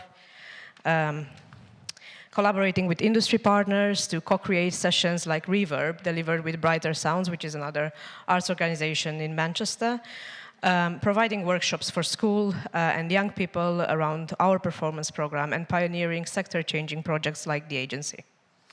On top of all of that, Contact is an entirely public building. You do not have to buy anything to come into our space, which is incredible. More than that, we also have performance spaces in the venue for hire that community groups can access completely for free to ensure that young people, emerging artists, community groups, practitioners, we want them to feel ownership over the building ahead of taking part in any of our participatory programs or coming to performances. It's worth noting as well, has anyone seen Contact before? No shame, I definitely should have put a photo on the screen. The outline on this page gives a bit of an idea of what it looks like. It looks like a very scary fortress. It is the most unapproachable building in the city. There's a whole Reddit thread dedicated to people trying to work out what the heck the building is. So doing these projects, offering space for free, is a way to get people over that threshold, which is a barrier that we face probably more than a lot of venues. Our mission is to change the face of UK culture, and our vision is a world where all young people are empowered by creativity and arts. I'm just going to skip back to talk a bit about our target groups. So our primary target groups include young people from all backgrounds, emerging artists and creatives, and local community audiences. At Contact, we're proud that everything we do has young people at the heart, and we identify young people as being 11 to 30 years old. We also have a ticket concession for under 35-year-olds in recognition of the barriers still faced by those over 30. Our participants and audiences consistently fall within this demographic, and we achieve this by taking a youthful approach to everything we do, from governance to social media, and ensuring we build strong relationships with families and the local student population. And as an Arts Council NPO, we also have the responsibility to be reaching priority places across Greater Manchester. Yes, so we talked a bit about our mission to change the face of UK culture, no pressure. We do this from our sustainable creative building in Manchester by empowering young people from all backgrounds as creative leaders and agents of social change. Our aim is to support the next generation of artists and creatives, inspire new audiences with stories and experiences that reflect our community, and we uphold this mission by a robust set of values including inclusivity, anti-racism, artistic excellence, creative risk-taking, nurturing talent, and caring for our community and environment. Our strategies for cultural participation aim to engage diverse communities and individuals in the creative process of theatre, promoting cultural exchange, understanding, and inclusivity. One of our key strategies is consultation with young people on our performance program to ensure that our artistic output reflects the needs of the demographic we seek to reach and represent. This includes running paid focus groups and the work of our young producers project known as Recon, who directly influence the events we have at Contact. Now, this model of consultation does not stop at the performance program. Young people are consulted at every stage of Contact's business and are our key stakeholders, with under 30s representation across our board, including until very recently having the youngest chair of the board in England, to interview panels made up of young people. I mentioned this to a few people yesterday who were so surprised that at Contact, you can't get a job without interviewing with a panel of young people, and their opinion is of equal worth to that of the management panel. It's very intense. We have steering groups for specific projects. Our capital redevelopment project that I mentioned before, we worked with a young group called Construct, who, from memory, saw the first plans for the interiors of the building, hated it, and we had to go back to the drawing board and do it all again. And our recent website overhaul with someone like Nev. Young people are central to all decision-making in our theatre. Participation and community outreach strategies at Contact often involve community champions who act as ambassadors, helping to bridge the gap between theatre and local residents. We found that there is no one-size-fits-all solution for cultural participation, and we have found great success in collaborating with ambassadors and community leaders, notably partnering on Peaceophobia with Fuel Theatre to engage Muslim communities, commissioning and staging Gary Clark's Wasteland to engage ex-mining and working-class communities across Manchester, and commissioning Amy Raker's show Glowing to reach new parents and mothers. There are so many examples that we could talk about. Making this presentation was really hard, but we're really proud of the cultural sensitivity and competence within our work, programming stories that reflect diverse experiences, and taking part in international artist residencies and cultural exchanges across the world as well. Pricing is another participatory strategy that we are proud of at Contact. In the light of the cost of living crisis in the UK, we've introduced a new concession called the pinch ticket for anyone filling the pinch, ensuring our lowest ticket price is available to anyone who needs it.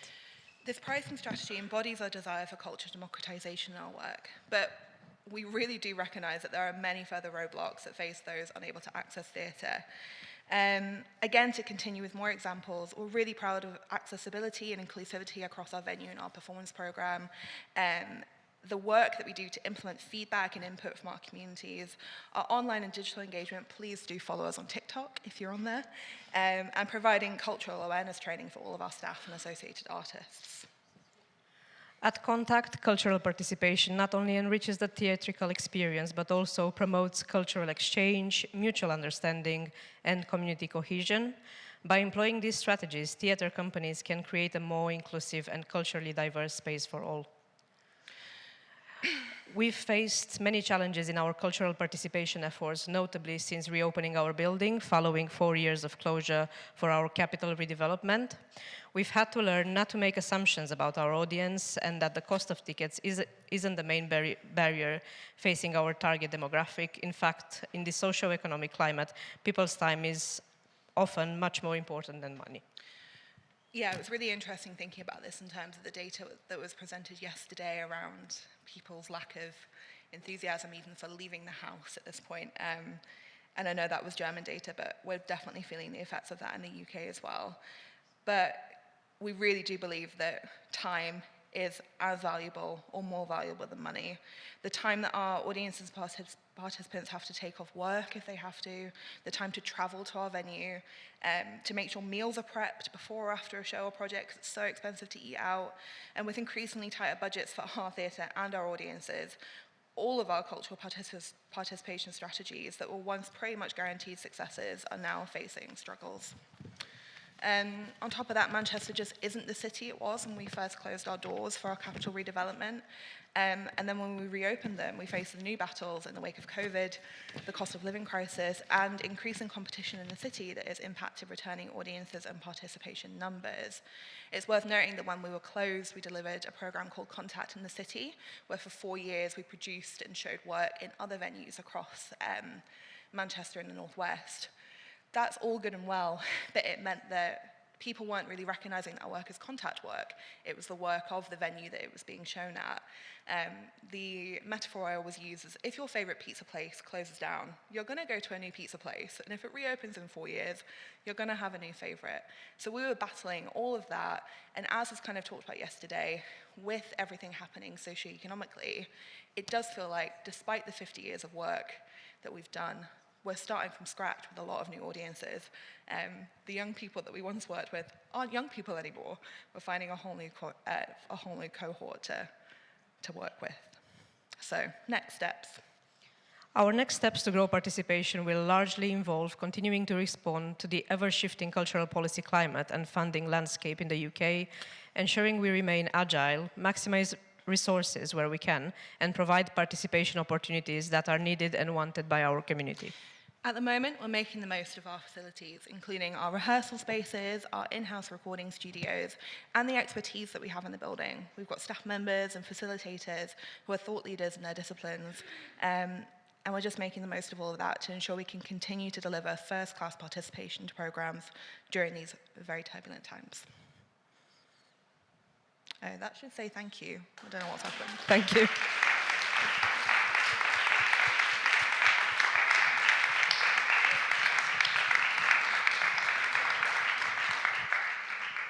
Thank you very much, the two of you, for this inspiring insights in your work.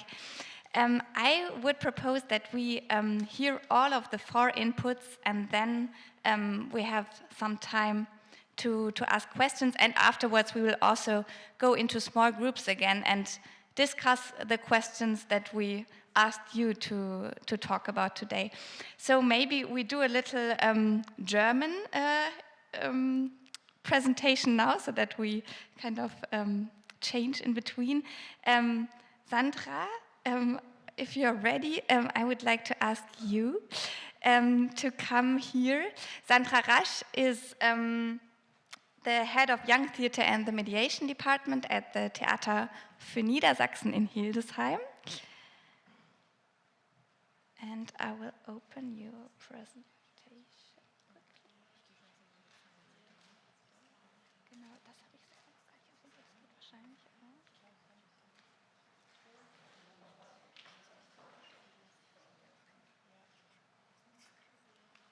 Also hier machen wir auch.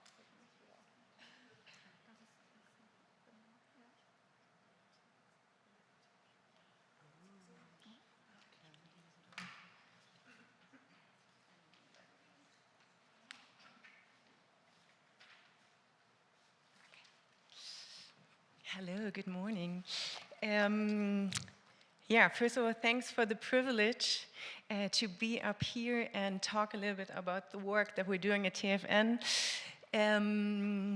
Yeah, my name is Sandra Rasch, pronouns he, she, her. I'm a woman and I'm white. I'm like 1 meter, 73 centimeters in height. I'm dressed all in black.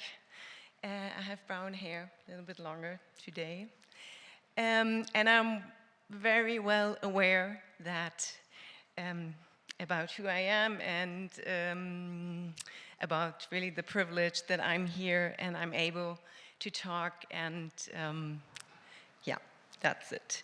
As already said, I'm the artistic director of the Young People Theater and Outreach at Theater für Niedersachsen. And I'm going to give you a small insight on the institution that I'm working at, the team I'm working with, and thoughts concerning vision, mission, and strategy. I have to say, I'm a newbie there. So I started last year. So bear that in mind, that I don't have the body of work that other people have here at this institution. So a lot of things that I'm saying now are really like things that we'd like to try in the future, but it's all a lot of concepts that you're going to hear now. I'm trying to do this. So, as you see here, yesterday we heard a little bit already about Theater für Niedersachsen. We have a house based in Hildesheim and we tour at the same time. So it's a certain, that of course that is in our work, we always have to keep that in mind. We're not only a Stadttheater, but a touring company as well. And as you can see, this is the house where we have 2 spaces in, and already you see there are like stairs in the front, and there are like pillars up in the front, and often I'm imagining that people like walk by and be like, ooh, that looks cool, I wonder what's happening inside, but they never go inside. So, and I can really relate to that because, yeah, it looks nice, but it looks a little bit massive as well. So I don't have to, this is just, I don't think I have to talk about that. That's just the map of Lower Saxony, and these are all the locations where we are when we tour. So you see we cover a lot of space in Lower Saxony. Okay, so this is in Hildesheim. This is the große house with like 560 seats. And then very exciting, we have a new studio stage opening up in spring, which is going to be for our children's and youth productions as well. And it's really nice because so far we had another performance space called Theo. It's somewhere hidden up somewhere where you can't see it, and if you don't know it's there, then it's hard to get there. So it's really nice to get a new space next year. Yeah. So, as I said, I started in Hildesheim last season 22-23, and the Doro Lisse, who was there before, was on my position for 38 years. So for 38 years, there was one person like leading this department that just, it's a useful information as well. So that means currently, for me, I'm taking over existing plans for 2 seasons. So when I started the season 2020-23 and this season 23-24 were already planned. And I started and I planned 24-25 and being like, okay, I jump in here, I don't know, but I'm just gonna do it. The department, so we are a team of 4 people. It's me, and then we have my 3 colleagues. It's Bettina Braun, and her focus is on the city of Hildesheim and theater and school. Then there's Clara Maria Scheim, her focus is on inclusion and inclusivity. And Jana Laurin, and her focus is on the greater Hanover area and the region and the rural area. All right, so the mission. So I see theater as a place and possibility to bring different people together. So, and maybe there's time now for a little side note where I'm coming from. Before I started this job, I worked for several years at Rambazamba Theater here in Berlin. And for those of you who don't know it, it's a theater with an ensemble of artists with and without disabilities. So for me, actually, there is no alternative to working in an inclusive setting. And when I use the word inclusion, I mean the wider meaning of it.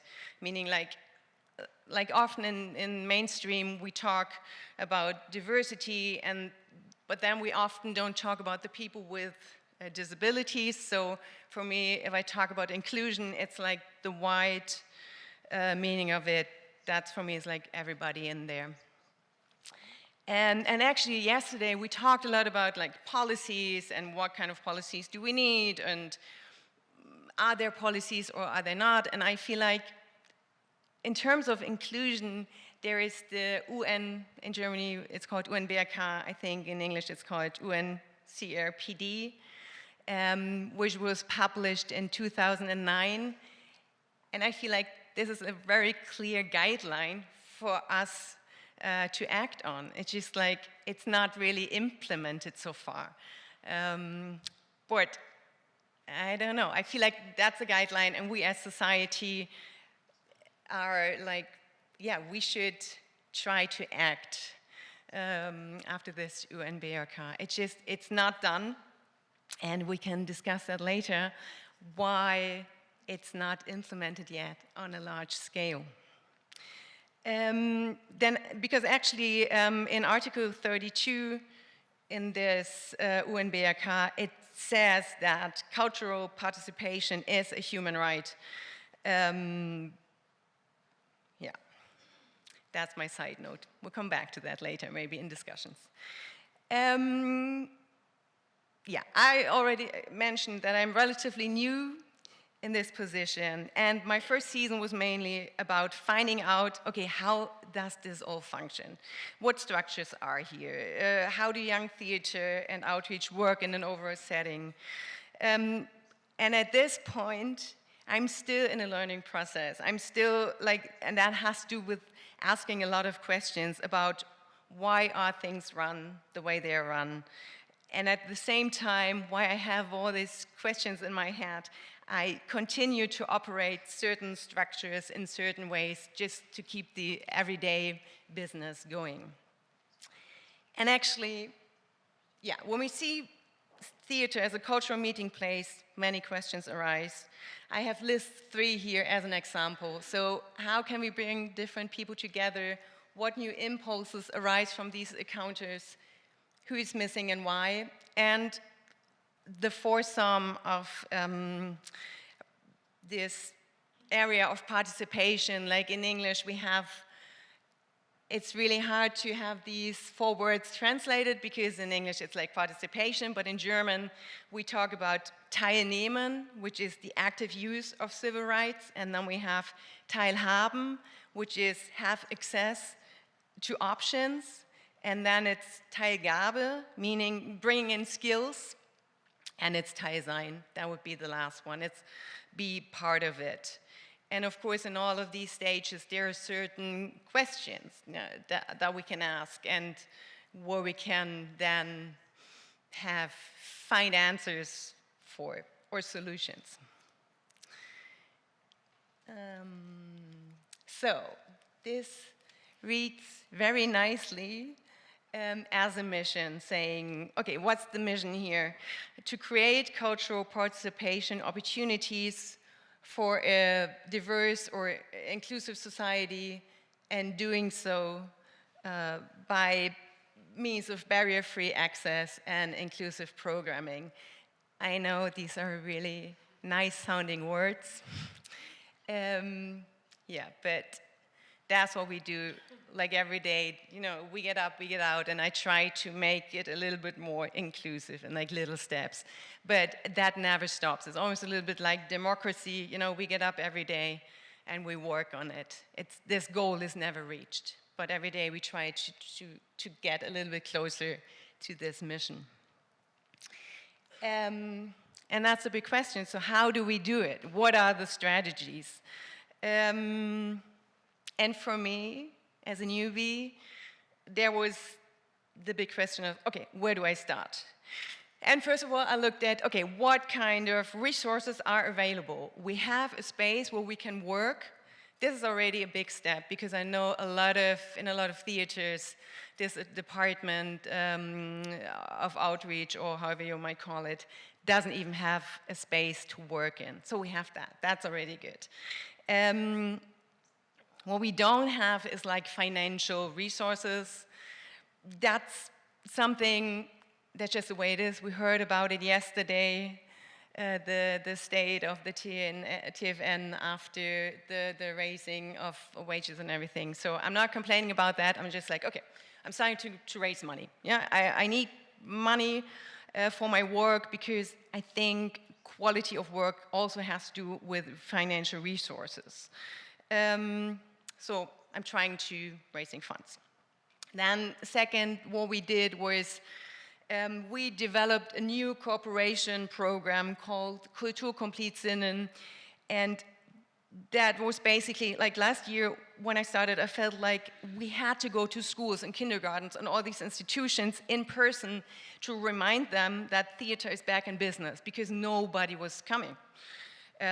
So we started a new cooperation to basically let them know that we're here open not only for an audience, but to exchange ideas, to starting dialogues, to find out certain things like, okay, why are you coming or not? What can we change so that you'll be able and come and see a show?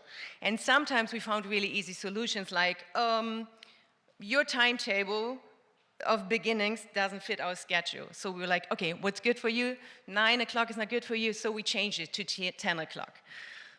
So that, or sometimes they didn't even know that we had performances for different age groups. They were like, oh, we're kindergarten. We're like, yeah, we have something with like up to, we can go with like 4-year-olds or 2-year-olds. And we're like, what? We didn't know that. We're like, so we did a lot of like workshops and tours through the theater, and to somehow get them excited about theater again, because somehow they forgot about it during COVID, or I don't know.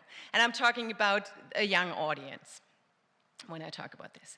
So third, what we did, or what was already established when I got there were a lot of alliances in the extra curricular sector, because of course Bettina and Clara had already been working there, and there were a lot of network in the city, and this is really important because it doesn't make sense to have a great idea and sit alone in my room, and then I'm trying to come up with an idea. I always have to go out and develop ideas with alliances. That's actually the way it works.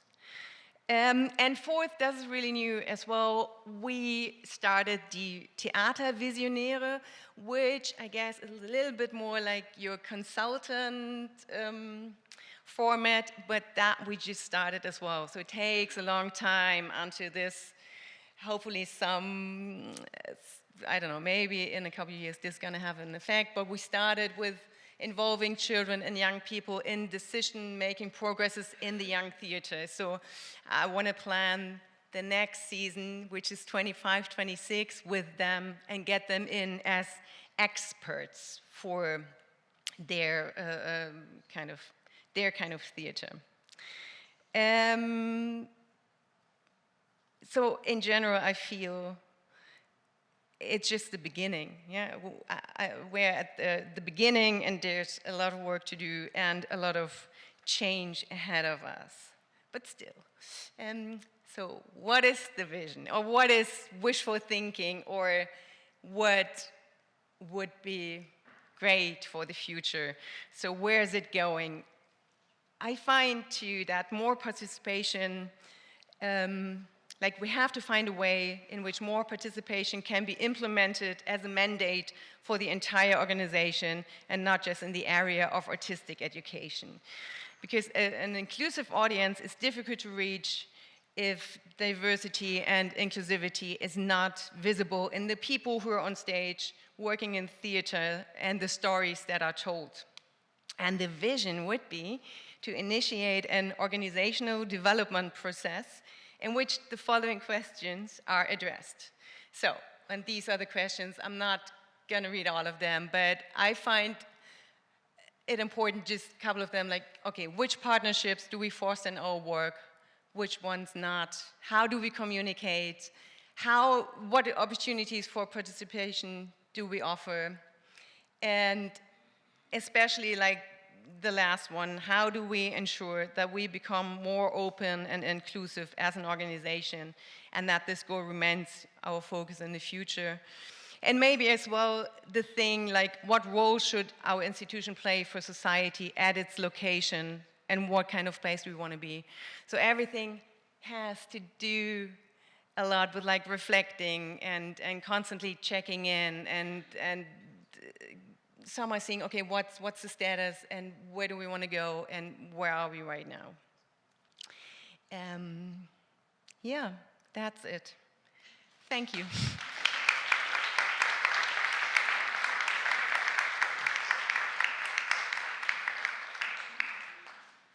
Thank you, Sandra. I'm very excited about the TheatervisionärInnen. I'd love to hear more about that. But now I would like to ask Céline Rousseau and Vera Klaza to come here and to tell us some insights on l'OSEF, la scène nationale de Marseille.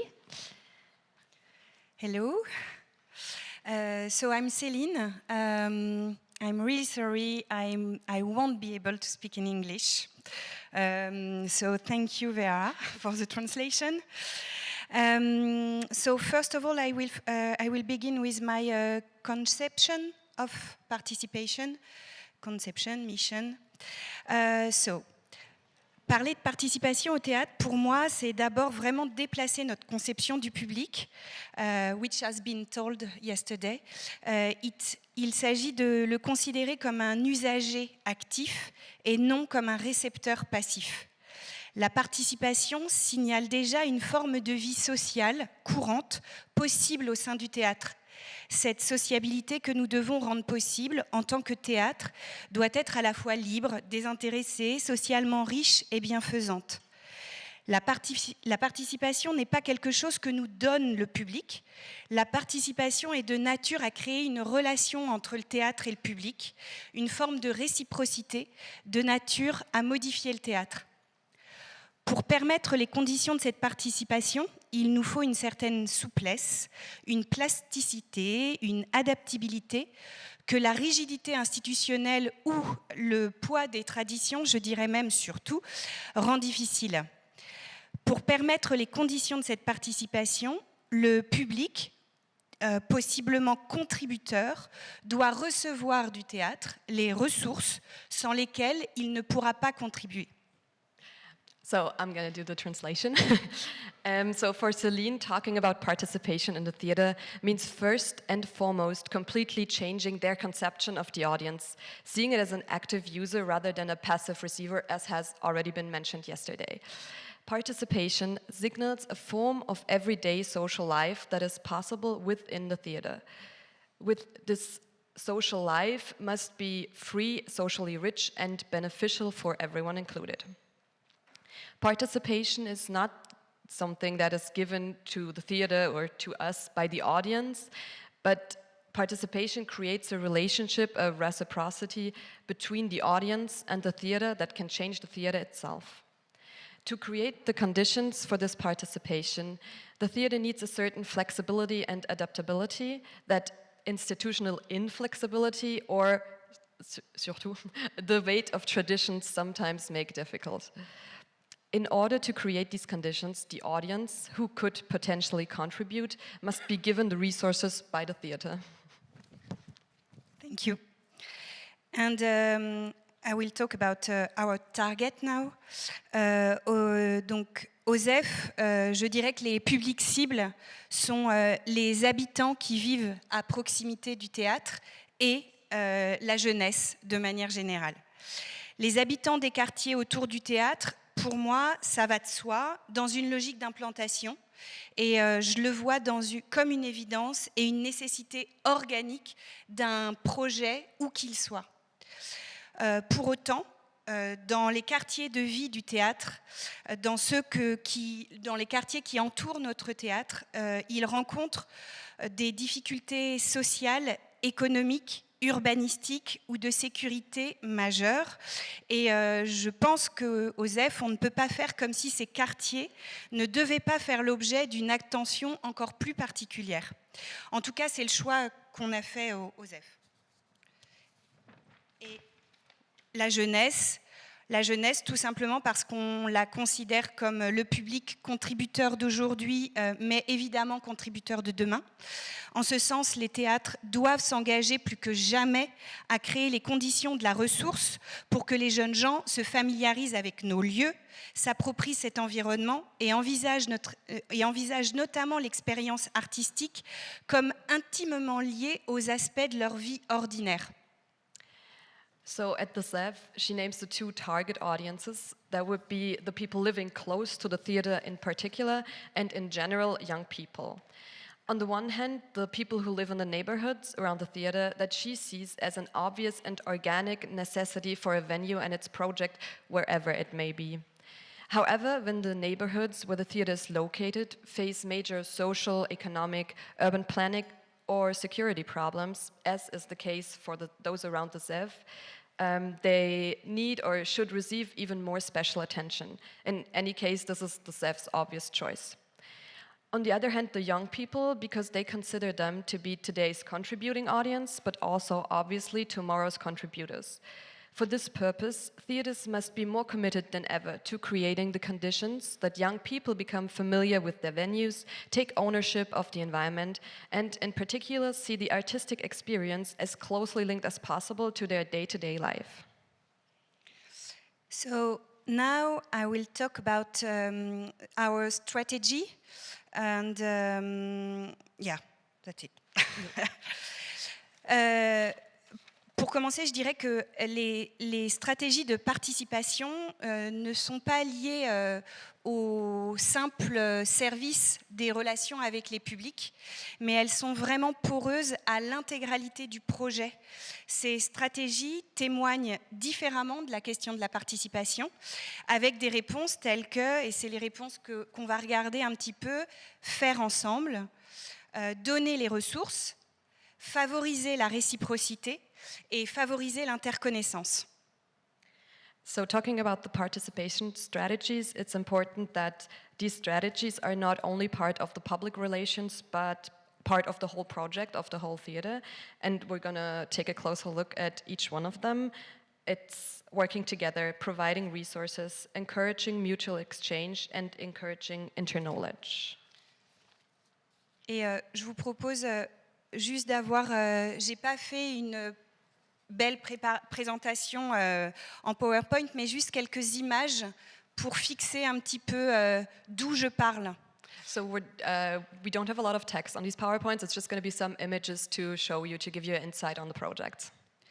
Alors tout d'abord, faire ensemble, c'est ce qu'on appelle pour nous, au ZEF, les projets de territoire. Alors avec les projets de territoire, on parle de création artistique, co-creation, like we heard yesterday, de création artistique qui se construisent en prise directe avec leur environnement. L'enjeu artistique est placé vraiment au cœur du projet de territoire, le territoire étant la ressource du projet artistique, le projet artistique étant la ressource du projet de territoire.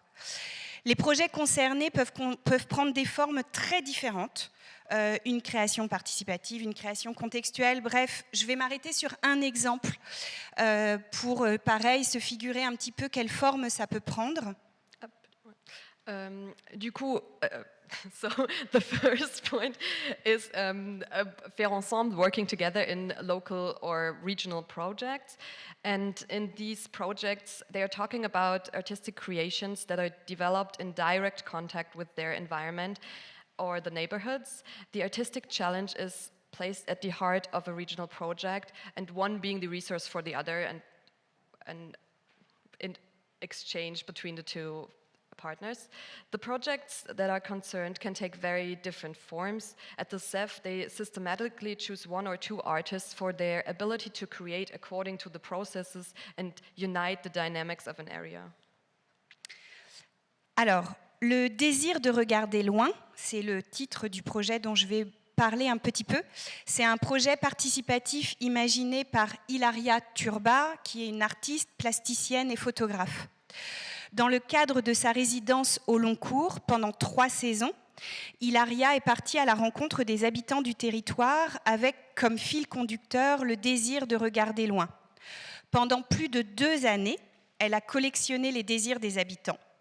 À travers des rencontres spontanées et des ateliers, elle a ainsi constitué une collection vivante faisant apparaître en filigrane la vie de ces quartiers dans une dynamique poétique et complexe. La restitution de ce travail a pris 3 formes.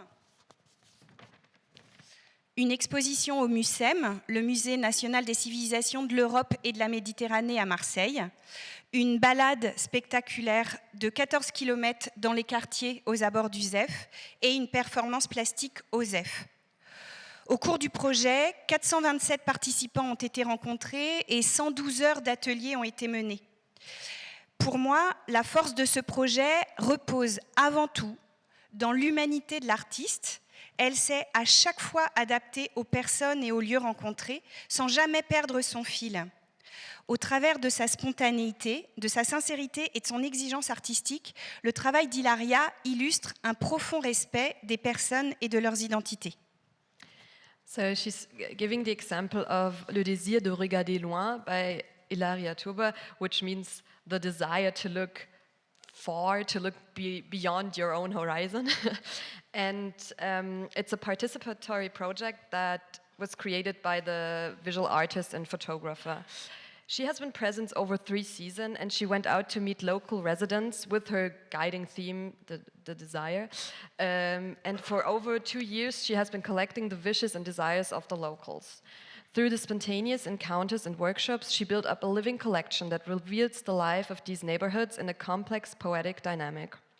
This work was then presented in 3 ways: an exhibition at the MUCEM, that's a museum in Marseille, a spectacular 14-kilometer walk through the neighborhoods around the ZEF, and an artistic performance at the ZEF. With the project, 427 participants were met and 112 hours of workshops were held. For Celine, the strength of this project lies above all in the artist's humanity, adapting each time to the people and places encountered without ever losing her common theme that they worked with. Through her spontaneity, sincerity, and artistic quality, Hilaria's work illustrates a profound respect for people and their identities. Le deuxième aspect de nos stratégies repose sur la notion de donner les ressources, ce qui s'appelle plus communément l'éducation artistique. Ces actions d'éducation artistique rythment tout le programme d'activité du ZEF. Elles sont multiples, elles sont régulières, elles sont systématisées. En moyenne, on met en place 1000 heures par an de pratiques artistiques dispensées pour 3000 personnes. À l'image de la programmation et de ses artistes associés, elles sont porteuses de disciplines et d'esthétiques variées. Ces actions se mettent en place avec des partenaires très différents, le champ éducatif, social, associatif, etc. Et elles permettent de toucher un public vaste et mixte. Elles permettent notamment de toucher la jeunesse. Les écoles maternelles et primaires, les collèges, les lycées, l'enseignement supérieur. En fait, tous les partenariats avec l'éducation nationale représentent 60 à 70% des heures et des publics touchés par les chiffres que j'ai donnés au début. So the second aspect of the strategies is providing resources in the arts education. So artistic education initiatives punctuate the CEF's entire program. They are numerous, regular, and systematic. In average, 1,000 hours a year of artistic practice are provided for over 3,000 beneficiaries. These initiatives cover a wide range of disciplines and aesthetics and are set up with a wide range of different partners. For example, educational, social, voluntary, etc. They reach out to a wide and mixed audience, and in particular to young people. nursery and primary schools, secondary schools, colleges, the partnership with the national education system make up between 60 and 70% of the hours and audiences reached. Le troisième aspect des stratégies, je l'ai nommé favoriser la réciprocité. C'est les animations jardin et cuisine. Alors ces animations signent vraiment une spécificité à part entière du ZEF. Sa mise en œuvre est portée par 2 animateurs culturels qui sont dans l'équipe permanente du théâtre. Elles ont pour objectif d'élargir la portée culturelle de notre lieu à des gestes qui peuvent ne pas être artistiques. Et ainsi favoriser les transmissions réciproques et les échanges de savoir-faire. Par exemple, au travers des animations cuisine, nous activons notamment des temps de convivialité et des espaces d'hospitalité qui sont très concrets autour de l'activité. Il s'agit par exemple d'animer un atelier préparation du goûter avec un groupe en vue de la dégustation et de l'échange à la sortie du spectacle. Et au travers des animations jardin, là, on va plutôt activer des enjeux écologiques, ateliers compost, cueillette sauvage. Ces actions ont en outre pour particularité de bien plus souvent s'appuyer sur les besoins et des objectifs très identifiés par nos partenaires, pas les besoins tels que nous les identifions.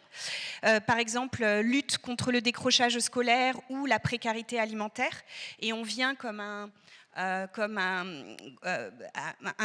partenaire transversal pour travailler sur ces questions-là, contrairement à l'écriture d'un projet artistique qui lui précède, même s'il peut répondre à d'autres objectifs, il précède l'action. So the next aspect is what I translated as promoting the reciprocity of garden and cooking events. These events are a very special feature of the ZEF. They are run by 2 cultural animators who are part of the theatre's permanent team. Their aim is to extend the cultural reach of the venue to non-artistic activities and to encourage the sharing of knowledge and know-how. Through the cooking activities, opportunities for conviviality and concrete hospitality are created. For example, a snack preparation workshop for a tasting and a time to exchange after a performance. In the garden activities, they focus more on ecological issues, compost workshops, wild harvesting, etc. These initiatives are based on the needs of the partner and have very clearly identified objectives by the partner. Unlike what could be the case of other artistic initiatives that often come with predefined goals, predefined projects and goals and objectives to the theatre. And now it's going to be my last point for strategy, and then I will be shorter. Favoriser l'interconnaissance, c'est ce qu'on essaye de développer avec les jardins partagés. Alors, les jardins partagés du ZEF ont été une réponse spontanée du théâtre il y a près de 15 ans pour accompagner l'implantation sur le quartier tout en s'emparant de parcelles de terre qui étaient délaissées aux abords du site. Alors là, il faut imaginer un quartier en pleine rénovation urbaine où le cadre de vie est particulièrement sinistré. Il faut imaginer aussi des habitants qui vivent dans des immeubles d'habitat collectif et ayant un rapport à la terre quasi impossible. Et aujourd'hui, une trentaine de familles cultivent encore leurs parcelles de 20 mètres carrés. Et voilà, et créateur de liens sociaux et pour nous, facteur de participation à la vie culturelle au sens large du quartier, entre convivialité, hospitalité, partage de savoir-faire. Ces jardins partagés sont un des programmes dont nous sommes particulièrement fiers, en ce sens où ils sont venus structurellement et de manière pérenne bouleverser notre organisation. Ils ont abouti à la création d'un poste. Ce poste, il est financé par des ressources qui ne sont pas dédiées à la culture. Ces jardins sont un véritable outil pour lutter contre l'entre-soi et puis surtout, ils permettent de venir à la scène nationale, ils permettent de venir au théâtre en passant, sans engagement, mais surtout, ils permettent d'y prendre des habitudes. So the third and last point of the strategies is the promotion of inter-knowledge with the shared gardens. The ZEF's shared gardens were a spontaneous response from the theater nearly 15 years ago to support their move into the neighborhood, while at the same time taking over parcels of abandoned land. You have to imagine a neighborhood in the midst of urban renewal, where the living environment is particularly hard. You have to imagine residents living in blocks of flats with almost no possible relationship to the land. Around 30 families are still cultivating their 20 square meter part of land while creating social links and contributing to the cultural life in the broad sense of the term. These shared gardens are one of the programs of which they are particularly proud at the ZEF, because they have structurally and permanently changed the organization, leading to the creation of a new position which is financed by resources that are not dedicated to culture. These gardens are a tool to fight against isolationism. They allow people to come together, to come to the theater without any commitment, just to drop in, and they allow people to return and develop habits in visiting the theater. Et donc maintenant, je vais parler de quelque chose qui n'a pas fonctionné. Et il y a des actions qui fonctionnent moins bien, évidemment. Et se donner les moyens de les regarder en face, tout comme considérer ces échecs comme des éléments nécessaires à nos projets, me semble particulièrement indispensable. So now we're talking a bit about what hasn't worked so well, and because there are sometimes initiatives that don't work, and for them it's very essential to face up to them and to consider these failures as a necessary element in the projects.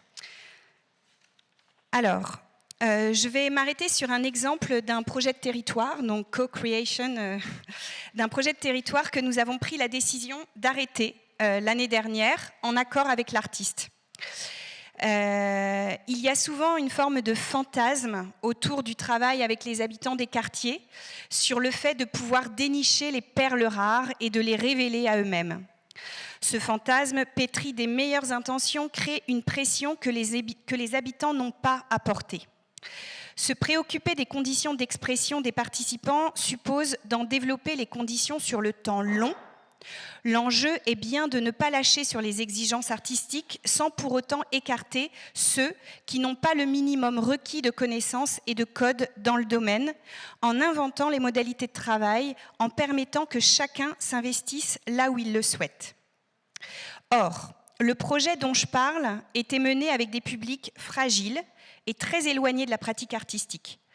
Le premier écueil a été d'écrire un projet dont l'enjeu de restitution était central, ce qui a généré une attente de réussite stressante pour tout le monde.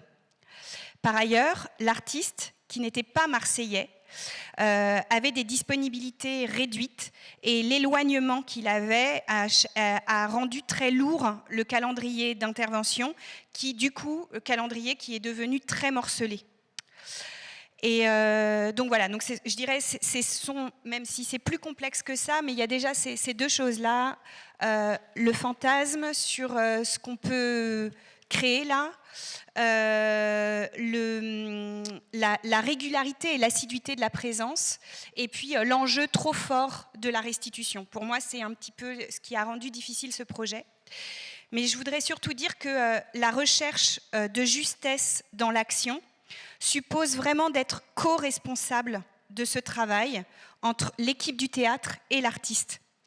Nous, théâtre, devons assumer notre légitimité à orienter et guider les artistes accueillis. Nous connaissons le territoire. Nous devons pouvoir affirmer notre compétence à repérer si la pédagogie n'est pas adaptée.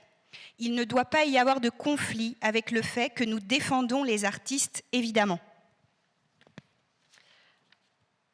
So, to take an example of a local project that hasn't worked so well and that they decided in agreement with the artist to stop last year, she's naming two of the biggest problems they encountered. The first one being that there's often a fantasy around working with the local residents and about being able to find rare gems and help them discover themselves. This well-intentioned fantasy creates pressure that local people shouldn't have to bear. Worrying about the conditions under which participants can express themselves means developing the conditions over the long term. The challenge is not to give up on the artistic requirements without excluding those who do not have the knowledge or codes in the field by inventing working methods that allow everyone to get involved where they want to. The project she mentioned is was run with vulnerable audiences who were far away from artistic practice. And the first pitfall was to write a project in which a representation in the end was central, which generated a stressful expectation of success for everyone involved. What's more is that the artist was from outside Marseille and had too little time available, and the distance to the project meant that the timetable was logistically difficult. The search for the right balance in the action presupposes that the theater team and the artist are co-responsible for the work. This also means that the theater needs to orient and guide the artists they welcome. The theater knows the area and can or has to identify when the methods are not appropriate. Of course, this must not in any way conflict with the fact that the theater is really supporting the artists. Et pour finir, les prochaines étapes, next. Nous allons bientôt investir une nouvelle parcelle, 500 mètres carrés de terrain vague, délaissé, mitoyen à nos jardins partagés. Nous allons y aménager un poulailler, une aire de compostage et un four à pain. Elle pourra faire l'objet d'une animation partagée avec les partenaires voisins, le centre social, la médiathèque, pour un programme d'action éducative et culturelle autour de l'écologie, la cuisine, le paysage, la lecture. Elle pourra être un outil au service des écoles pour un travail illustré autour des gestes éco-responsables, par exemple.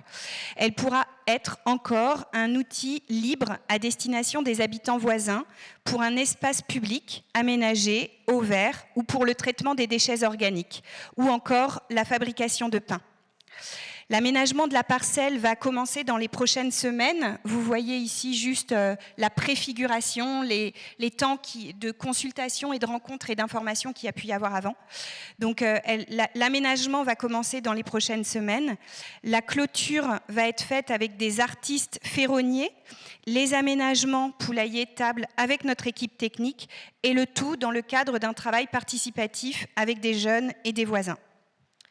So what comes next? The theater will soon be taking over 500 square meters of wasteland adjoining the shared gardens, and they're going to build a chicken coop, a hen house, a composting area, and a bread oven. The land could be used to run a program of educational and cultural activities in conjunction with neighboring partners, just like the social center and the media library.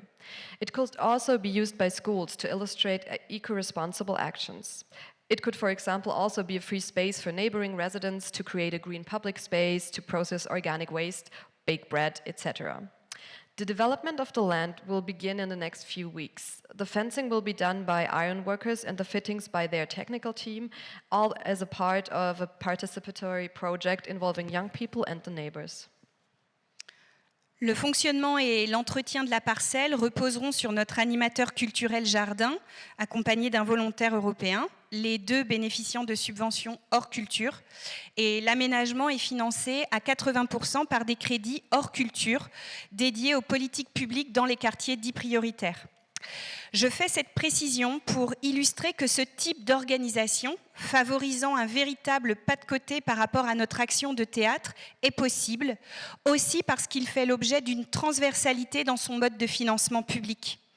S'autoriser à fabriquer hors des normes instituées des projets sur mesure, cousu main et surfant sur la vague d'une culture de financement au projet est une manière d'assumer notre mission d'ouverture au territoire, martelée par les politiques publiques, mais une mission assurément qui ne peut se faire sans rester indiscipliné et inventif.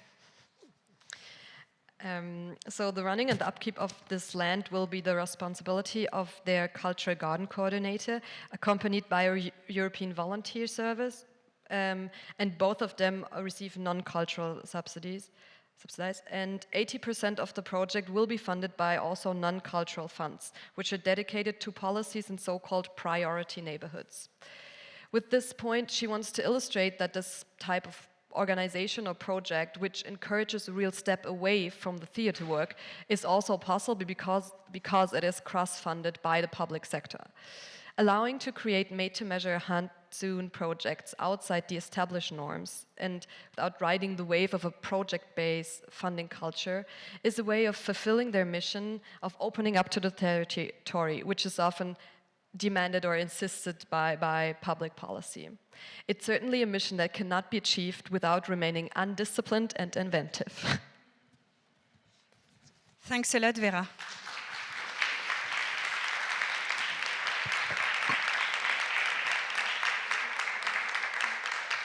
Merci beaucoup à vous deux.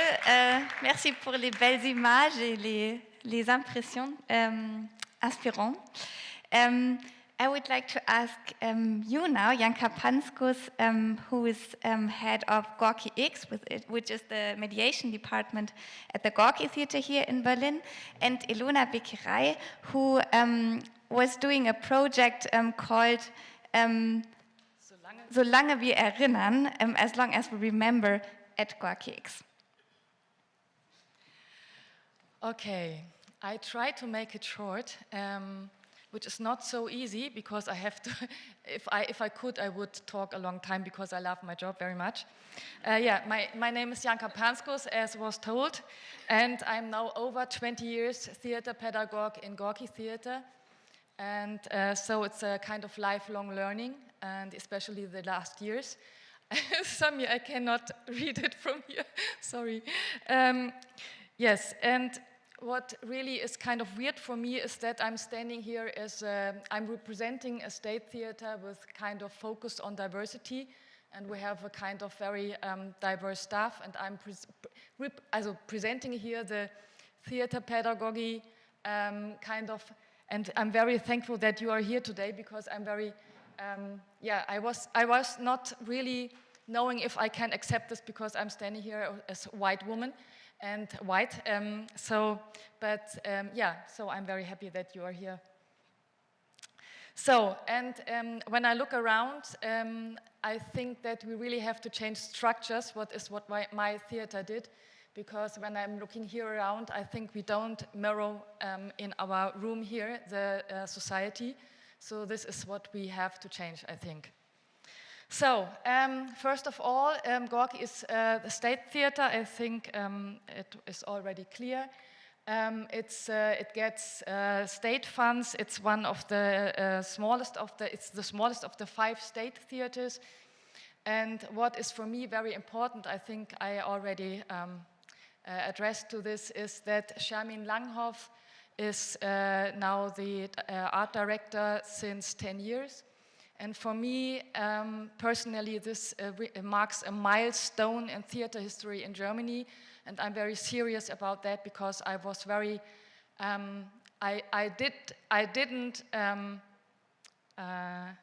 was not conscious before this change, and for me, this is really a turn, that all state theaters or many theaters in Germany were mainly white until Charmin Langhoff came to Gorki. And now I think things are changing and we are really lucky. So Charmin Langhoff before was at this off theater, the Ballhaus-Nauninstraße, and the so-called post-migrational theater. And for me, it's a great misunderstanding that people think that it means that it's only for migrants. No, because we all are a post-migrational theater, and it really means also white people have to be conscious of that.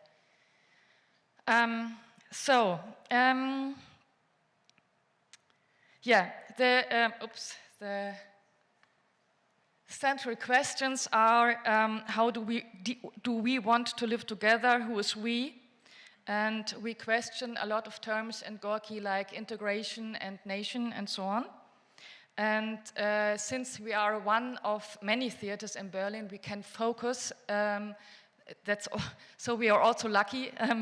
Since we have the mission that we mean the whole city, and I think it was mentioned before, we cannot reach the whole city, so we focus on some things. We focus on marginalized groups, so who was not seen before, who was not heard before on stages. So our main issues are race, class, and gender. One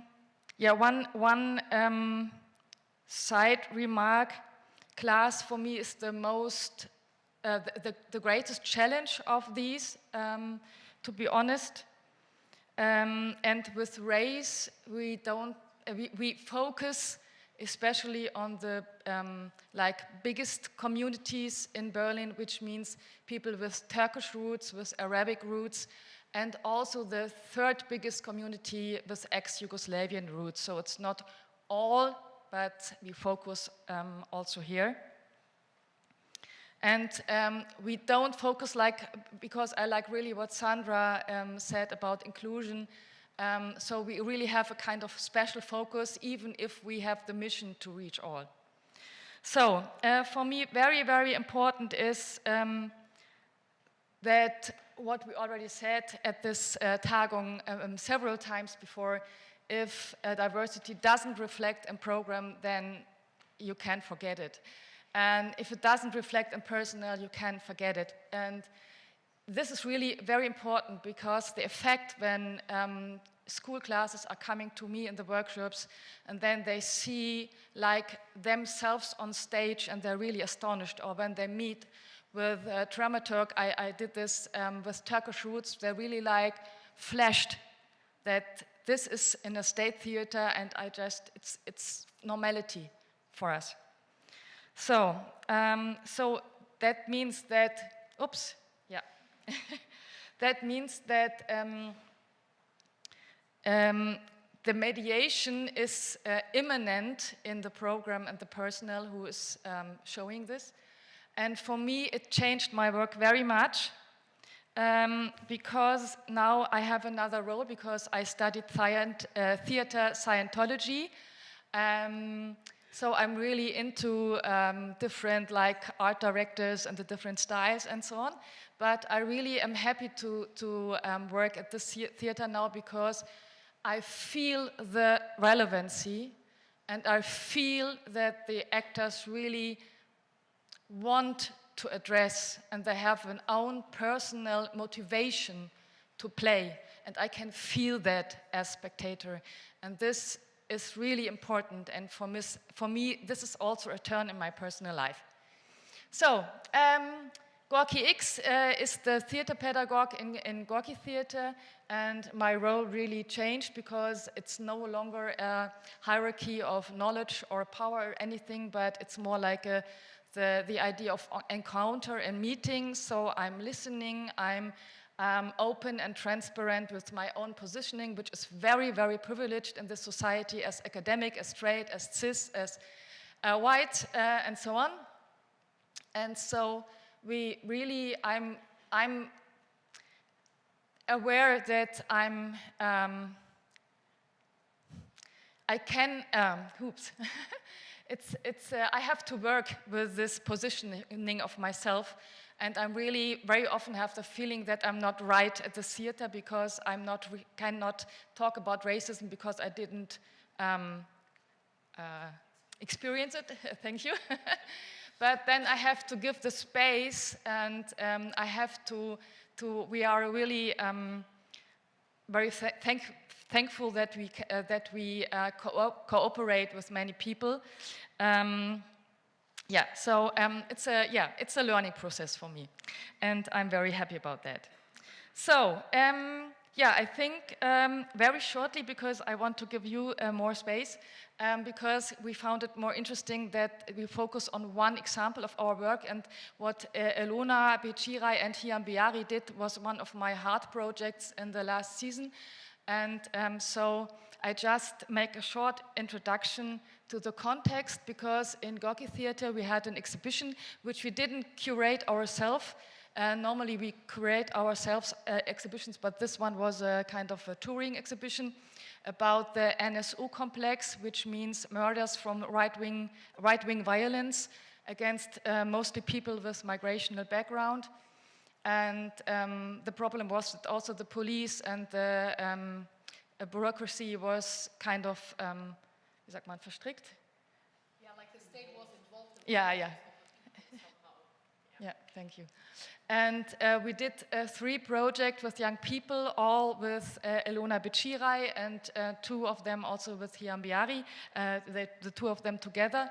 And the 3rd project was Solange wir erinnern, and it's kind of based, or it's like organically developed from this kind of work before. But Elona Bechirai and Hiam Biari had the idea for this 3rd project, and they contacted us and asked if we want to cooperate with them, and we said yes. And yeah, so I give the stage to you. Hi, I'm Elona Bechirai, and I'm very happy to work with someone like Janka, because she's actually the perfect example of an ally, I would say. She really made room for our projects and our histories and our also biographical connection to the topic, and I really appreciate that. Thank you. So yeah, our project is called Solange wir erinnern. In English, it means as long as we remember. And it was an idea to remember the horrific attack, the right-wing attack on especially migrantified people and people not looking German. There were 9 people being killed in February 2020, but it was not the first time that neo-Nazis and German right-wing terrorists attacked migrantified people and black people in Germany. This has a history of continuity in Germany, and for everybody who's not German, after the Second World War, there was no end-Nazification, as we call it, because people still, in some position, even supported these attacks. So our main was, how can we, because my colleague, she's a Palestinian from Gaza, and I'm an Albanian woman, but born in Germany, so I'm German-Albanian, and we asked ourselves, what has this history to do with us, with my parents who came here as guest workers and built Germany up? So Germany is here where it is because of the people who came to build it up. And we had the idea that also as Instagram activists and political educators, in the bubble we all know these topics, in the bubble we know what anti-racism is, but if we go, for example, to Kreuzberg or Neukölln, who are really like places where a lot of migrantified young people live, the topics don't reach them, the empowerment doesn't reach them. So our idea was, what can we do to make a remembrance day on schools? To go out of the theater, to work with the theater, but to go out to the schools, to the points where all the students live and spend most of their days in. So what we did for the first half of the project, for I think 2 or 3 months, was to give input workshops. Like we had 2 schools we worked with. On Wednesday, for example, we went 90 minutes in one school, and on Friday, 90 minutes in another school. And what we did was we gave theoretical input. We talked about continuity of right-wing violence in Germany, so people just understand that Hanau, what happened there, was not out of nowhere, but it has system in Germany. And what we then did, and what I find interesting, is to not let the people alone with all the knowledge, especially the people who are betroffen, how to say it, affected by racism. But we asked ourselves, what can we do with the knowledge? How can we bring what we learned to the people in the theater, at our families, and in the school? Then we invited maybe 15 migrantified people with migration background who are artists. We invited them as experts. What we did was we asked the students, how do you want to remember? What do you want to do? What kind of art do you like? What is something you want to try? Do you like to work in groups? Or are you someone who likes to work for themselves? So at the end of the day, we had, I think, 5 or 6 workshops. We had 1 week in the Gorki. I think we were 60 students storming the Gorki. Everybody was like, what is happening here? And it was really funny. It was a cool time because the Gorki offered us all the rooms we needed to work. We had, for example, one Muslim podcaster who does a lot of podcasting about her Moroccan history. And we had 2 girls. Maybe I can show you here. Yeah, we had like 2 girls who decided to make a podcast. They made like, I think it's 25 minutes. You can also scan the code later so you can hear it. And they talked about what it means to grow up in a family where the woman, the mother, for example, has a hijab or even herself, and what Hanau did to her and her experience. We had, for example, people here, they worked on a documentary. They did an own documentary film about people who engage against racism in Berlin and also people who experience like attacks in Berlin themselves. Here we made a satiric film about the absurd police work that was being done in Hanau, which was really racist actually. And it was really funny that they could use also their white position to kind of shed a light on this topic without acting like a victim, because it was really hard for us to let the white students without migrantified background somehow to take their voice and speak up without acting like they are the victim in this, in this structure. Yeah, sorry. So this is the podcast. You can scan it later. I will open it up later again. And we had, for example, a Zine, where people had comics about how it is to live in Germany, what it means to be from Turkey, for example, or Kurdistan, what it means to live in between 2 cultures for them, what struggle comes with it, but also how amazing it is to speak 2 languages. Because in Germany we have the problem that if your second language is French or Spanish, it's so fancy and cool, but if your second language is Turkish, Kurdish, Arabic, then it's not that important. And we try like to change the narrative and empower these people. Like they also had Arabic poems, for example, and it was okay that they use their voice in the way they want to. These, for example, were letters that we wrote to the victims, to the families of the victims in Hanau. Like there was mothers who fight for the rights of their son to be acknowledged as a hero also somehow. And we wrote letters where we say, hey, Germany, this is not okay. Hey, Germany, we want clarification. Or, hey, families, we are with you. We understand your pain, to make them feel that there's a community thinking about them. Yeah, and we had, for example, here people who made portraits of the victims, and we had a big installation in the Gorky Theater where there was a big exposition with all the art that we created.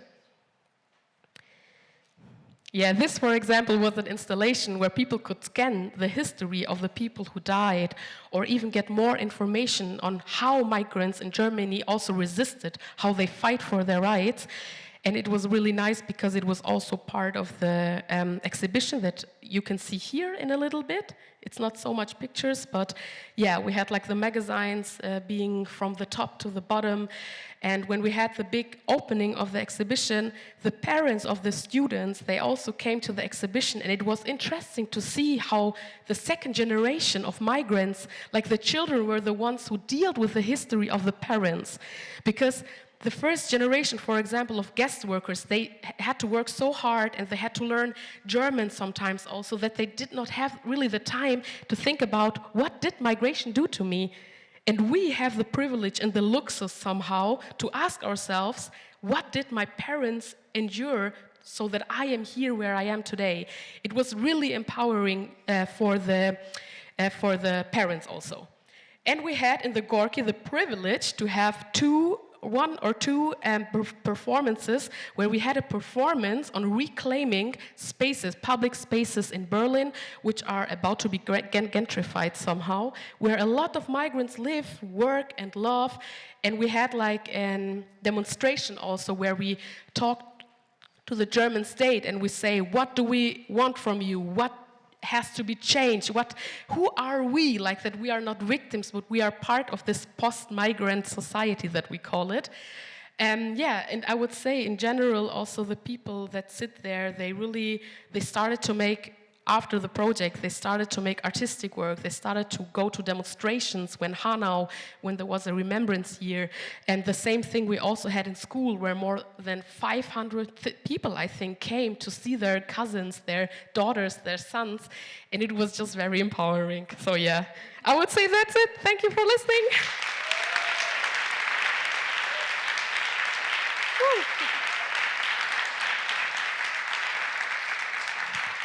Thank you so much, the two of you. Yeah, thanks to all of you.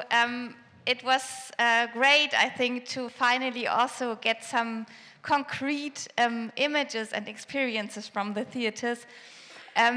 We have some minutes for questions in the room, and afterwards we will go in the working groups and hopefully discuss the questions we were talking about now with all of you, because I know that we have a lot more theater practitioners in the room who are also doing great work.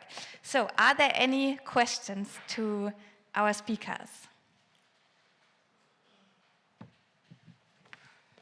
I'm doing the icebreaker question. Because yesterday we said that one of the results of our research was that all these great projects, and we heard, I think, from all these countries, really great participatory projects, which are completely different from the typical theater watching, attending. And so I was wondering, in which way are your participatory activities connected to the so-called core program? Because you're all still doing kind of core programming, where people just attend, or just normal audiences. How is it connected? Because otherwise, if it's all separate, as we said yesterday, the theater as a whole organization won't change. But I think, I'm sure you have strategies for that, and I would like to know how they look like. There are microphones on these tables, so if there's anyone who feels like answering first, please just pick one of the microphones. I think they should be on. Okay, I try. Yeah, this is a very interesting question. I think we have two different strategies in Gorky Theater. One is I'm doing mediation workshops as preparation for school groups to go in a performance. So this is a real direct connection. And as the teachers know that we have a a program which really addresses all kind of school groups and is really most performances in our theater are understandable even if you don't go every week in theater. So this is really very important. So there is a really direct connection. And I think the project is something different. I think it doesn't aim that the people then are coming to our performances, but it aims to say it's also your space. And that to give them kind of a value in society that they are part of the so-called high culture. Yeah, like Gorky Theater, for example, for me as a migrant woman, migrantified woman, was the first theater I ever visited in my life, and it was 2 years ago. It's unbelievable, for example, that I work there now because I never went to a theater before. I was afraid that I don't understand what they are talking about. I was afraid that the history, like the stories, don't resonate with me. But the children also who had the chance to go to other acts too were like, wow, I can't imagine the story of my father is on the stage. They talk like me, they look like me, and also our project was a perfect representation of what Gorky stands for, like diversity, but like real diversity, the history of the unheard, and the histories of our students were also unheard till then. So it's like a big connection.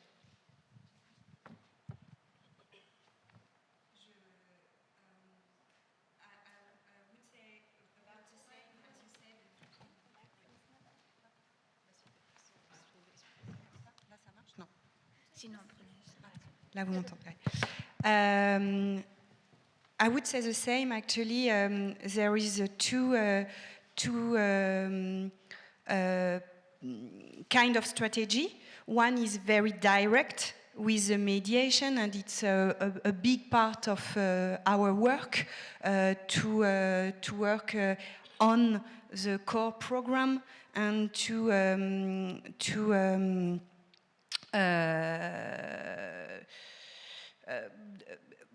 make it familiar, to make it qu'on peut s'approprier ces choses-là.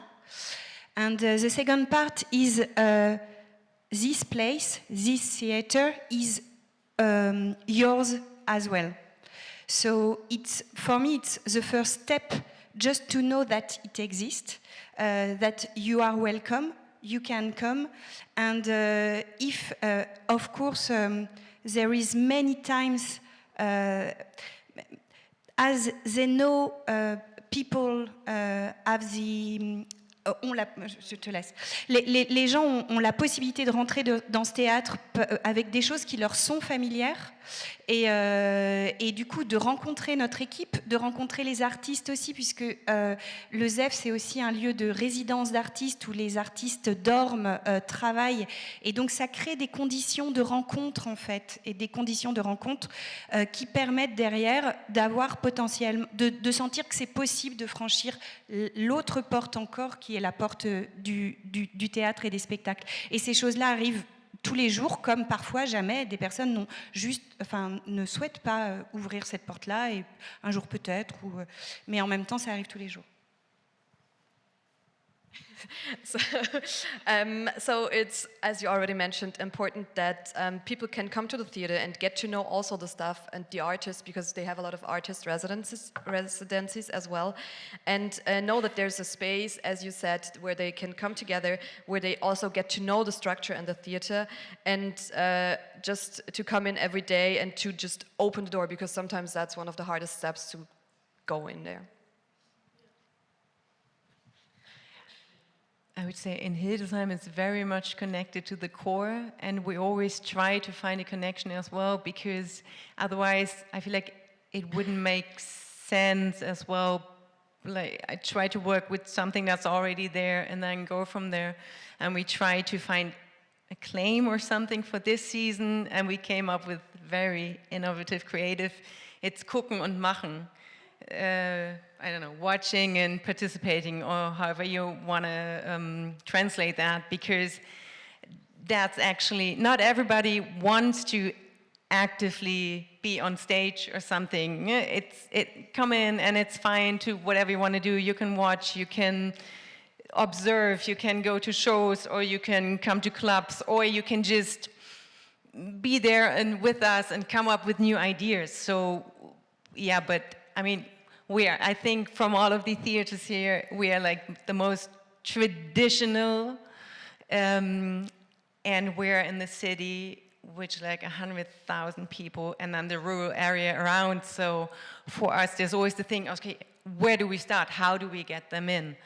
And of course, then our shows, and I mean, like, I'm not lying, if we don't have an audience or people who come and see our shows, then I don't have a job anymore. I mean, yeah, let's face it. So it has to be somehow connected to the core as well.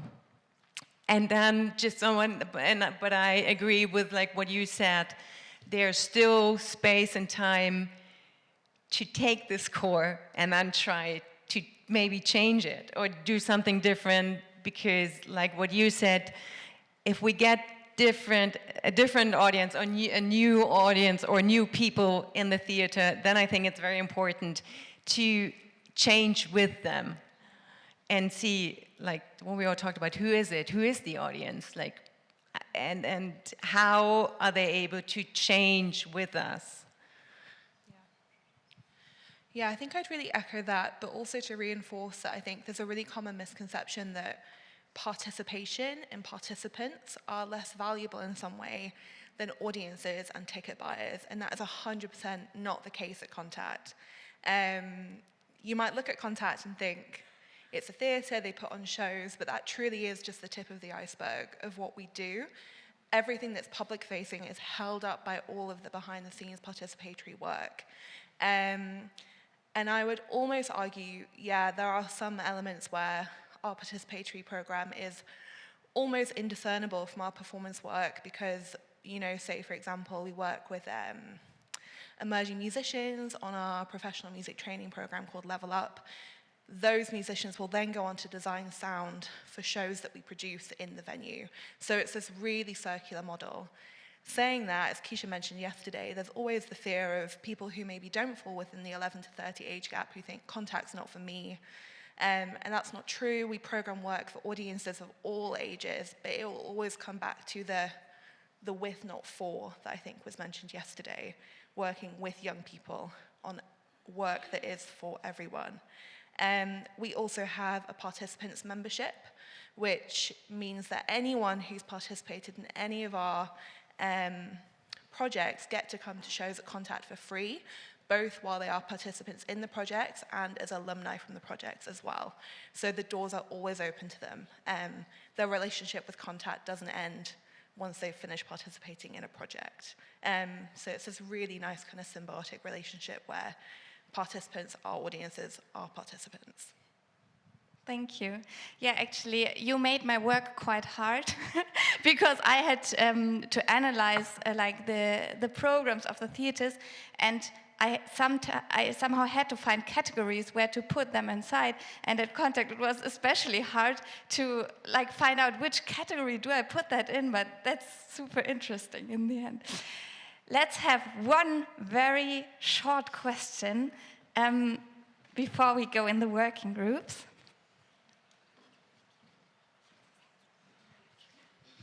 Hello, thank you for sharing. I just have a question for Nevis. I would like to know how you became what was it again, like the young people representative, and what are you doing? So it's very nice to have you here. Thank you for the question. So in my day-to-day life, I work a full-time job in risk assessment. My dream, when I was young, I just wanted to be an artist, really. And because I come from a working class background, family, they always said, you know, you're not going to put any bread on your table if you just do poetry. That was my main craft, or drumming, again. Poetry and drumming are my main interests. So in my day-to-day life, I'm a risk assessor. On the side, I'm doing poetry, drumming, and I have an interest in music production. So when I started with Contact, initially I didn't have a drum kit at home.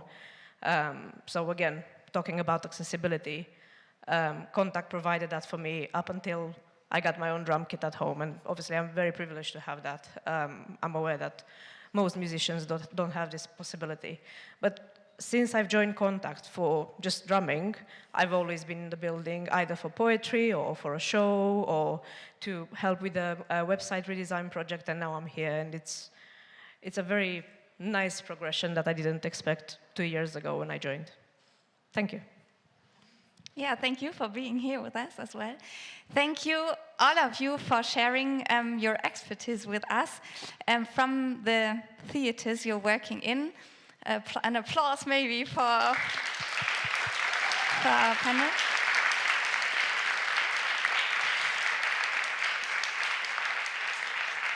Herzlich willkommen.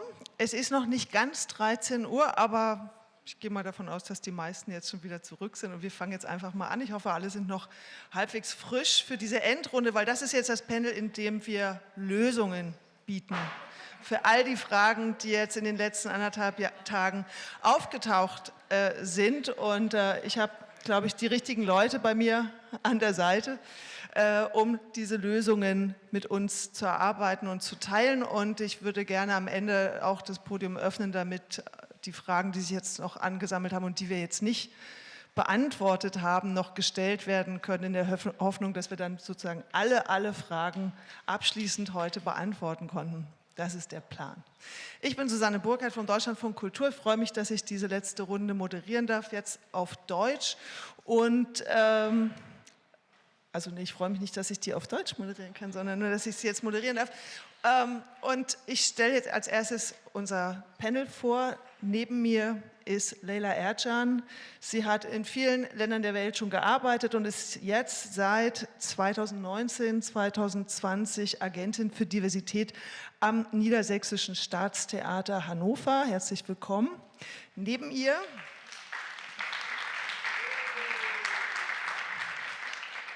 Neben ihr Dr. Thomas Reitz. Er ist Kultur- und Sozialwissenschaftler und forscht seit 2020, wir haben es gerade noch mal präzisiert, am Institut für kulturelle Teilhabeforschung der Stiftung für kulturelle Weiterbildung und Kulturberatung in Berlin zu Fragen der strategischen Publikumsentwicklung von Kulturorganisationen und Kulturpolitik. Sehr sperriger Titel, aber wahrscheinlich doch sehr praktisch in der Arbeit. Ne? Herzlich willkommen.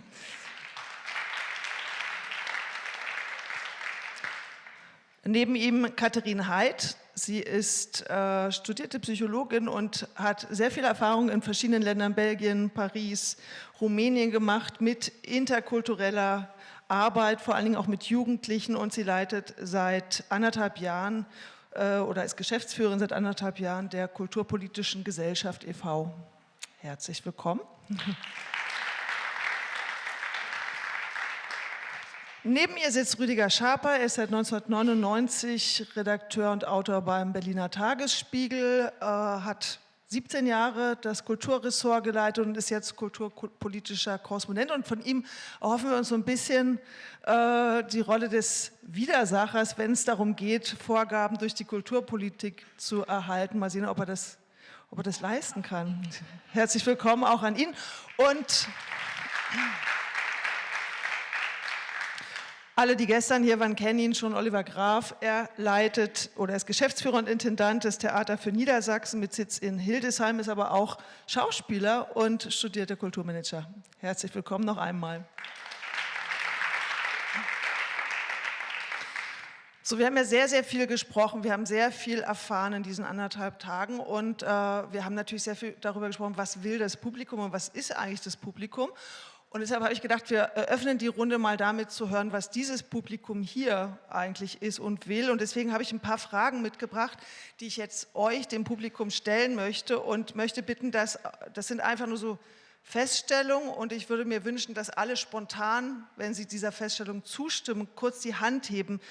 Es muss niemand Sorge haben, dass ich nachfrage, warum jetzt so oder so entschieden wurde. Also man muss sich nicht rechtfertigen und man muss auch vielleicht nicht zu lange nachdenken. Aber dann kriegen wir hier als Panel mal so ein kleines Stimmungsbild, wie das Publikum so tickt. Weil wir haben heute Morgen ja schon erfahren, dass das Publikum das deutsche Stadt- und Staatstheatersystem dem englischen und dem französischen vorzieht. So, also jetzt kommen die Fragen. Ich hoffe, alle sind bereit. Es kann wirklich ganz schnell gehen. Also, sind die Theater in Deutschland zu elitär? Ja, dann Hand hoch. Okay. Sind die Theater zu unbeweglich, zu unflexibel? Okay. Produzieren die Theaterhäuser zu viel? Ziemlich eindeutiges Bild, ja. Sollten sich die Theater öffnen und andere Kunstformen anbieten? Brauchen wir noch im Theater Ensemble und Repertoire?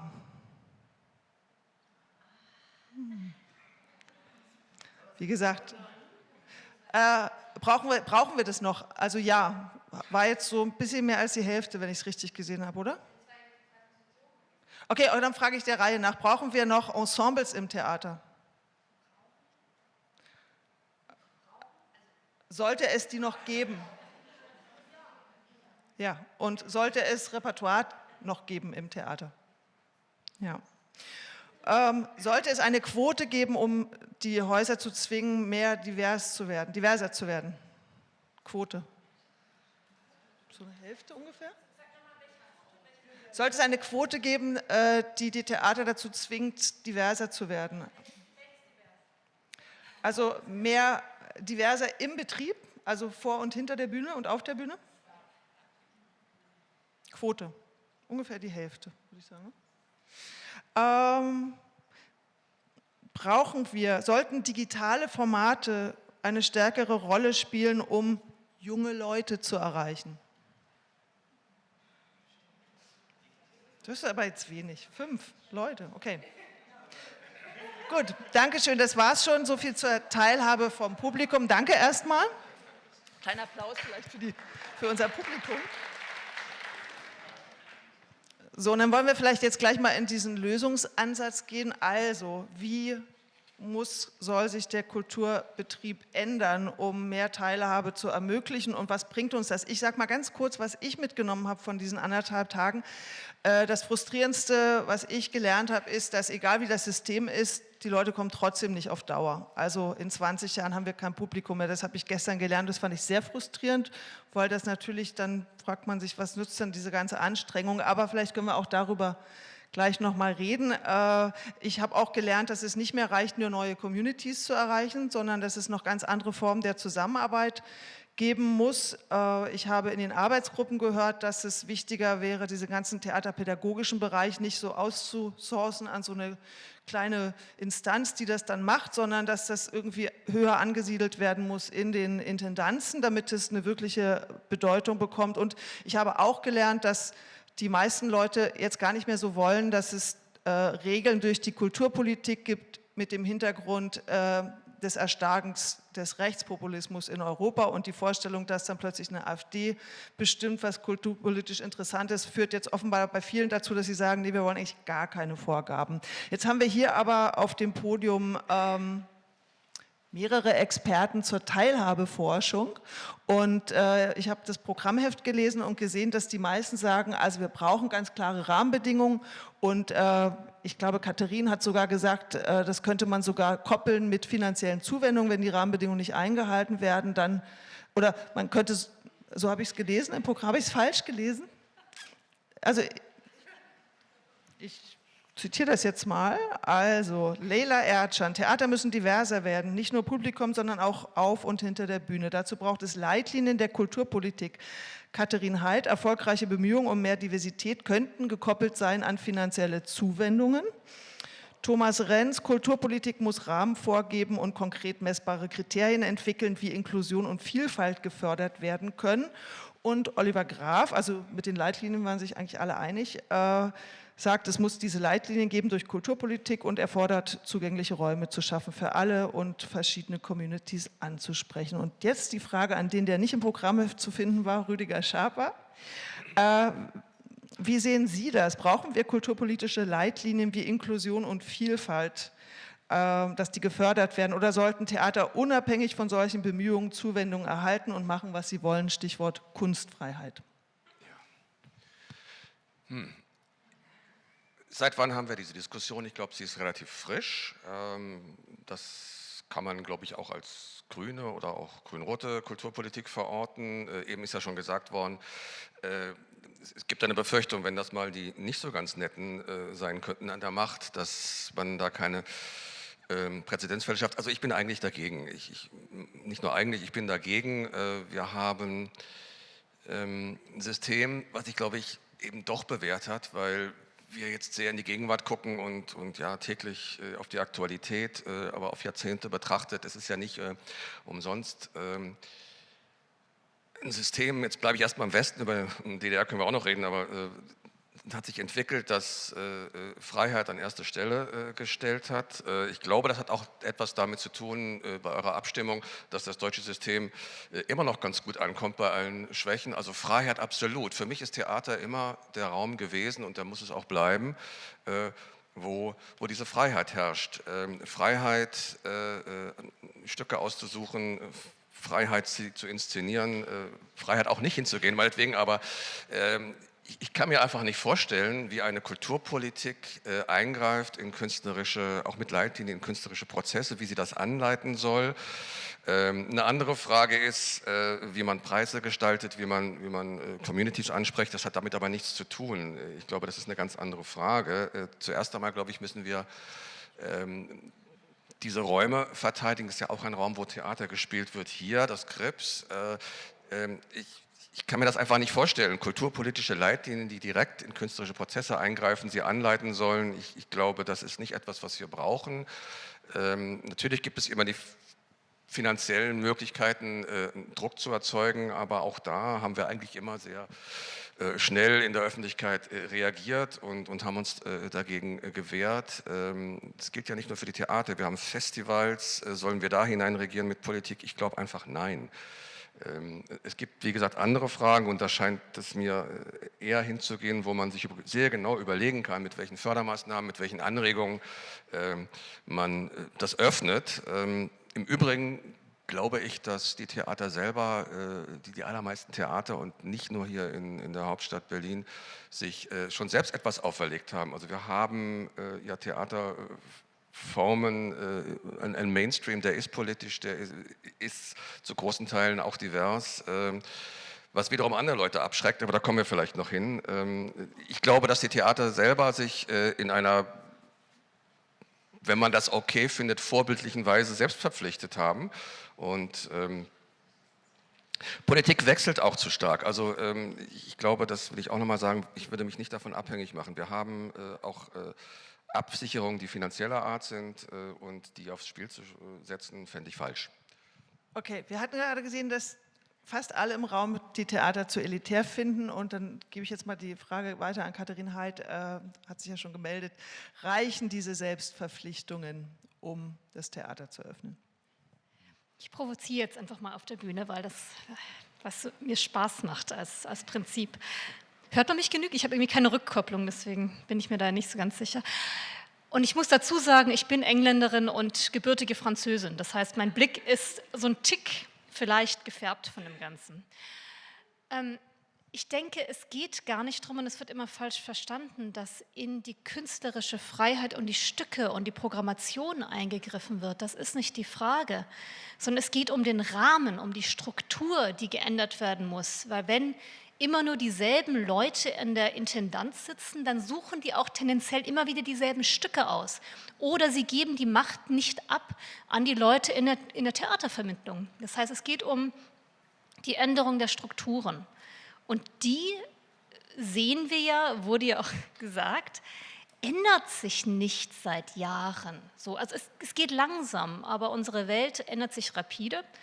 Und ich würde deswegen ganz gerne darüber nachdenken, wie man diesen Prozess sinnvoll unterstützen könnte. So, durch Weiterbildungsmaßnahmen, aber auch durch Personalauswahlmaßnahmen und durch gezielte Förderungen, die diese Veränderung bewirken könnten. Weil dann kämen auch andere Stücke auf die Bühne, so ohne dass man sagt, ihr müsst jetzt was spielen zu sozialer Gerechtigkeit.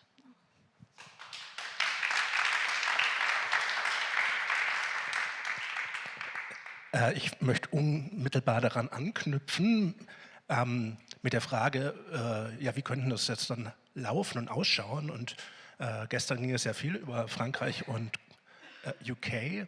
Und ich glaube, was wir insbesondere von England, aber auch in Teilen von Frankreich lernen können, ist diese grundsätzliche Haltung, dass das Theater selbstverständlich auch einen bildungspolitischen, einen sozialpolitischen und von mir aus auch noch einen wirtschaftspolitischen Auftrag mit hat und dass es eben nicht nur ausschließlich einen nicht weiter definierten Kulturauftrag gibt.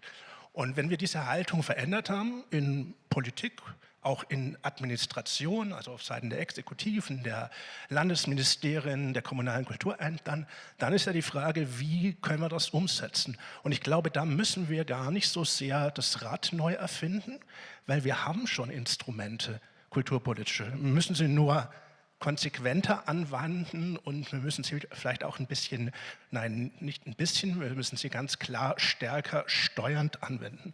Ich möchte das Beispiel Berlin nennen. Berlin hat irgendwann entschieden, dass es wichtig ist, dass die landesgeförderten Kultureinrichtungen wissen, wer ihr Publikum ist. Deshalb machen sie einen Trick. Sie haben einen Förderbescheid. Und die Theater in Berlin bekommen einen Förderbescheid. Und wir haben es gestern gehört, Oliver Reese bekommt, glaube ich, 19,4 Millionen Euro. Da steht dann drin, Herr Reese, hiermit kriegen Sie 19,4 Millionen Euro für Ihre Theaterarbeit.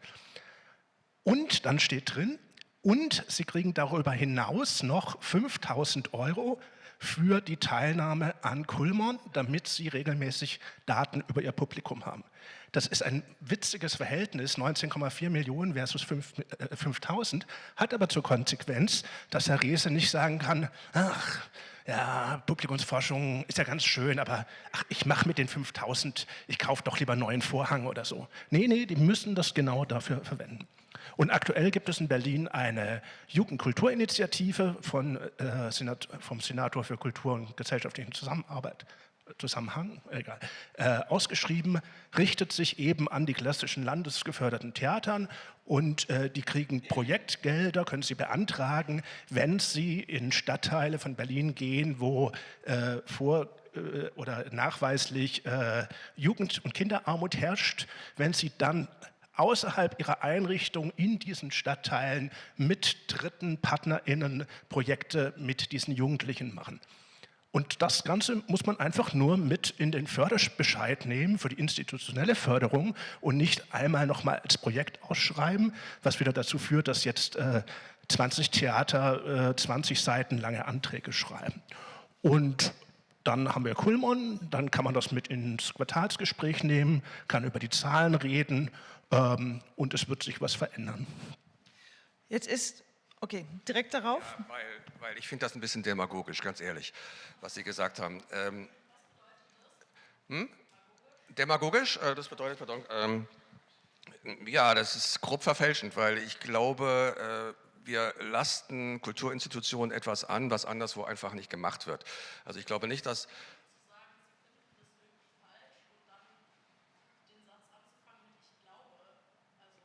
Dann lasse ich den Glauben weg. Wir reden ja sowieso, also ich zumindest, ich glaube, wir suchen, jetzt sage ich glaube, wir suchen nach Antworten. Ob wir sie finden werden, weiß ich nicht. Wer so komplett fertige Antworten hat, macht mich immer schon ein bisschen misstrauisch. Das wollte ich dazu sagen, zu Ihrer Frage. Ich bin der Meinung, dass wir die Kulturinstitutionen, vor allen Dingen auch die Theater, nicht überfrachten müssen und dürfen. Ich finde das eben falsch. Wir haben Schulen, wir haben andere bildungspolitische Einrichtungen, wir können zusammenarbeiten, aber die Theater können nicht die Scharten auswetzen, die andere anrichten. Also wenn wir eine grauenvolle Bildungs- und Schulpolitik hier haben, und sie ist problematisch in Berlin, dann kann nicht das Theater kommen und sagen, dann stopfen wir da die Löcher oder holen die Bildung nach, die da in der Schule nicht stattgefunden hat. Es gibt viele, viele, viele Beispiele. Natürlich, ich habe lange mich mit dem Krebstheater auseinandergesetzt, ich habe da in Jurys gesessen, ich weiß, was Kinder- und Jugendtheater bedeutet, wie wichtig das auch ist, aber die kämpfen jedes Jahr um ihr Geld und jetzt gibt es einen Neubau, jetzt ist da offenbar ein bisschen was passiert. Das meine ich, wir müssen es erstmal da machen, wo es schon ist. Schule, andere soziale Einrichtungen, aber nicht ins Theater gehen, weil es halt so sichtbar ist und ihr löst jetzt bitte alle unsere sozialen Probleme in dieser Stadt. Ich habe das jetzt grob vereinfacht, aber es ist ja vielleicht auch gut für so eine Diskussion. Okay, Leyla Ercan ist ja ein Beispiel für Leitlinien, also praktisch es gibt dieses 360-Grad-Programm der Kulturstiftung des Bundes und in diesem Programm, also im Rahmen dieses Programms sind Sie ja Diversitätsbeauftragte geworden. Gewesen, ja. Genau. Aber ich vermute mal, Sie wollen auch ja, die ergänzen Leitlinien oder tatsächlich haben es auch mir angetan. Ich bin gar nicht, also ich weiß nicht, ob ich den Begriff Leitlinie so gut finde. Für mich ist das tatsächlich eine Frage des Qualitätsmanagements in Kulturbetrieben und alle Unternehmen im Wirtschaftsbereich haben Qualitätsmanagement. Es gibt da Qualitätsstandards und Kriterien. Nur in Theatern gibt es das nicht. Und man merkt es auch, wenn man die Zielvereinbarungen sich anschaut, da fallen dann Begriffe wie Partizipation und Teilhabe und Inklusion und Diversität, aber es ist oft unscharf, sehr unscharf und sehr floskelhaft.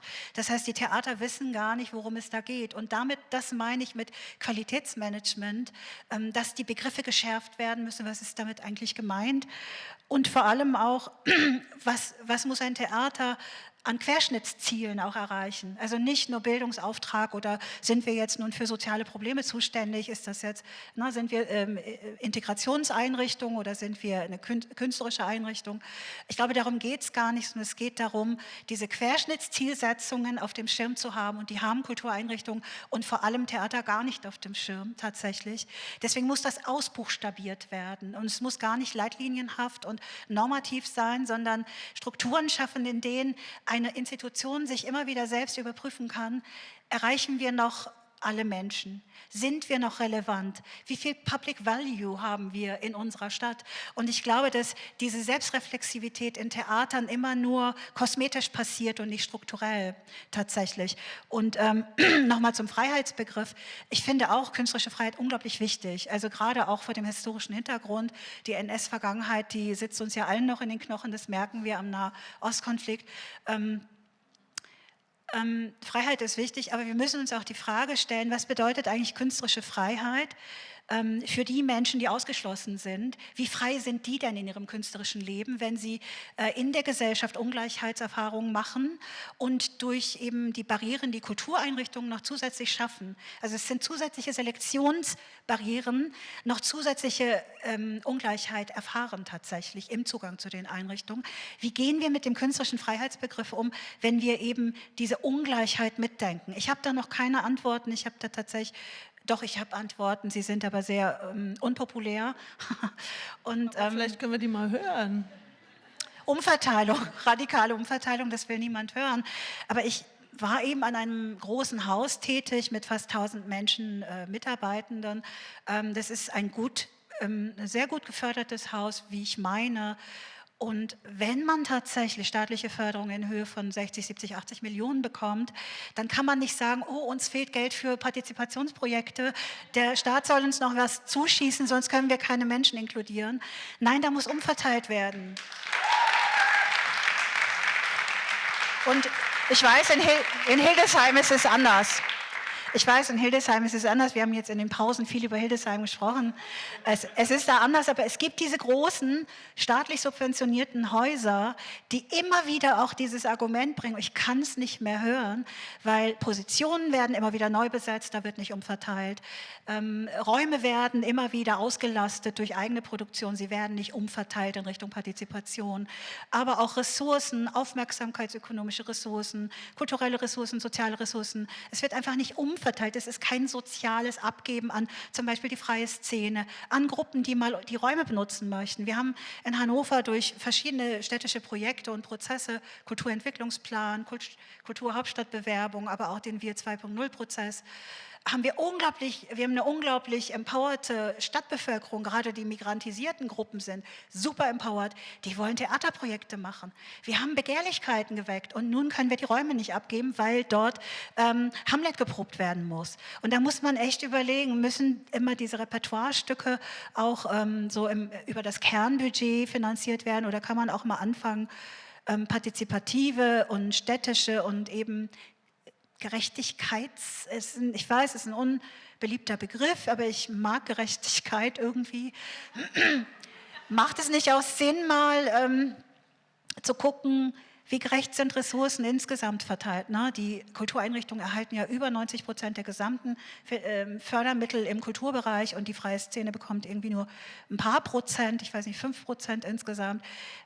Macht es da Sinn, auch stärkere und nachhaltige Kooperationspartnerschaften, Partnerinnenschaften mit freie Szene-AkteurInnen einzugehen, nachhaltige Kooperationsbeziehungen und Vertrauensbeziehungen vor allem.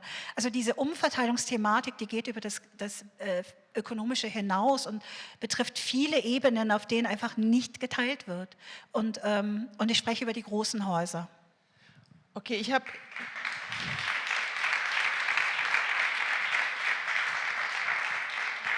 Ich habe jetzt die Pausengespräche zu Hildesheim verpasst irgendwie und habe aber vorhin den Vortrag von der Kollegin gehört, die für die Theaterpädagogik arbeitet und die sagte, sie muss immer losziehen und Gelder einwerben. Dann habe ich gedacht, kann Oliver Graf nicht einfach eine Produktion im Jahr streichen und das Geld dann rüberreichen für die anderen Aufgaben? Nein, kann ich leider nicht. Aber ja, erstmal ganz kurz, in Hildesheim läuft tatsächlich vieles anders. Wir arbeiten zum Beispiel mit der freien Szene zusammen. Also fast alle unsere Kinder- und Jugendtheaterproduktionen sind in Co-Produktion mit der freien Szene. Wir stellen die Räumlichkeiten zur Verfügung. Und nein, ich kann keine weitere Produktion streichen. Also ja, wir haben schon Produktion gestrichen, aber können das Geld nicht umwidmen, weil wir das tatsächlich erstmal in die Löcher stecken. Weil ich habe es gestern schon gesagt, wir haben 1,8 Millionen strukturelles Defizit jetzt jährlich durch die gestiegenen Gehälter. Und ich gebe insgesamt 200.000 € aus für alle Bühnenbilder, Ausstattungen, Kostüme, Requisiten und so weiter. Das heißt, da steht nichts in Relation.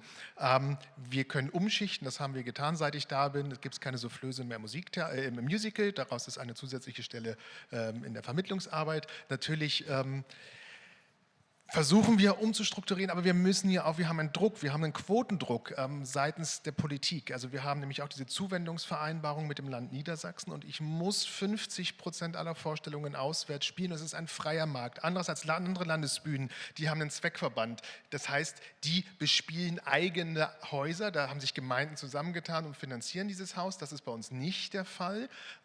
Wir bewegen uns am freien Markt und ich muss diese Quote erfüllen. Und umso weniger ich produziere, umso weniger habe ich im Angebot, umso weniger kann ich dann auch tatsächlich diese Quote erfüllen. Das heißt, mein Ziel ist es erstmal, wenn ich jetzt nur diese Quote mir anschaue und das Land Niedersachsen zahlt uns 50%, also das muss man mal sagen, 50% ist extrem viel, das sind sehr viele Arbeitsplätze. Das heißt, ich muss das irgendwie erfüllen, um diesen Betrieb, so wie er jetzt ist, überhaupt aufrechtzuerhalten. Und wir sind, das muss man auch sagen, in jeder Abteilung unterfinanziert. Wir sind überall, wir arbeiten überall mit zu wenig Menschen. Wir haben in den Ensembles in jeder Sparte 9, 10 Leute. Wir haben ein Orchester mit 26 MusikerInnen. Das ist kein Orchester. Also ein klassisches Orchester mit 26 MusikerInnen, da kann man nicht spielen. Also da bleibt fast gar nichts. Wir müssen immer mit Aushilfen arbeiten.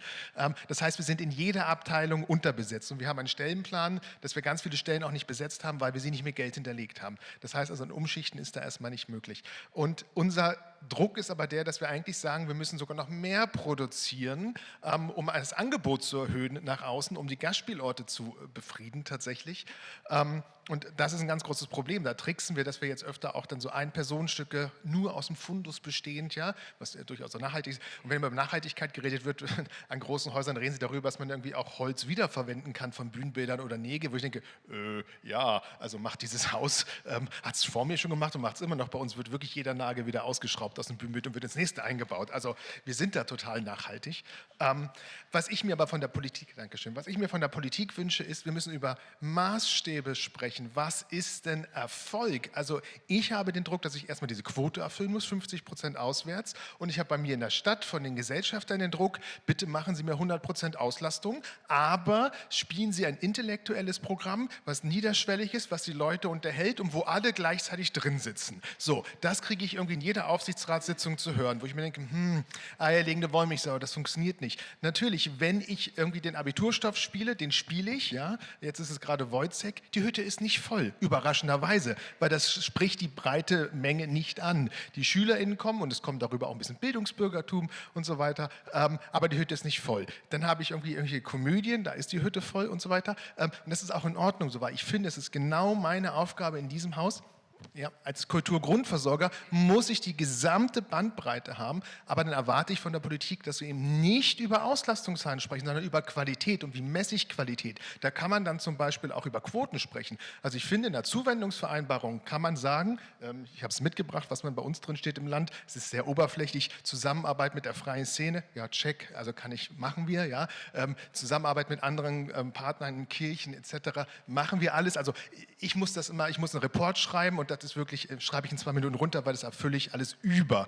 Aber warum spricht man nicht mal über Quoten und sagt, hey, ihr kriegt eine Grundfinanzierung und wenn ihr aber es jetzt wirklich schafft, irgendwie zum Beispiel 50% Frauen, 50% Männer in der Regie, wenn ihr das umsetzt, gibt es was on top zum Beispiel, weil das ist ja irgendwie auch ein Qualitätsmerkmal. Wir erlegen uns diese ganzen Regeln auf und wir versuchen das. Dazu muss man sagen, oft ist es ganz schwer umzusetzen. Also wir möchten zum Beispiel ein diverses Ensemble haben, aber wenn ich jetzt Auditions mache, zum Beispiel für die Musical-Kampagne, es kommen nur ganze 2 Menschen. Es will keiner mehr ins Ensemble. Also das ist tatsächlich so... Recruitment. Genau, und da muss auch die Ausbildungsstätten müssen daran. Also da finde ich, haben wir in den Ausbildungsstätten auch ein Problem.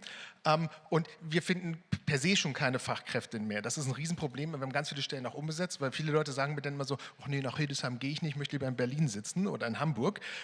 Das ist ein Riesenproblem. Also das heißt, da umzuschichten, ja. Aber ich wünsche mir von der Politik wirklich einen Leitfaden, der sich nicht in die Kunst einmischt, aber in das Strukturelle. Und wir haben nämlich ein strukturelles Problem. Und ich fühle mich massiv eingeengt in den Strukturen. Ich muss liefern und soll gleichzeitig öffnen und das schließt sich tatsächlich ganz oft aus. Ja, wir dürfen auch nicht versagen. Ja? Also ich möchte auch versagen dürfen. Also Dinge genau, ich will auch nicht versagen, weil wir haben Lösungen versprochen und nicht nur die Probleme. Deshalb, Katharin, jetzt bitte.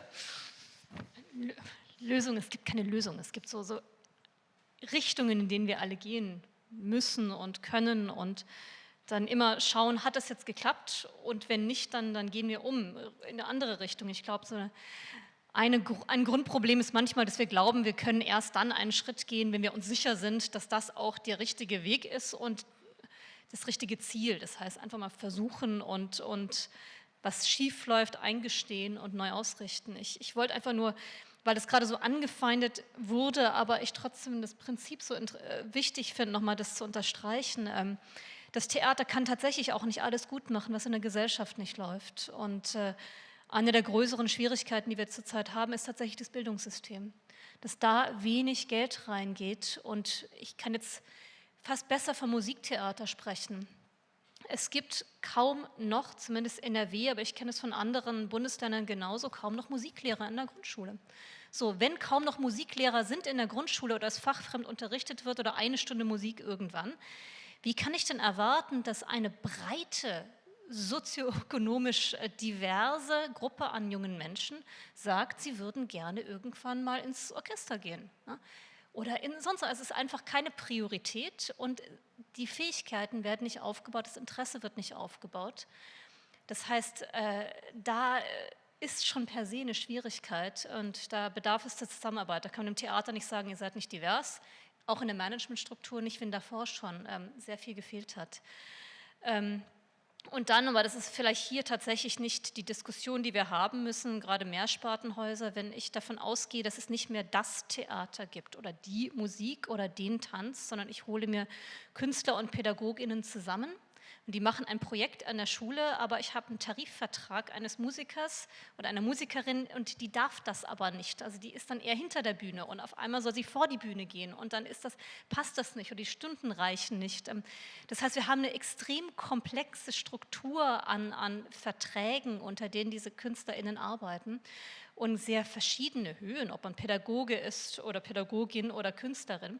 Und auch da kann man politisch was machen, damit es einfacher wird, moderne, verschiedene Formen von Angeboten an diverse Publiken zu richten. Darf ich? Ich bin Ihnen sehr dankbar für den Beitrag, weil wir müssen wirklich aufhören, von dem Theater zu sprechen, in einem ganz anderen Sinn. Also wir haben das Niedersächsische Staatstheater, wir haben die Berliner Staatsoper, wir haben die Volksbühne, wo man, glaube ich, wirklich Freiheit in Extremis erlebt zurzeit. Und dann haben wir eben Hildesheim und dann haben wir vielleicht Schwerin, das ist auch schon wieder größer, also das ist überall anders und die Probleme mögen sich ähneln, aber wir dürfen das nicht über einen Kamm scheren. Ich glaube wirklich, Theater in kleineren Orten, wenn es auch das einzige Theater ist, haben einen ganz anderen Status als Theater in einer Stadt wie Hamburg oder Berlin, wo es eben Auswahl gibt, wo sich auch ein anderes Publikum herausbilden kann. Das wäre mir sehr, sehr wichtig, dass wir da wirklich unterscheiden und ja, Schule. Ich bin auch dafür sehr, sehr dankbar. Da fängt das an. Und das andere, was ich jetzt doch nochmal sagen möchte zu Ihnen, also warum wollen wir künstlerische Betriebe, ich sage bewusst Betriebe, führen wie Wirtschaftsunternehmen. Wirtschaftsunternehmen müssen Profit machen.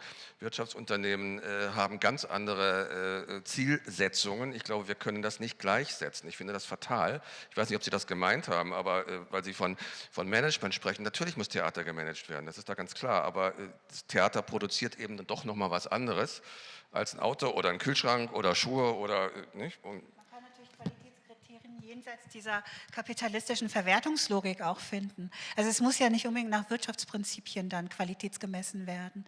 Ich glaube, da gibt es einfach keine Vorlagen. Da müssen auch WissenschaftlerInnen ran und das mal erarbeiten. Da gibt es einfach überhaupt keine Vorlagen. Genau, aber ja, Sie haben vollkommen recht. Also sich so dieser Verwertungslogik dann zu unterwerfen, finde ich auch problematisch. Ja, und ich habe manchmal das Gefühl, dass wir aus Veränderungsdruck, den wir alle spüren, wo wir alle was verändern wollen, dahin gehen, wo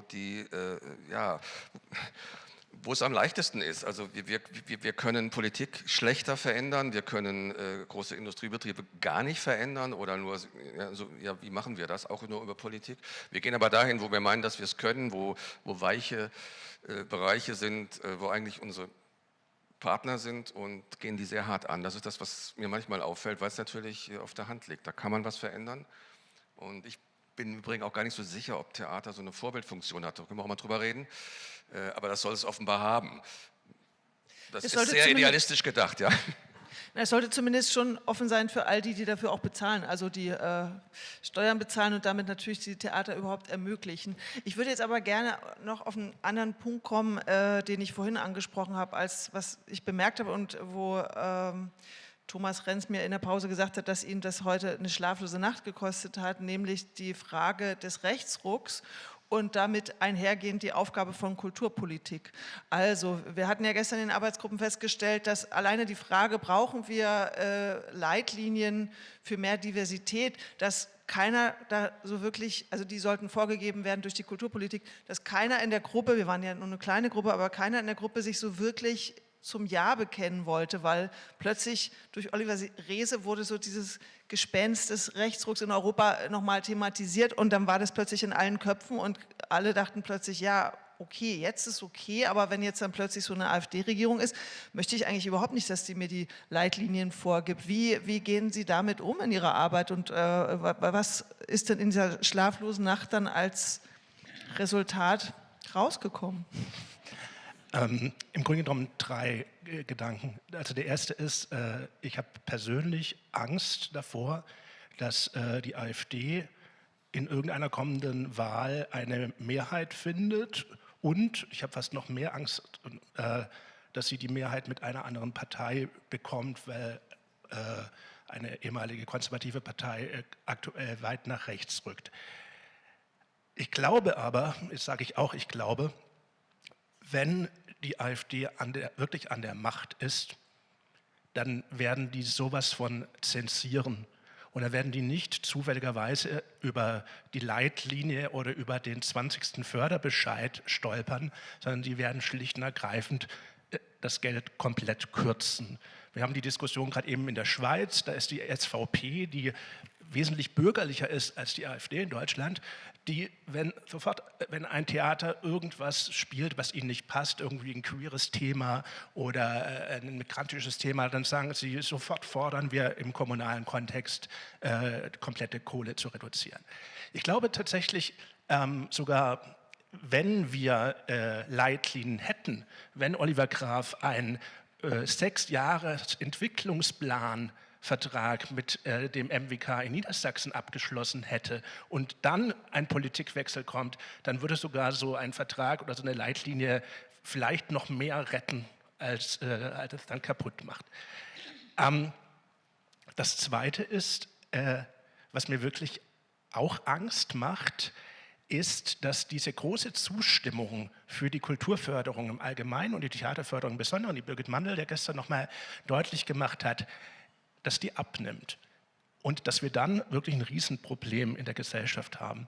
Und manchmal macht es ja Sinn, ein bisschen nach links und rechts zu gucken. Und es gibt ein Politikfeld, welches der Kulturpolitik recht nahe ist, das ist die Medienpolitik. Auf Bundesebene teilen sie sich einen Ausschuss und eine Frau Roth. Und in der Medienpolitik gibt es auch oder gab es auch in den letzten Jahren einen Wechsel. Ein Beispiel ist der Rundfunkbeitrag. Vor 20 Jahren, als ich studiert habe und es kam der GEZ-Mensch, haben wir uns auch versteckt und haben dann 2 Jahre lang nicht gezahlt. Aber es war klar, sobald wir mehr Kohle verdienen, bezahlen wir. Vor ein paar Jahren ist die Große Koalition in Sachsen-Anhalt fast auseinandergefallen, weil die CDU als Partner die Erhöhung des Rundfunkbeitrags nicht mittragen wollte. Und regelmäßig auch eben aus dieser Partei, die ich jetzt hier nochmal bashe, kommen dann Forderungen über den Rundfunkrat, was alles wieder gekürzt werden soll, ideologisch, inhaltlich raus. Das haben wir zum Glück in der Kulturpolitik nicht. Ich habe noch keine Demonstration gegen das Theater miterleben müssen, aber das ist meine Angst. Und deshalb kann ich eigentlich nur jedem Theater sagen, auch jetzt wieder nicht als Politiker, sondern als Kulturforscher, kümmert euch um diejenigen, die nicht kommen. Also ich glaube, die Nazis in Ostdeutschland, die kriegen wir nicht mit dem Theater, aber kümmert euch um den großen Batzen, der eben immer noch nicht da ist. Und ich glaube, das ist die beste Sicherheit, irgendwie da auch in Zukunft mit umzugehen. Und damit konnte ich dann gestern dann doch auch wieder einschlafen. Okay, ich habe mal auf die Uhr geguckt, es ist jetzt 40 und wir sollen ja eigentlich um 2 Schluss machen. Deswegen würde ich jetzt direkt die Runde mal öffnen, weil es gibt ja offenbar Stimmen im Publikum, die sich da beteiligen wollen. Ich weiß nicht, ob wir ein Saalmikro haben heute. Da, ja, genau. Wenn vielleicht jemand von euch das... Also gibt es Fragen an die Runde hier? Alle Ja, Fragen dringende beantwortet, das ist ja Kommentare. super.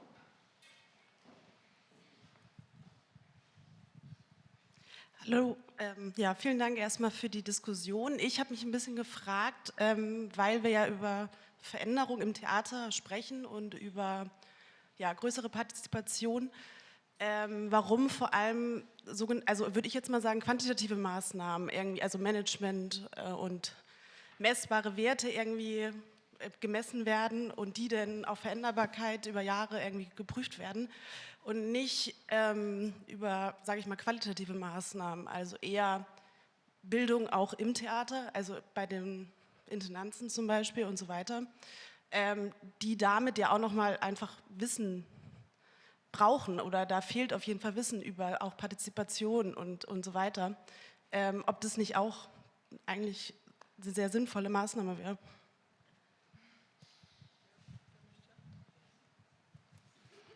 Ich würde dem hundertprozentig zustimmen. Also es gibt keine für Kultur und Kulturpolitik wirklich fokalisierte Weiterbildung auf höherem Niveau. Wir haben ein Projekt jetzt in der Kulturpolitischen Gesellschaft zu Cultural Leadership, haben die ausgeschrieben, erstmal nur NRW-weit und wir bauen das aus in Zusammenarbeit mit der Kulturstiftung der Länder. Und wir haben unglaublich viele Bewerbungen gekriegt. Und zwar nicht nur die Anfangenden, sondern die schon auf Intendanzebene sind. Das heißt, die Nachfrage ist groß von Menschen, wie kann ich meine eigene Führungstätigkeit ausbauen, verändern, was muss ich wissen über bestimmte Fachbereiche. Da ist, glaube ich, ein großer Bedarf da und das ist für mich eine der Lösungen, die wir ansteuern sollten. Ja. Ja, danke für die Frage. Gibt es weitere Fragen? Ich verstehe total die Angst vor Leitlinien im Gesicht dessen, dass die AfD gerade an Zuspruch gewinnt. Aber ich frage mich, ob das wirklich ein Grund ist, solche Leitlinien total abzulehnen, weil man dabei doch total den Fakt vergisst, dass die politische Mitte auch immer weiter nach rechts rückt. Also die CDU sympathisiert ja auch durchaus sehr offen mit der AfD und die ist in Berlin jetzt wieder am großen Hebel mit der SPD.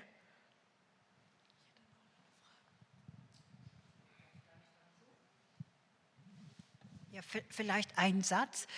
Es gibt ja auch einen Grund, warum die AfD es so auf die Theaterbetriebe abgesehen hat, also die vielen parlamentarischen Anfragen, weil Theater tatsächlich eigentlich das Potenzial haben, Orte der Demokratie Bildung zu werden oder zu sein, oder sie werden zumindest so wahrgenommen. Und ich glaube, dass man tatsächlich sich auf diese Ressource auch fokussieren könnte und das ausbauen, mehr Diskursräume, mehr Commitment auch zu demokratischen Werten, mehr Beteiligung. Also ich glaube, dass das auch sowas wie die Wehrhaftigkeit, also die Theater ist ohnehin ein wehrhaftes System durch eben Diskursbildung und Narrative, die auch in die Gesellschaft hinein kommuniziert werden, sich dieser Aufgabe tatsächlich auch noch bewusst zu werden. Ich weiß, es ist dann wieder so, fällt unter den Verdacht der Instrumentalisierung und Politisierung, aber ich glaube, dass das einfach unglaublich viel, also viel Spannendes ermöglicht, auch Kräfte in der Gesellschaft zu stabilisieren und gegenzuwirken. Danke für das Panel und für die vielen Diskussionen auch abseits noch. Ich habe mich gefragt, als ich Ihnen so zugehört habe, dass es ja schon in diesem Symposium darum geht, erstmal das Statement zu setzen, wir müssen öffentlicher werden, wir müssen uns mehr öffnen. Und irgendwie hatte ich das Gefühl, jetzt ging es eher so darum, zu diskutieren, ob es das überhaupt braucht oder nicht und weniger darum, wie wir das schaffen. Und vielleicht könnten wir, also wäre so ein Wunsch, dass man das nochmal, so Ihre Perspektiven nochmal da reingeben. Also ich würde die Frage nochmal an Sie geben. Ja, Punkt. Wie schaffen wir das?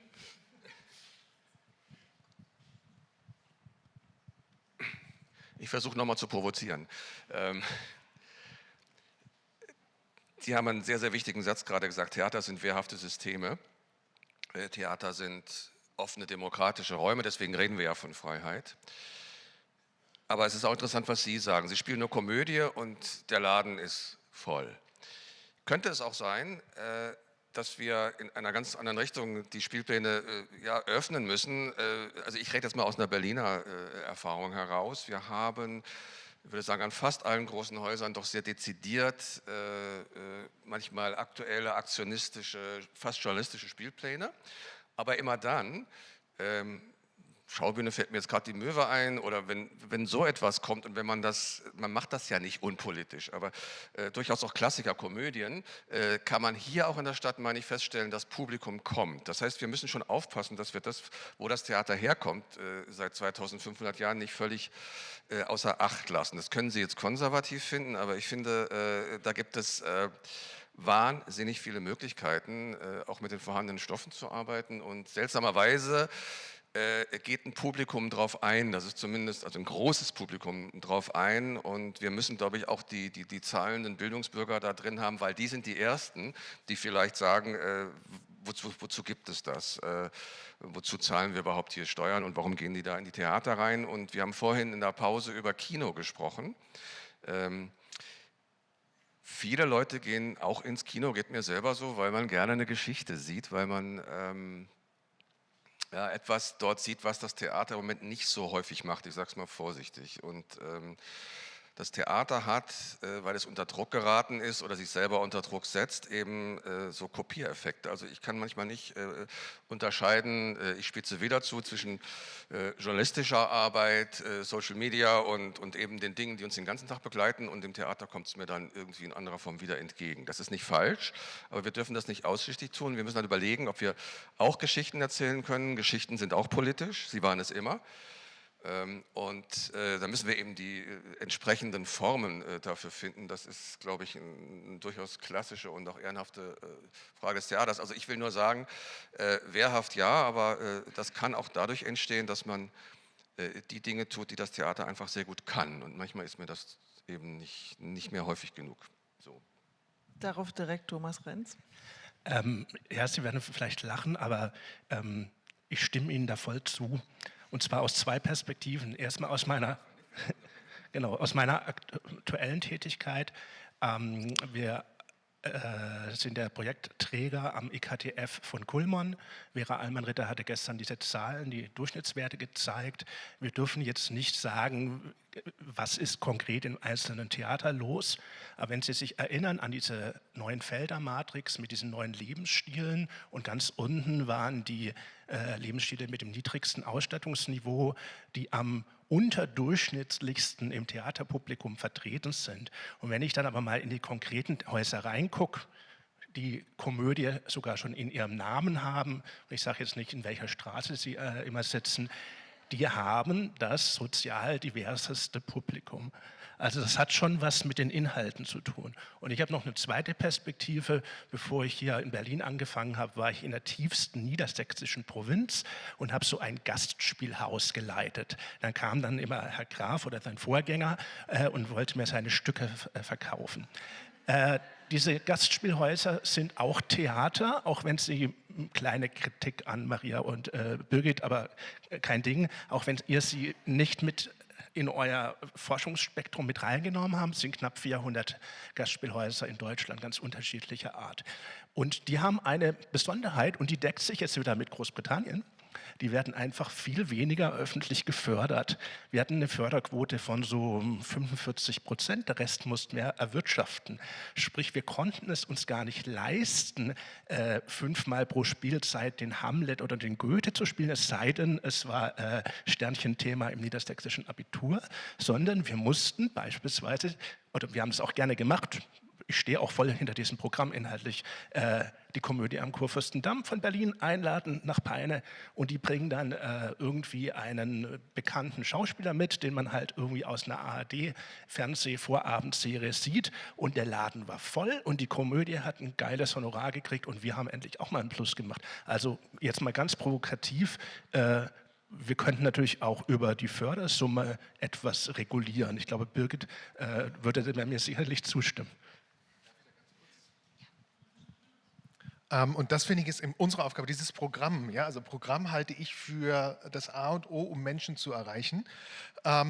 Und wir eben als Landesbühne, wir müssen, finde ich, ein Programm machen, womit wir natürlich erstmal die Leute vor Ort erreichen. Wir machen politisches Theater, ganz klar. Da sage ich immer, also unser Spielplan ist höchst politisch. Ich erzähle es aber keinem, weil in dem Moment, wo ich in der Stadt sage oder auch unterwegs sage, ich mache politisches Theater, da zerreißen die Leute ihr Ticket. Das ist einfach erstmal so. Wenn ich sage, wir machen Unterhaltung, dann funktioniert es viel besser. Und unsere Aufgabe eben als Theatermacherin oder Programmierende ist es, einen Spielplan zu machen, der extrem politisch ist und auch mit bekannten Stoffen arbeitet, mit neuen Stoffen arbeitet, aber der Spielplan muss niederschwellig erstmal wirken tatsächlich. Und wir haben, seit ich in Hildesheim bin, es ist meine 4. Spielzeit, die ersten 2 kann man nicht so wirklich mitzählen, weil, naja, Sie wissen schon, wir haben uns überlegt, dass wir mit Labels, mit Erwartungshaltung arbeiten. Was ist ja irgendwie, wenn ich mir irgendwie eine Pizza Fungi bestelle, dann will ich Pilze und will keine Salami. Wenn ich eine Salami-Pizza kriege, bin ich irgendwie not amused. So. Und das haben wir im Theater auch. Publikum hat eine Erwartungshaltung, wenn die irgendwie erstmal hören, irgendwie Shakespeare, Hamlet, was weiß ich. Die einen erwarten irgendwelche Rokoko-Perücken und die anderen erwarten irgendwie eine Stahlwand und 20.000 Liter Blut vom Himmel regnen. So. Und wie gehe ich denn damit um jetzt als Programmierender, also mit dieser Erwartungshaltung? Und ich habe ganz viele Erwartungshaltungen, die ich bedienen muss, ganz viele Stakeholder. Ich habe erstmal natürlich meine PolitikerInnen, die mich finanzieren, dann haben wir das Feuilleton, wir haben das Publikum, wir haben die Gastspielorte. Und Gastspielorte kann man nicht mit Publikum gleichsetzen, weil da sitzt zum Beispiel ein sehr gebildeter Herr Renz, ja, und da spreche ich natürlich ganz anders, der wiederum ein ganz anderes Publikum hat, auch als wir, ja. So, und da haben wir uns überlegt, wie kann man damit umgehen, und wir haben eine Dramaturgie entwickelt, dass wir gesagt haben, wir labeln Dinge im Vorfeld. Und wir haben 5 Labels entwickelt. Das heißt, wir sagen, wir machen immer großes Theater, Klassiker, wir machen etwas Modernes, etwas Zeitgenössisches, ein Familientheaterstück, wo wir sagen, das ist generationsübergreifend besuchbar, weil auch dieses gemeinsame Erleben und generationsübergreifende Erleben ist ganz, ganz wichtig. Es gibt immer ein Unterhaltungsstück und es gibt immer eine Rarität, und das machen wir in allen Sparten, und so kann ich eine Bandbreite garantieren, habe aber auch ganz viel politischen Inhalt, den man aber erst vom zweiten Blick sieht. Ja, ich weiß. Nee, ich würde jetzt gerne nochmal Leila Erdschan ins Spiel bringen, weil die Frage war ja, ihr redet jetzt, wie ihr Publikum kriegt und so weiter, aber wie ist das mit der Teilhabe? Also man bräuchte ja vielleicht keine Agentin für Diversität, wenn alles so super laufen würde. Und deshalb würde ich gerne nochmal nach ganz konkreten Formen, Leila, fragen, die sie angeht, wie Teilhabe wirklich besser ermöglicht werden kann. Vielleicht das Mikro nochmal zu uns, bitte, damit ich meins mache.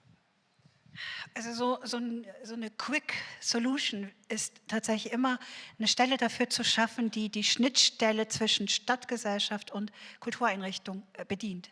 Und das haben wir tatsächlich gemacht mit einem Community-Dramaturgen, der auch ein Stadtlabor über Jahre bespielt hat. Also es läuft jetzt im 5. Jahr, meine ich.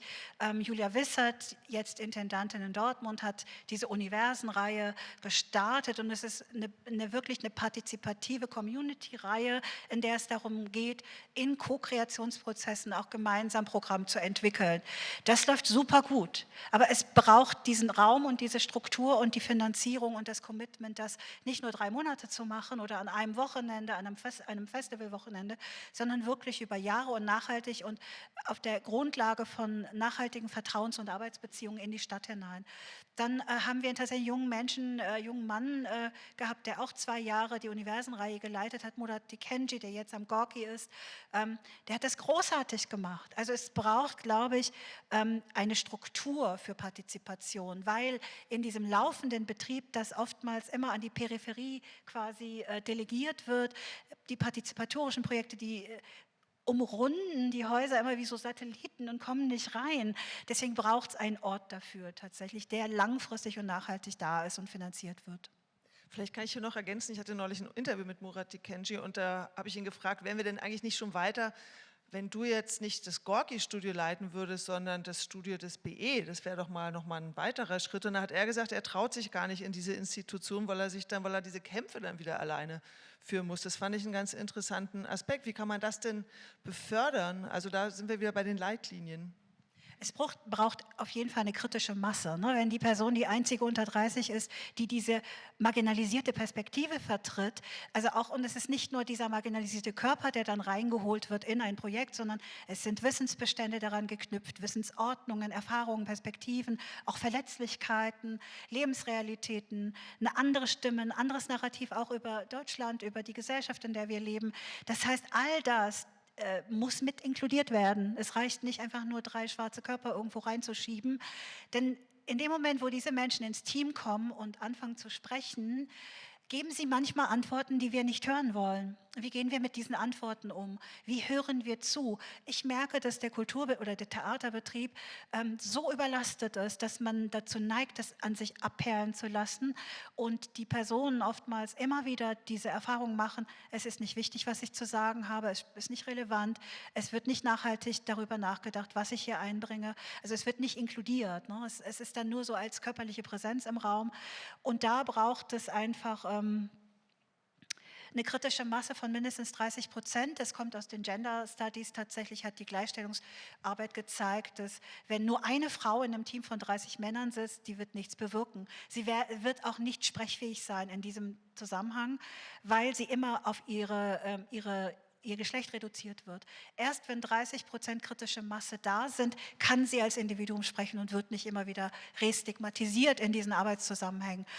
Und das betrifft natürlich auch behinderte Menschen, die irgendwo reingeschoben werden und das Setting, die Kontexte, die Umgebung, die Kultur des Miteinanders ist nicht bereit mitzugehen, mitzuschwingen, sich mitzuverändern.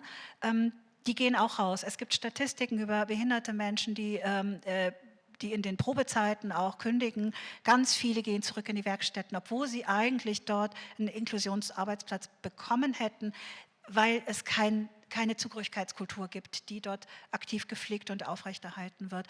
Das heißt, ich bin nicht für harte Quoten, aber ich bin dafür, dass diese Menschen da nicht vollkommen isoliert vor sich hin verändern müssen und das Umfeld reagiert nicht darauf, sondern reproduziert die Ungleichheiten, die in der Gesellschaft herrschen, nochmal in potenzierter Weise, weil in Kultureinrichtungen natürlich Klassismus noch dazu kommt und ganz viele unterschiedliche, auch berufsbezogene Ausschlussdynamiken zu beobachten sind. Also also einfach viele einstellen und Ihnen würde ich empfehlen, tatsächlich mit Ihrem Employer Branding, ne, wenn Sie gerne ein diverses Ensemble haben möchten, Sie müssen sichtbar werden mit diesem Commitment. Wenn die Menschen das machen wir ja alle, wenn wir uns bewerben, dass wir auf die Webseite gehen und gucken, wie sieht denn dieses Haus aus, wie sehen die Menschen aus. Und wenn ich sehe, da ist niemand, der so positioniert ist wie ich bewerbe mich auch nicht. Ne? Ich bin eigentlich eine sehr routinierte Person, die in weißen Strukturen auch sehr geschmeidig sich bewegen kann. Aber wenn ich dann so sehe, Bilder vom Vorstand, 10 Männer in Reihe, alle so gleiche Altersebene und ganz wenig Frauen, ganz wenig diverses, also Menschen ethnisch-kultureller Diversität, diverse Hintergründe, dann kriege ich sofort ein Unlustgefühl, dass ich da überhaupt nicht gut aufgehoben bin. Ich bewerbe mich da nicht. Und das machen ganz viele nicht und deswegen braucht es dieses Commitment, selbst wenn es dann nach außen als politisch wirkt, braucht es die Sichtbarkeit in der Haltung. Ohne das funktioniert es gar nicht. Und es braucht auch eine gelebte Kultur des Miteinanders. Ne? Struktur, Kultur, Strategie, dieses Dreieck aus dem Bereich Leadership oder Management muss halt auch berücksichtigt werden. Neue Strukturen schaffen, eine Strategie, eine Vision dafür haben und die Kultur, die aktiv gelebte Kultur auch befördern. Und das ist wirklich eine Kraftanstrengung und das kann man auch in 4 Jahren nicht, sondern da braucht es 10-Jahrespläne, längere Prozesse, nachhaltige Prozesse. Jetzt habe ich so viel geredet, Entschuldigung.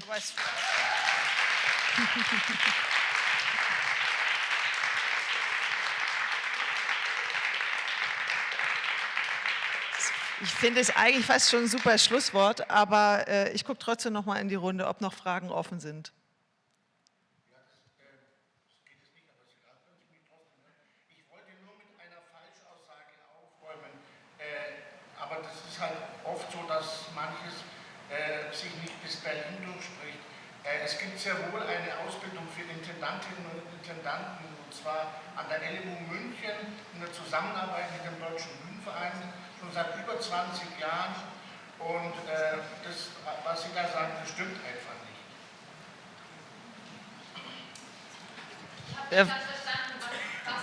Aber ich hatte das so verstanden, dass das eher ein Weiterbildungsangebot ist als ein Ausbildungsangebot, oder? Das ist ein Weiterbildungsangebot. Es ging um in dem Moment, wo jemand Intendant werden will oder werden soll, kann er sich dort all das besorgen, was er sonst vielleicht noch nicht so gebraucht hat. Ich meinte, das, was hier auf dem Podium gesagt wurde, war eher ein Weiterbildungsangebot für Leute, die schon sehr lange IntendantInnen sind und sich nochmal updaten wollen. So hatte ich es verstanden. Und das ist auch ein ganz spezifisches Leadership-Modell. Ne? Es ist nicht dieses alte Intendanzmodell, sondern Cultural Leadership ist nochmal viel holistischer und umfassender. Vielleicht sollten wir einfach zusammenarbeiten. Also offenbar ist dieser Bedarf nicht abgedeckt und dann müssen wir uns fragen, warum ist es nicht abgedeckt und wie können wir bestehende Strukturen, die vielleicht nicht wahrgenommen werden, wenn Sie jetzt dieses Modell genau im Kopf haben, durch Zusammenarbeit so ausbauen, dass es tatsächlich auf die Bedürfnisse der jungen IntendantInnen-Generation passen wird. Vielleicht jetzt nicht, vielleicht als Frage, es geht eher auch in Leitungspositionen, vielleicht auch als eine Anregung oder danach zu beantworten. Du hast gesagt, Oliver, ne, also du würdest dir wünschen von der Politik mit dem Geld, mit der Frage, das haben wir auch die letzten 2 Tage sehr oft gehört. Da hat sich bei mir, also ganz groß die Frage ist sowieso da, wie viel weiß Kulturpolitik eigentlich und wie viel machen eigentlich Intendanten oder können sie machen, um da sozusagen auch ihre KulturpolitikerInnen mitzunehmen? Beziehungsweise, inwiefern kann der Deutsche Bühnenverein da auch vielleicht, sei es mit Fortbildung, wie auch immer, also weil ich glaube, es braucht auch diese Aufklärung eben in diese Ebenen oder umso mehr, wo es immer wieder und gerade wie wir bei den deutschen Theatern festgestellt haben, um Geld ganz viel geht in der Diskussion und auch nicht nur dort, nur ausgesprochen. Genau, das wäre sozusagen. Ja, da bedarf es Bildung bei Kulturpolitikern. Wir fangen da ganz oft bei Null an. Also ich muss denen wirklich erklären, wie so ein Betrieb funktioniert. Ich muss denen erklären, wie er strukturell aufgebaut ist. Also ich habe bei mir wirklich im Aufsichtsrat Leute sitzen, die wissen nicht, wie dieser Betrieb überhaupt finanziert wird. Also die kennen nicht einmal die Struktur, wie die GmbH funktioniert.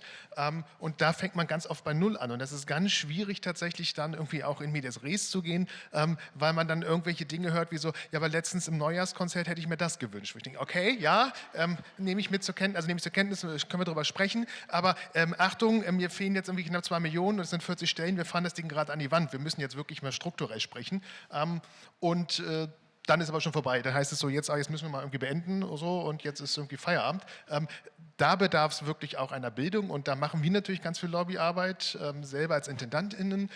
Der Deutsche Bühnenverein ist da auch extrem aktiv, das muss man ja mal dazu sagen. Es heißt immer so, der Bühnenverein wird immer so gesehen als irgendwie reine Arbeitgeber- und Intendantinnenrunde. Das ist ja viel mehr als Intendantin. Es wird oft nur so wahrgenommen in der öffentlichen Wahrnehmung.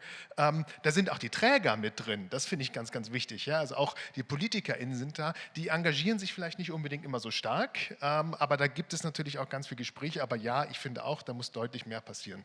Ja, auch strategisch, weil genau diese Fragen, die hier so schwer fassen können, ne? Also oder benennen können, die Theater verändern können. Wie sollst du das oder andere das noch weitertragen dann an die Politik? Ja, also ich wollte mich da auch anschließen, finde das einen wichtigen Punkt. Gestern habe ich mich so ein bisschen geärgert, dass auf dem einen Podium am Ende dann nur die verschiedenen Millionen Thema waren und wir so ein bisschen von dem Thema dieses Treffens hier abgekommen sind und dass der Rese dann gleich verschwunden ist. Und ich dachte mir, okay, jetzt reden wir hier weiter auf der Ebene Vermittlung und ich vermittle ja auch ständig intern auch und so. Also das finde ich halt interessant. Wir haben ja anscheinend den Freiraum hier in Deutschland, diese Freiheit, die wir uns nicht von jemandem diktieren lassen wollen, dass wir die Freiräume nutzen, auch so interdisziplinär und wir sind auch interdisziplinär innerhalb eines Hauses oder mit Diversity-Experten, dass wir diesen Raum halt auch haben und nicht nur Dinge entschieden werden auf irgendwelchen nur Leitungsebenen oder politischen Ebenen, weil jeder ist ja dann da so in seinem Hamsterrad. deswegen vielen Dank dafür und hier jetzt diese 2 halben Tage und vielleicht braucht es das mehr. Ich möchte mich nicht immer nur in meiner Bubble unterhalten. Darf ich noch einen Lösungsvorschlag machen? Nee, muss ich jetzt machen, weil Sie das angesprochen haben. Ja, wir sind gefragt von nach Lösungsvorschlägen. Wir müssen nämlich auch Politiker haben, die was von der Sache verstehen. Wir haben leider im Moment, ja, das würde wahnsinnig viel helfen. Wir haben einen neuen Kultursenator, der keine Ahnung hat und sich sehr langsam erst da hineinfindet. Wir haben eine Kulturstaatsministerin, die auch nicht viel Ahnung hat und fragen Sie mal die Leute und Sie werden diese Antwort kriegen. Das ist nicht nur meine Meinung. Und das ist natürlich misslich. Also wenn Sie den Leuten das erklären müssen, ich habe es selber mal erlebt, da wurde jemand Kultursenator, der wusste nicht den Unterschied zwischen Ensemble und Gastspiel. Also es ist wirklich ein Problem. Und ich glaube, gerade in solchen Zeiten, wenn man verändern will, wenn man was machen will, brauchen wir da Profis, Leute, die wirklich sich in der Kultur auskennen, nicht einfach Politiker, die, ja, jetzt mache ich mal diesen Job, weil der mir Spaß macht oder weil nichts anderes zu haben war. So, nachdem das Schlusswort jetzt nochmal erweitert wurde, kriegt jetzt Katharin Heid das allerletzte Schlusswort für die Runde und dann diskutieren wir einfach draußen noch weiter. Okay, ich wollte einfach nur sagen, wir sind eine Demokratie und es gibt keinen Unterschied zwischen den PolitikerInnen und den TheatermacherInnen. Das heißt, wenn es nicht passt, ja, es stimmt, wir haben exzellente Kulturpolitikerinnen, wir haben aber auch Leute, die haben irgendwann mit 8 Mal Blockflötenunterricht genommen und gehen deswegen irgendwie in die Kultur. Dann engagiert euch. Na, das ist das Schöne an der Demokratie. So, das ist ja mein Schlusswort. Dankeschön. Ganz herzlichen Dank an die Runde und jetzt, denke ich, treffen wir uns vielleicht alle unten und können dann noch bilateral weiter diskutieren. Dankeschön.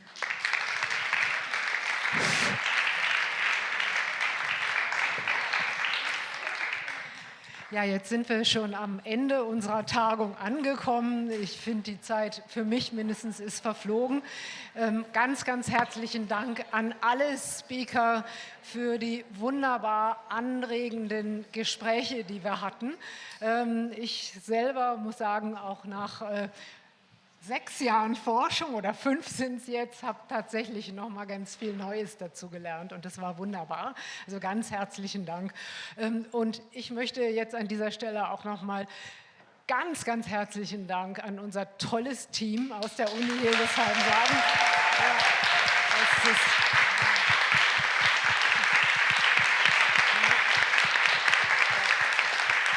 Also vielleicht auch noch mal dazu.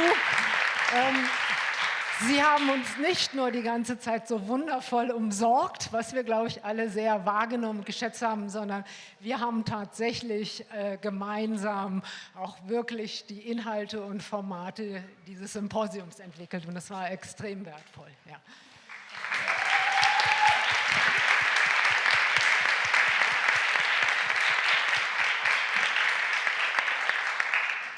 I will do the ending in English because I'm used to it now, and we all are used to it now after 2 days. Thank you very much for coming.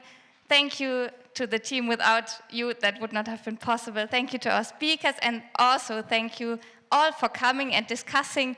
And now, after this last statement, hopefully being engaged in cultural politics, all of you. Have a good weekend. Please, if you want, stay a little longer, eat something. Or get yourself a Butterbrot for your trip home.